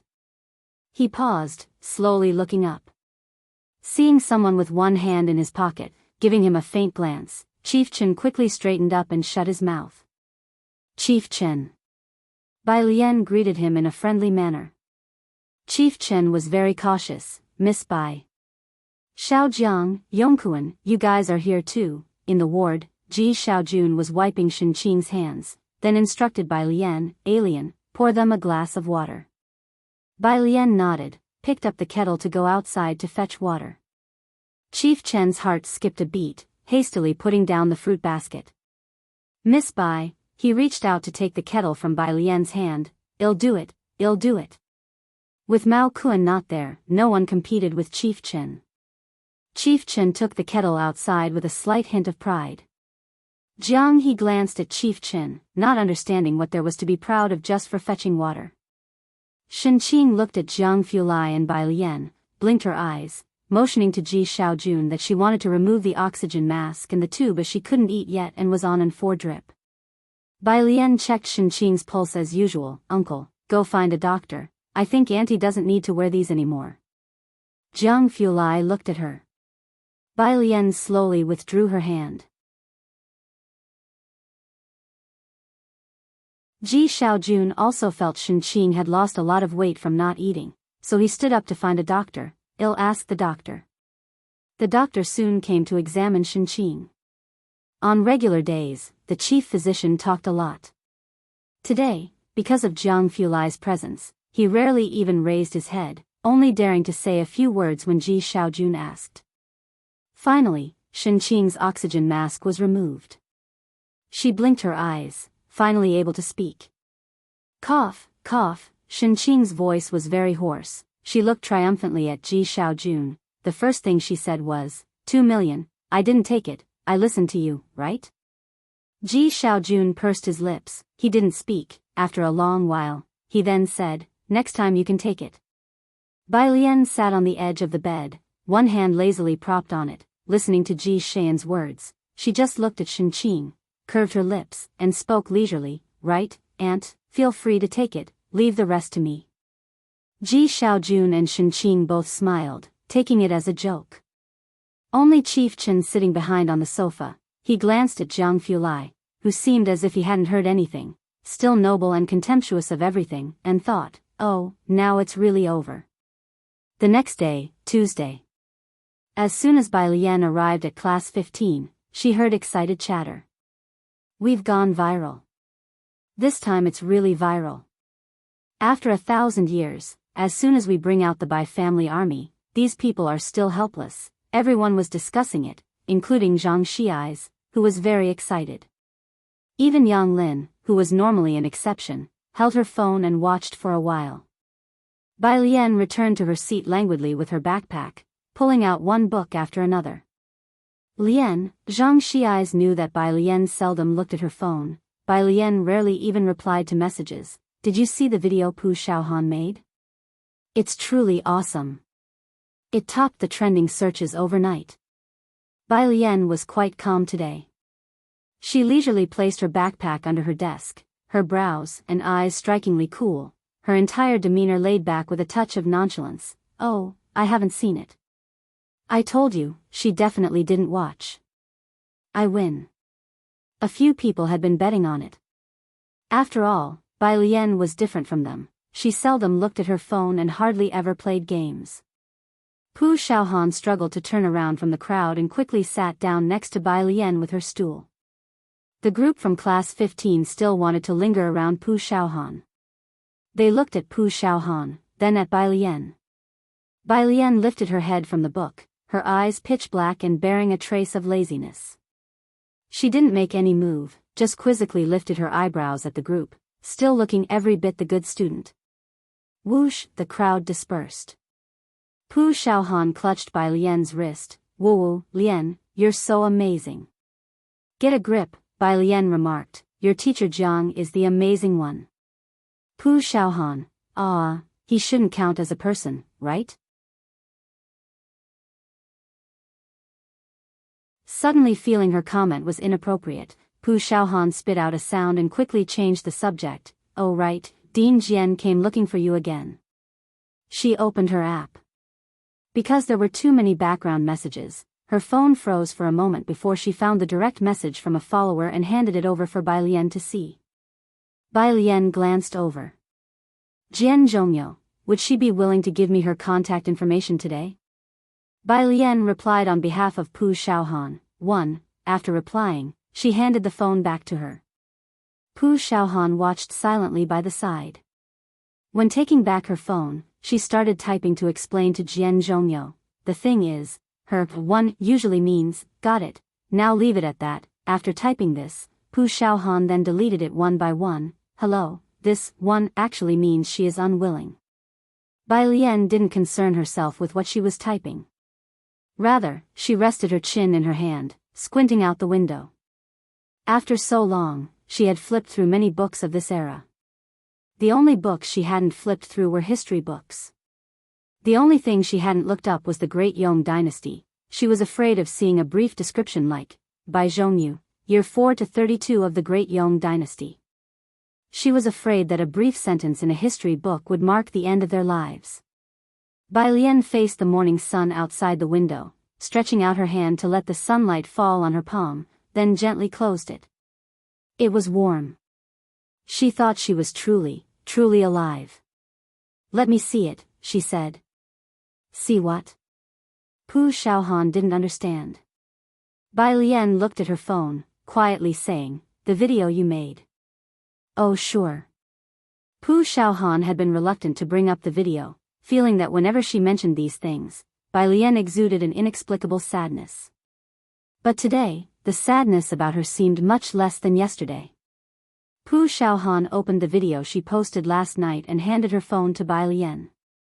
Bai Lian bowed her head and watched quietly. The black screen, following the music and the opera vocals swelling from soft to loud, gradually revealed hues of ink and brush. Boom, with a forceful drum beat, a line of bold white characters suddenly appeared. just how formidable was the era of the Great Yong dynasty?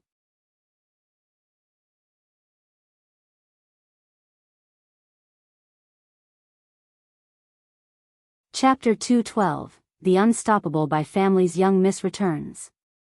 Second update, _1. The first image that followed was of a man in white wearing a ceremonial headdress, with the caption, "Brilliant strategies, trampling over Jianghu with the Emperor Jianghu." The next image was of a kindly old man, with the caption, "Teacher of the Universe, the greatest minister of all time, Liang Zuan, whose tax policy laid the foundation for the golden age of the Great Yong dynasty. General Bai Li, with iron cavalry to secure the 9 provinces. Abandoning the pen for the military, 1,000 white-clothed cavalry out of Zhejiang, by Zhongyu. Alone she went for a diplomatic marriage, leaving behind the grand sights of Jiangjing, Princess Huaiyan." The video wasn't long, just 30 seconds. Bai Lian quietly finished watching it before clicking on the comments section. Just overnight, there were already 500,000 comments.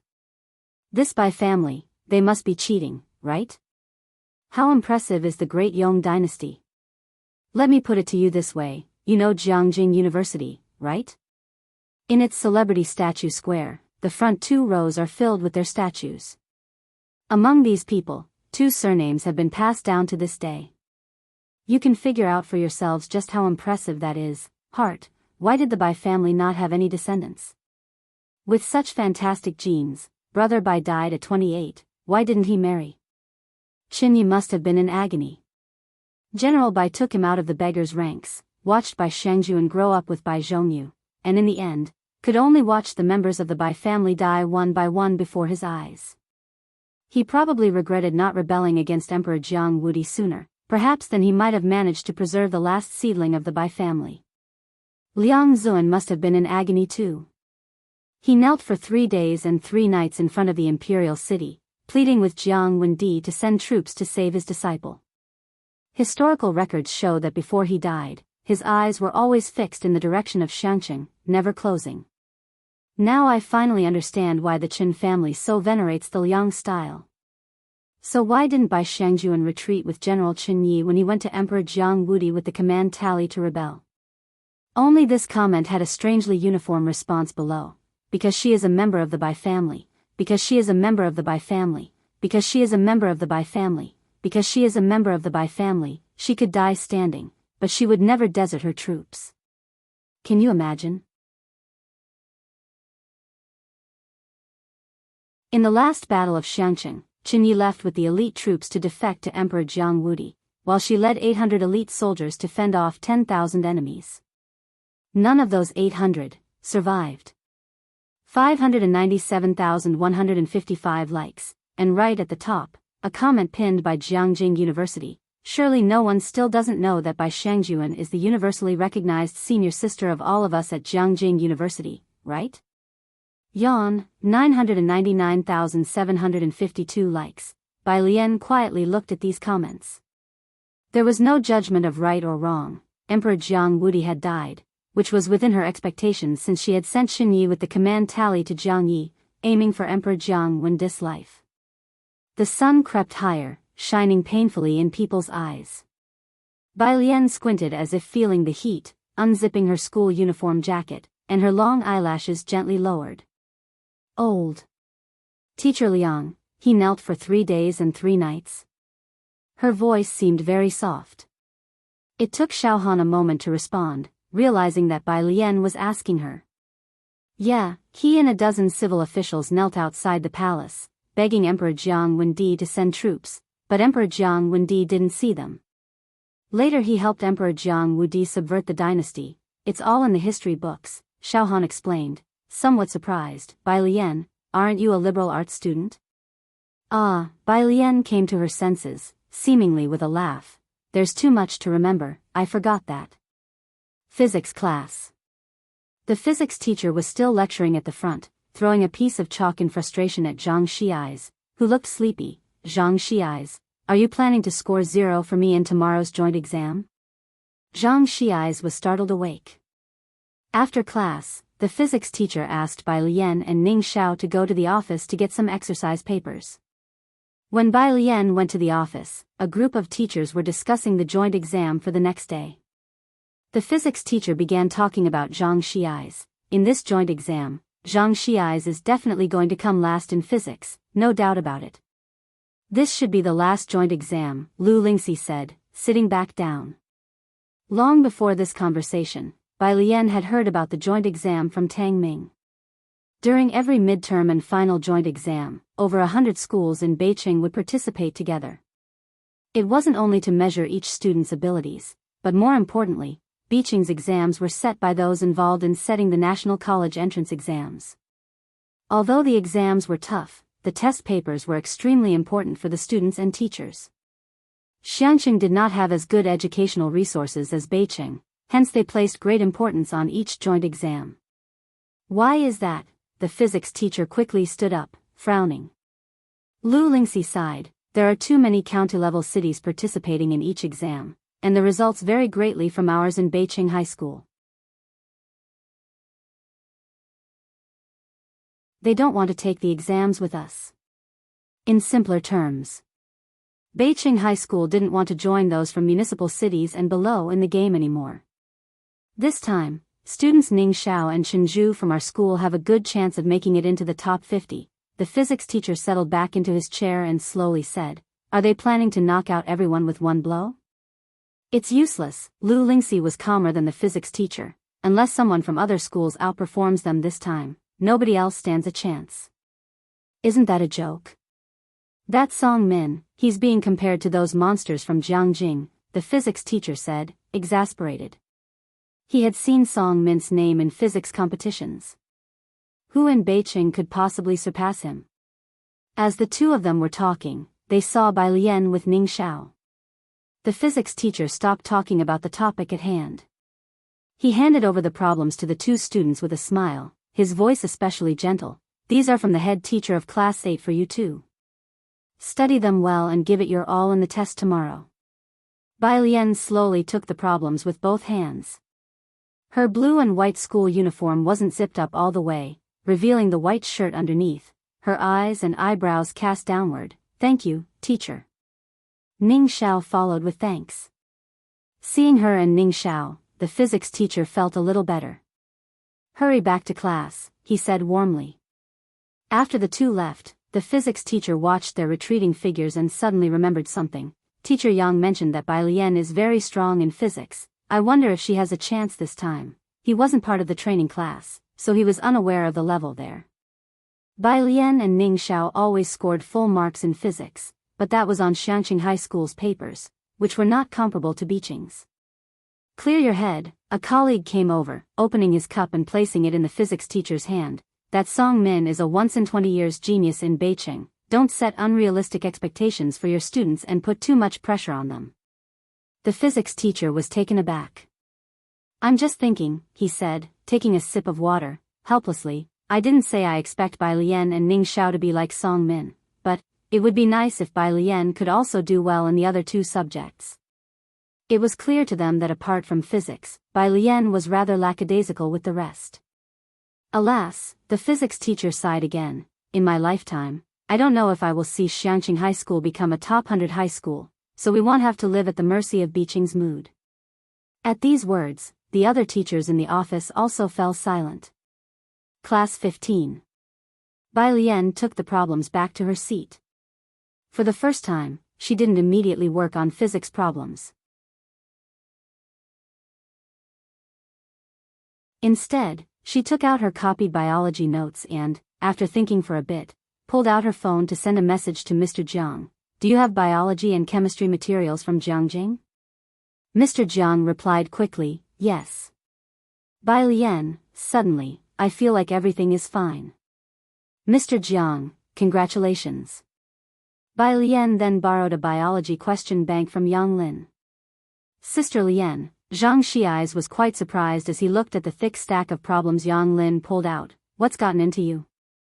Bai Lian took the question bank. She casually flipped through the biology questions, her eyes subtly lifting as she playfully pursed her lips at Zhang Xi's. "I'm preparing to live and study seriously." Zhang Xi's, "You mean, your study attitude hasn't been serious enough?" What am I then? You're a joke, Wing Qi took the opportunity to tease. Ning Xiao, sitting next to Zhang, also looked pensively at Bai Lian. Was your previous effort not considered serious? Bai Lian didn't respond to them and closed her eyes slightly. In fact, ever since she arrived here, she only saw herself as an onlooker, sometimes even doubting if this was a dream before she died. She avoided history. She was afraid to face history. She lived carelessly and perfunctorily, treating life in Xiangqing as a mission etched into her very bones. But from today, she would confront this life head-on. She too could live for herself. No one gave up on her, neither her soldiers nor Xiangqing. She thought. The teachers knew why she had to die outside the city gates, to be the final straw that broke the back of Emperor Jiangwen. The Bai family's troops would never be traitors, but as the last person of the Bai family to die for this muddled emperor, the armies would wash the imperial city in blood. Liang Zuan knew. But he forgave her grave disobedience. She thought. It was time to make a break with the past. Bai Lian slowly opened her eyes and turned the pages of her biology workbook. From this moment on, the eldest sister from Jiangjing University, Liang Zuan's most outstanding student, the indomitable heiress of the Bai family from the great Yong dynasty who commanded armies, she was making her comeback.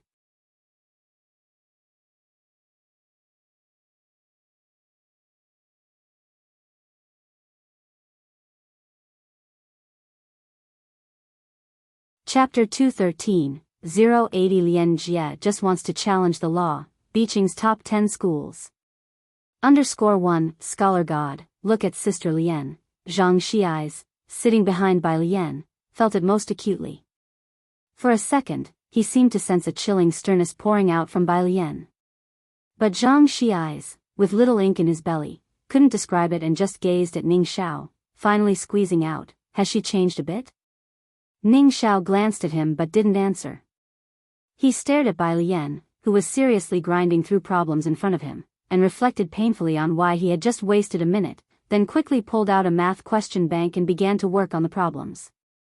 The king of slack, Zhang Xi's, reflected for a second. Forget it, the country has them, he could rest easy. He continued to sneak out his phone and made arrangements to play games with Wing Qi and others. Why did he have to sneak to take out his phone? Because when Lu's mom saw Bai Lian and Ning Xiao with their phones, she turned a blind, something Zhang Xi's couldn't believe, since those two would hold their phones for problem solving, not playing games. But if she saw phone in hand with Zhang Xi's and the others at school, that's it, 1,000-word self-criticism was a certainty. Bai Lian's phone lit up again, a message from Jiang Fulai. He probably guessed she was studying biology, memorize the textbook. Don't look at the book when doing problems. Broaden your horizons. He must be busy and took a moment to send 2 simple messages. Classmate Bai, 1, Bai Lian slowly replied with a number. In fact, over the past month, she had roughly understood. Biology probably had the highest return on effort among these few subjects. She had memorized the biology textbook by heart and just hadn't done many practice problems. Biology wasn't as hard as physics, but some questions were tricky with words. The knowledge tested wasn't as broad as physics, it was detailed down to the wording, and could even extend from the footnotes to outside the textbook. Young Master Jiang had only this phrase to offer: broaden your horizons. Next to her, Yang Lin, with a sidelong glance at Bai Lian, pondered for about a minute before quietly telling Bai Lian, you should organize a mind map for each chapter yourself, make frameworks, so you can remember every little piece of information. After doing problems, we ultimately have to go back to the textbook. If you don't understand, you can ask me. Yang Lin was first in biology across the whole school. She almost represented the school in a provincial competition, but on the departure day, she didn't show up. Bai Lian held her pen and tilted her head to look at Yang Lin, who was bathed in sunlight. Bai Lian narrowed her eyes slightly and gave a gentle smile to Yang Lin. Okay, I will. 200 days remained until the college entrance examination. There was still time. Because Shinqing had already awakened and was recovering well. Bai Lian made a phone call to Ji Xiaojun today and did not visit the hospital.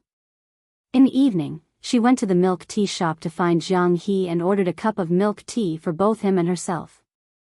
Qi Yundai had already noticed Bai Lian and Jiang He from the kitchen and, after finishing today's cakes, he took off his chef's hat. He then tossed the remaining cake to Yang Lin. After that, he casually took the 2 cups of milk tea ordered by Bai Lian to find her. Miss Bai, young master Jiang He, Qi Yundai seated himself next to Jiang He. Thank you, Bai Lian said as she spread out biology exercises on the table, a pen still between her middle and index fingers. She looked at Qi Yundai and suddenly remembered something. You are a litigator, right? Qi Yundai wiped off sweat with a paper. Yes. Litigator? That was a new way had been addressed. If it were this case, Bai Lian put down her pen and showed him a screenshot on her phone. Could you litigate? Qi Yundai set down the paper and glanced from afar. Seeing a few key words, he frowned. Domestic abuse?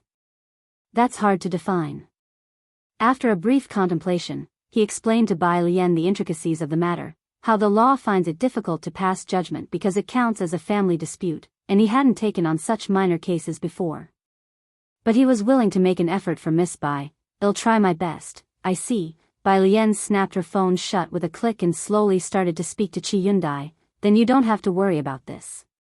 Qi Yundai could even see Bai Lian narrowing her eyes slightly, nonchalant yet somewhat presumptuous. Without needing to speak, Qi Yundai roughly got what Bai Lian meant, but who came up with the term domestic abuse?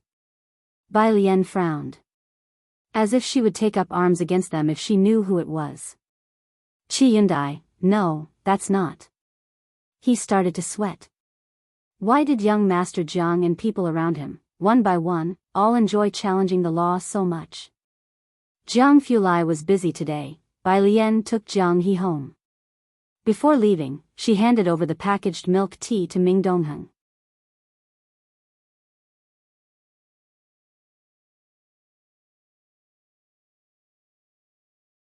Chapter 214, 080 Lian Jie just wants to challenge the law, Beijing's top 10 schools.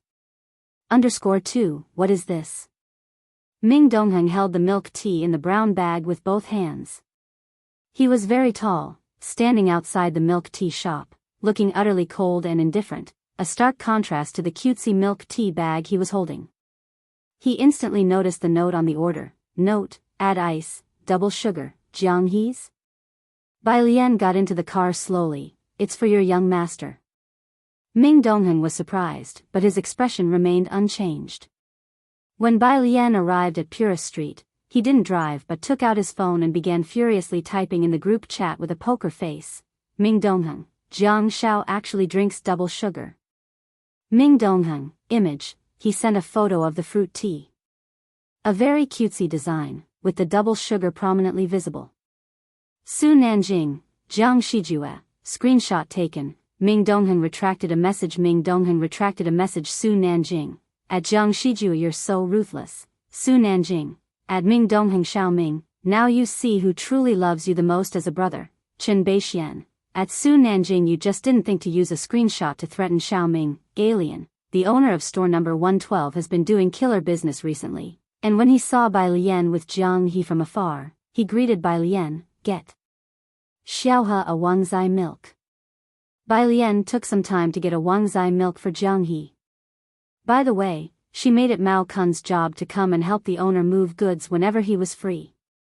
Alien seems to be in a really good mood today, the owner said after he moved down a box of beers, wiping his face with the towel hanging around his neck, his bronze face showing a smile. Young people should be lively and peppy, there's no need for all those troubles. The first time he saw Bai Lian, she was standing here looking at the ancient tree, and he thought she was burdened with worries. He figured she must have gone through a breakup. Of course, the owner couldn't fathom why someone would reject such a girl. But it was okay. The young are in their prime, and at her age, she could afford the loss. It wasn't too late for anything. The owner chuckled to himself and went back to moving stock, genuinely happy for her. 10 minutes later, Mao Kun came reverently with a few followers to help the owner move stock. A new police officer hiding in the dark opened his mouth wide in surprise. Unbeknownst to Bai Lian, the store owner who watched TV every day had been secretly concocting all kinds of dramatic love and hate stories about her. She took Jianghu, who was sipping on his Wangzai milk, and went back. In Jianghu's courtyard. He was sitting in front of the embroidery frame, a piece of deep blue satin already stretched on it, with a paper on the fabric, outlining the pattern of a robe he had drawn for Dr. Lance. Dr. Lance, how do you like this one? Dr. Lance was curiously observing the well and banyan tree in the courtyard. He hadn't stopped exploring the ancient charm of the alley for a moment. On hearing the question, he pushed up his glasses to look closer at Jianghu's drawing. His eyes lit up as he saw it. Fine. Beautiful. What's this? He pointed to one of the patterns. Dragon. Jianghu narrowed his eyes and replied. Loan? Dr. Lance seemed to have heard of it and brightened up. I like this. Jianghu nodded, then fetched a bunch of embroidery threads from the storeroom and started splitting them. Dr. Lance's eyesight wasn't great, but he could see Jianghu splitting a fine silk thread into 12 or so finer threads. The first time witnessing embroidery, he was amazed for a long time. With a squeak, Bai Lian pushed open the door and entered. Dr. Lance retracted his jaw and turned to look at Bai Lian. Today, treatment? Bai Lian greeted Jianghu and Dr. Lance and answered Dr. Lance, yes. She took off her school uniform to reveal the white inner garment embroidered with green leaves and twining vines, then retrieved silver needles from the room. How long will it take? Dr. Lance asked about the treatment duration as he sat on the stone stool. Having been treated by Bai Lian with the needles for 2 days already, he didn't feel any change. Bai Lian raised the silver needle leisurely and, after a conservative estimate, replied, around a month. Really? Dr. Lance switched to English, eager for Bai Lian to proceed with the acupuncture. Hurry up, please. Dr. Lance was short-sighted. He had considered laser surgery, but laser treatments could cause regression, accelerated aging, thinned corneas, and worsened glare and night vision, so he never went through with it. Jianghu pulled up a stool in front of Jianghu and started to twist a fourth-order Rubik's Cube while watching Jianghu embroider. Jianghu took out the needles wrapped in oil paper and looked up to see Bai Lian holding a needle above Dr. Lance's head, gesturing.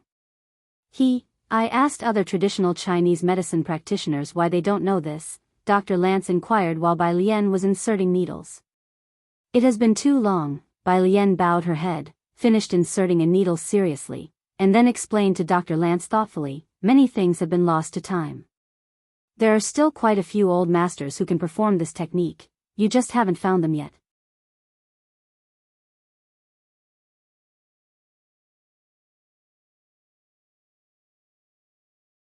Chapter 215, 080 Lian Jie just wants to challenge the law, Beijing's top 10 schools. _3 Perhaps they are like her, without even a certificate. In the past, scholars read by the light of oil lamps, which was extremely harmful to the eyes, and there were no eyeglasses back then. The imperial physician compiled this set of acupuncture treatments. It saved the eyesight of the majority of scholars with poor vision.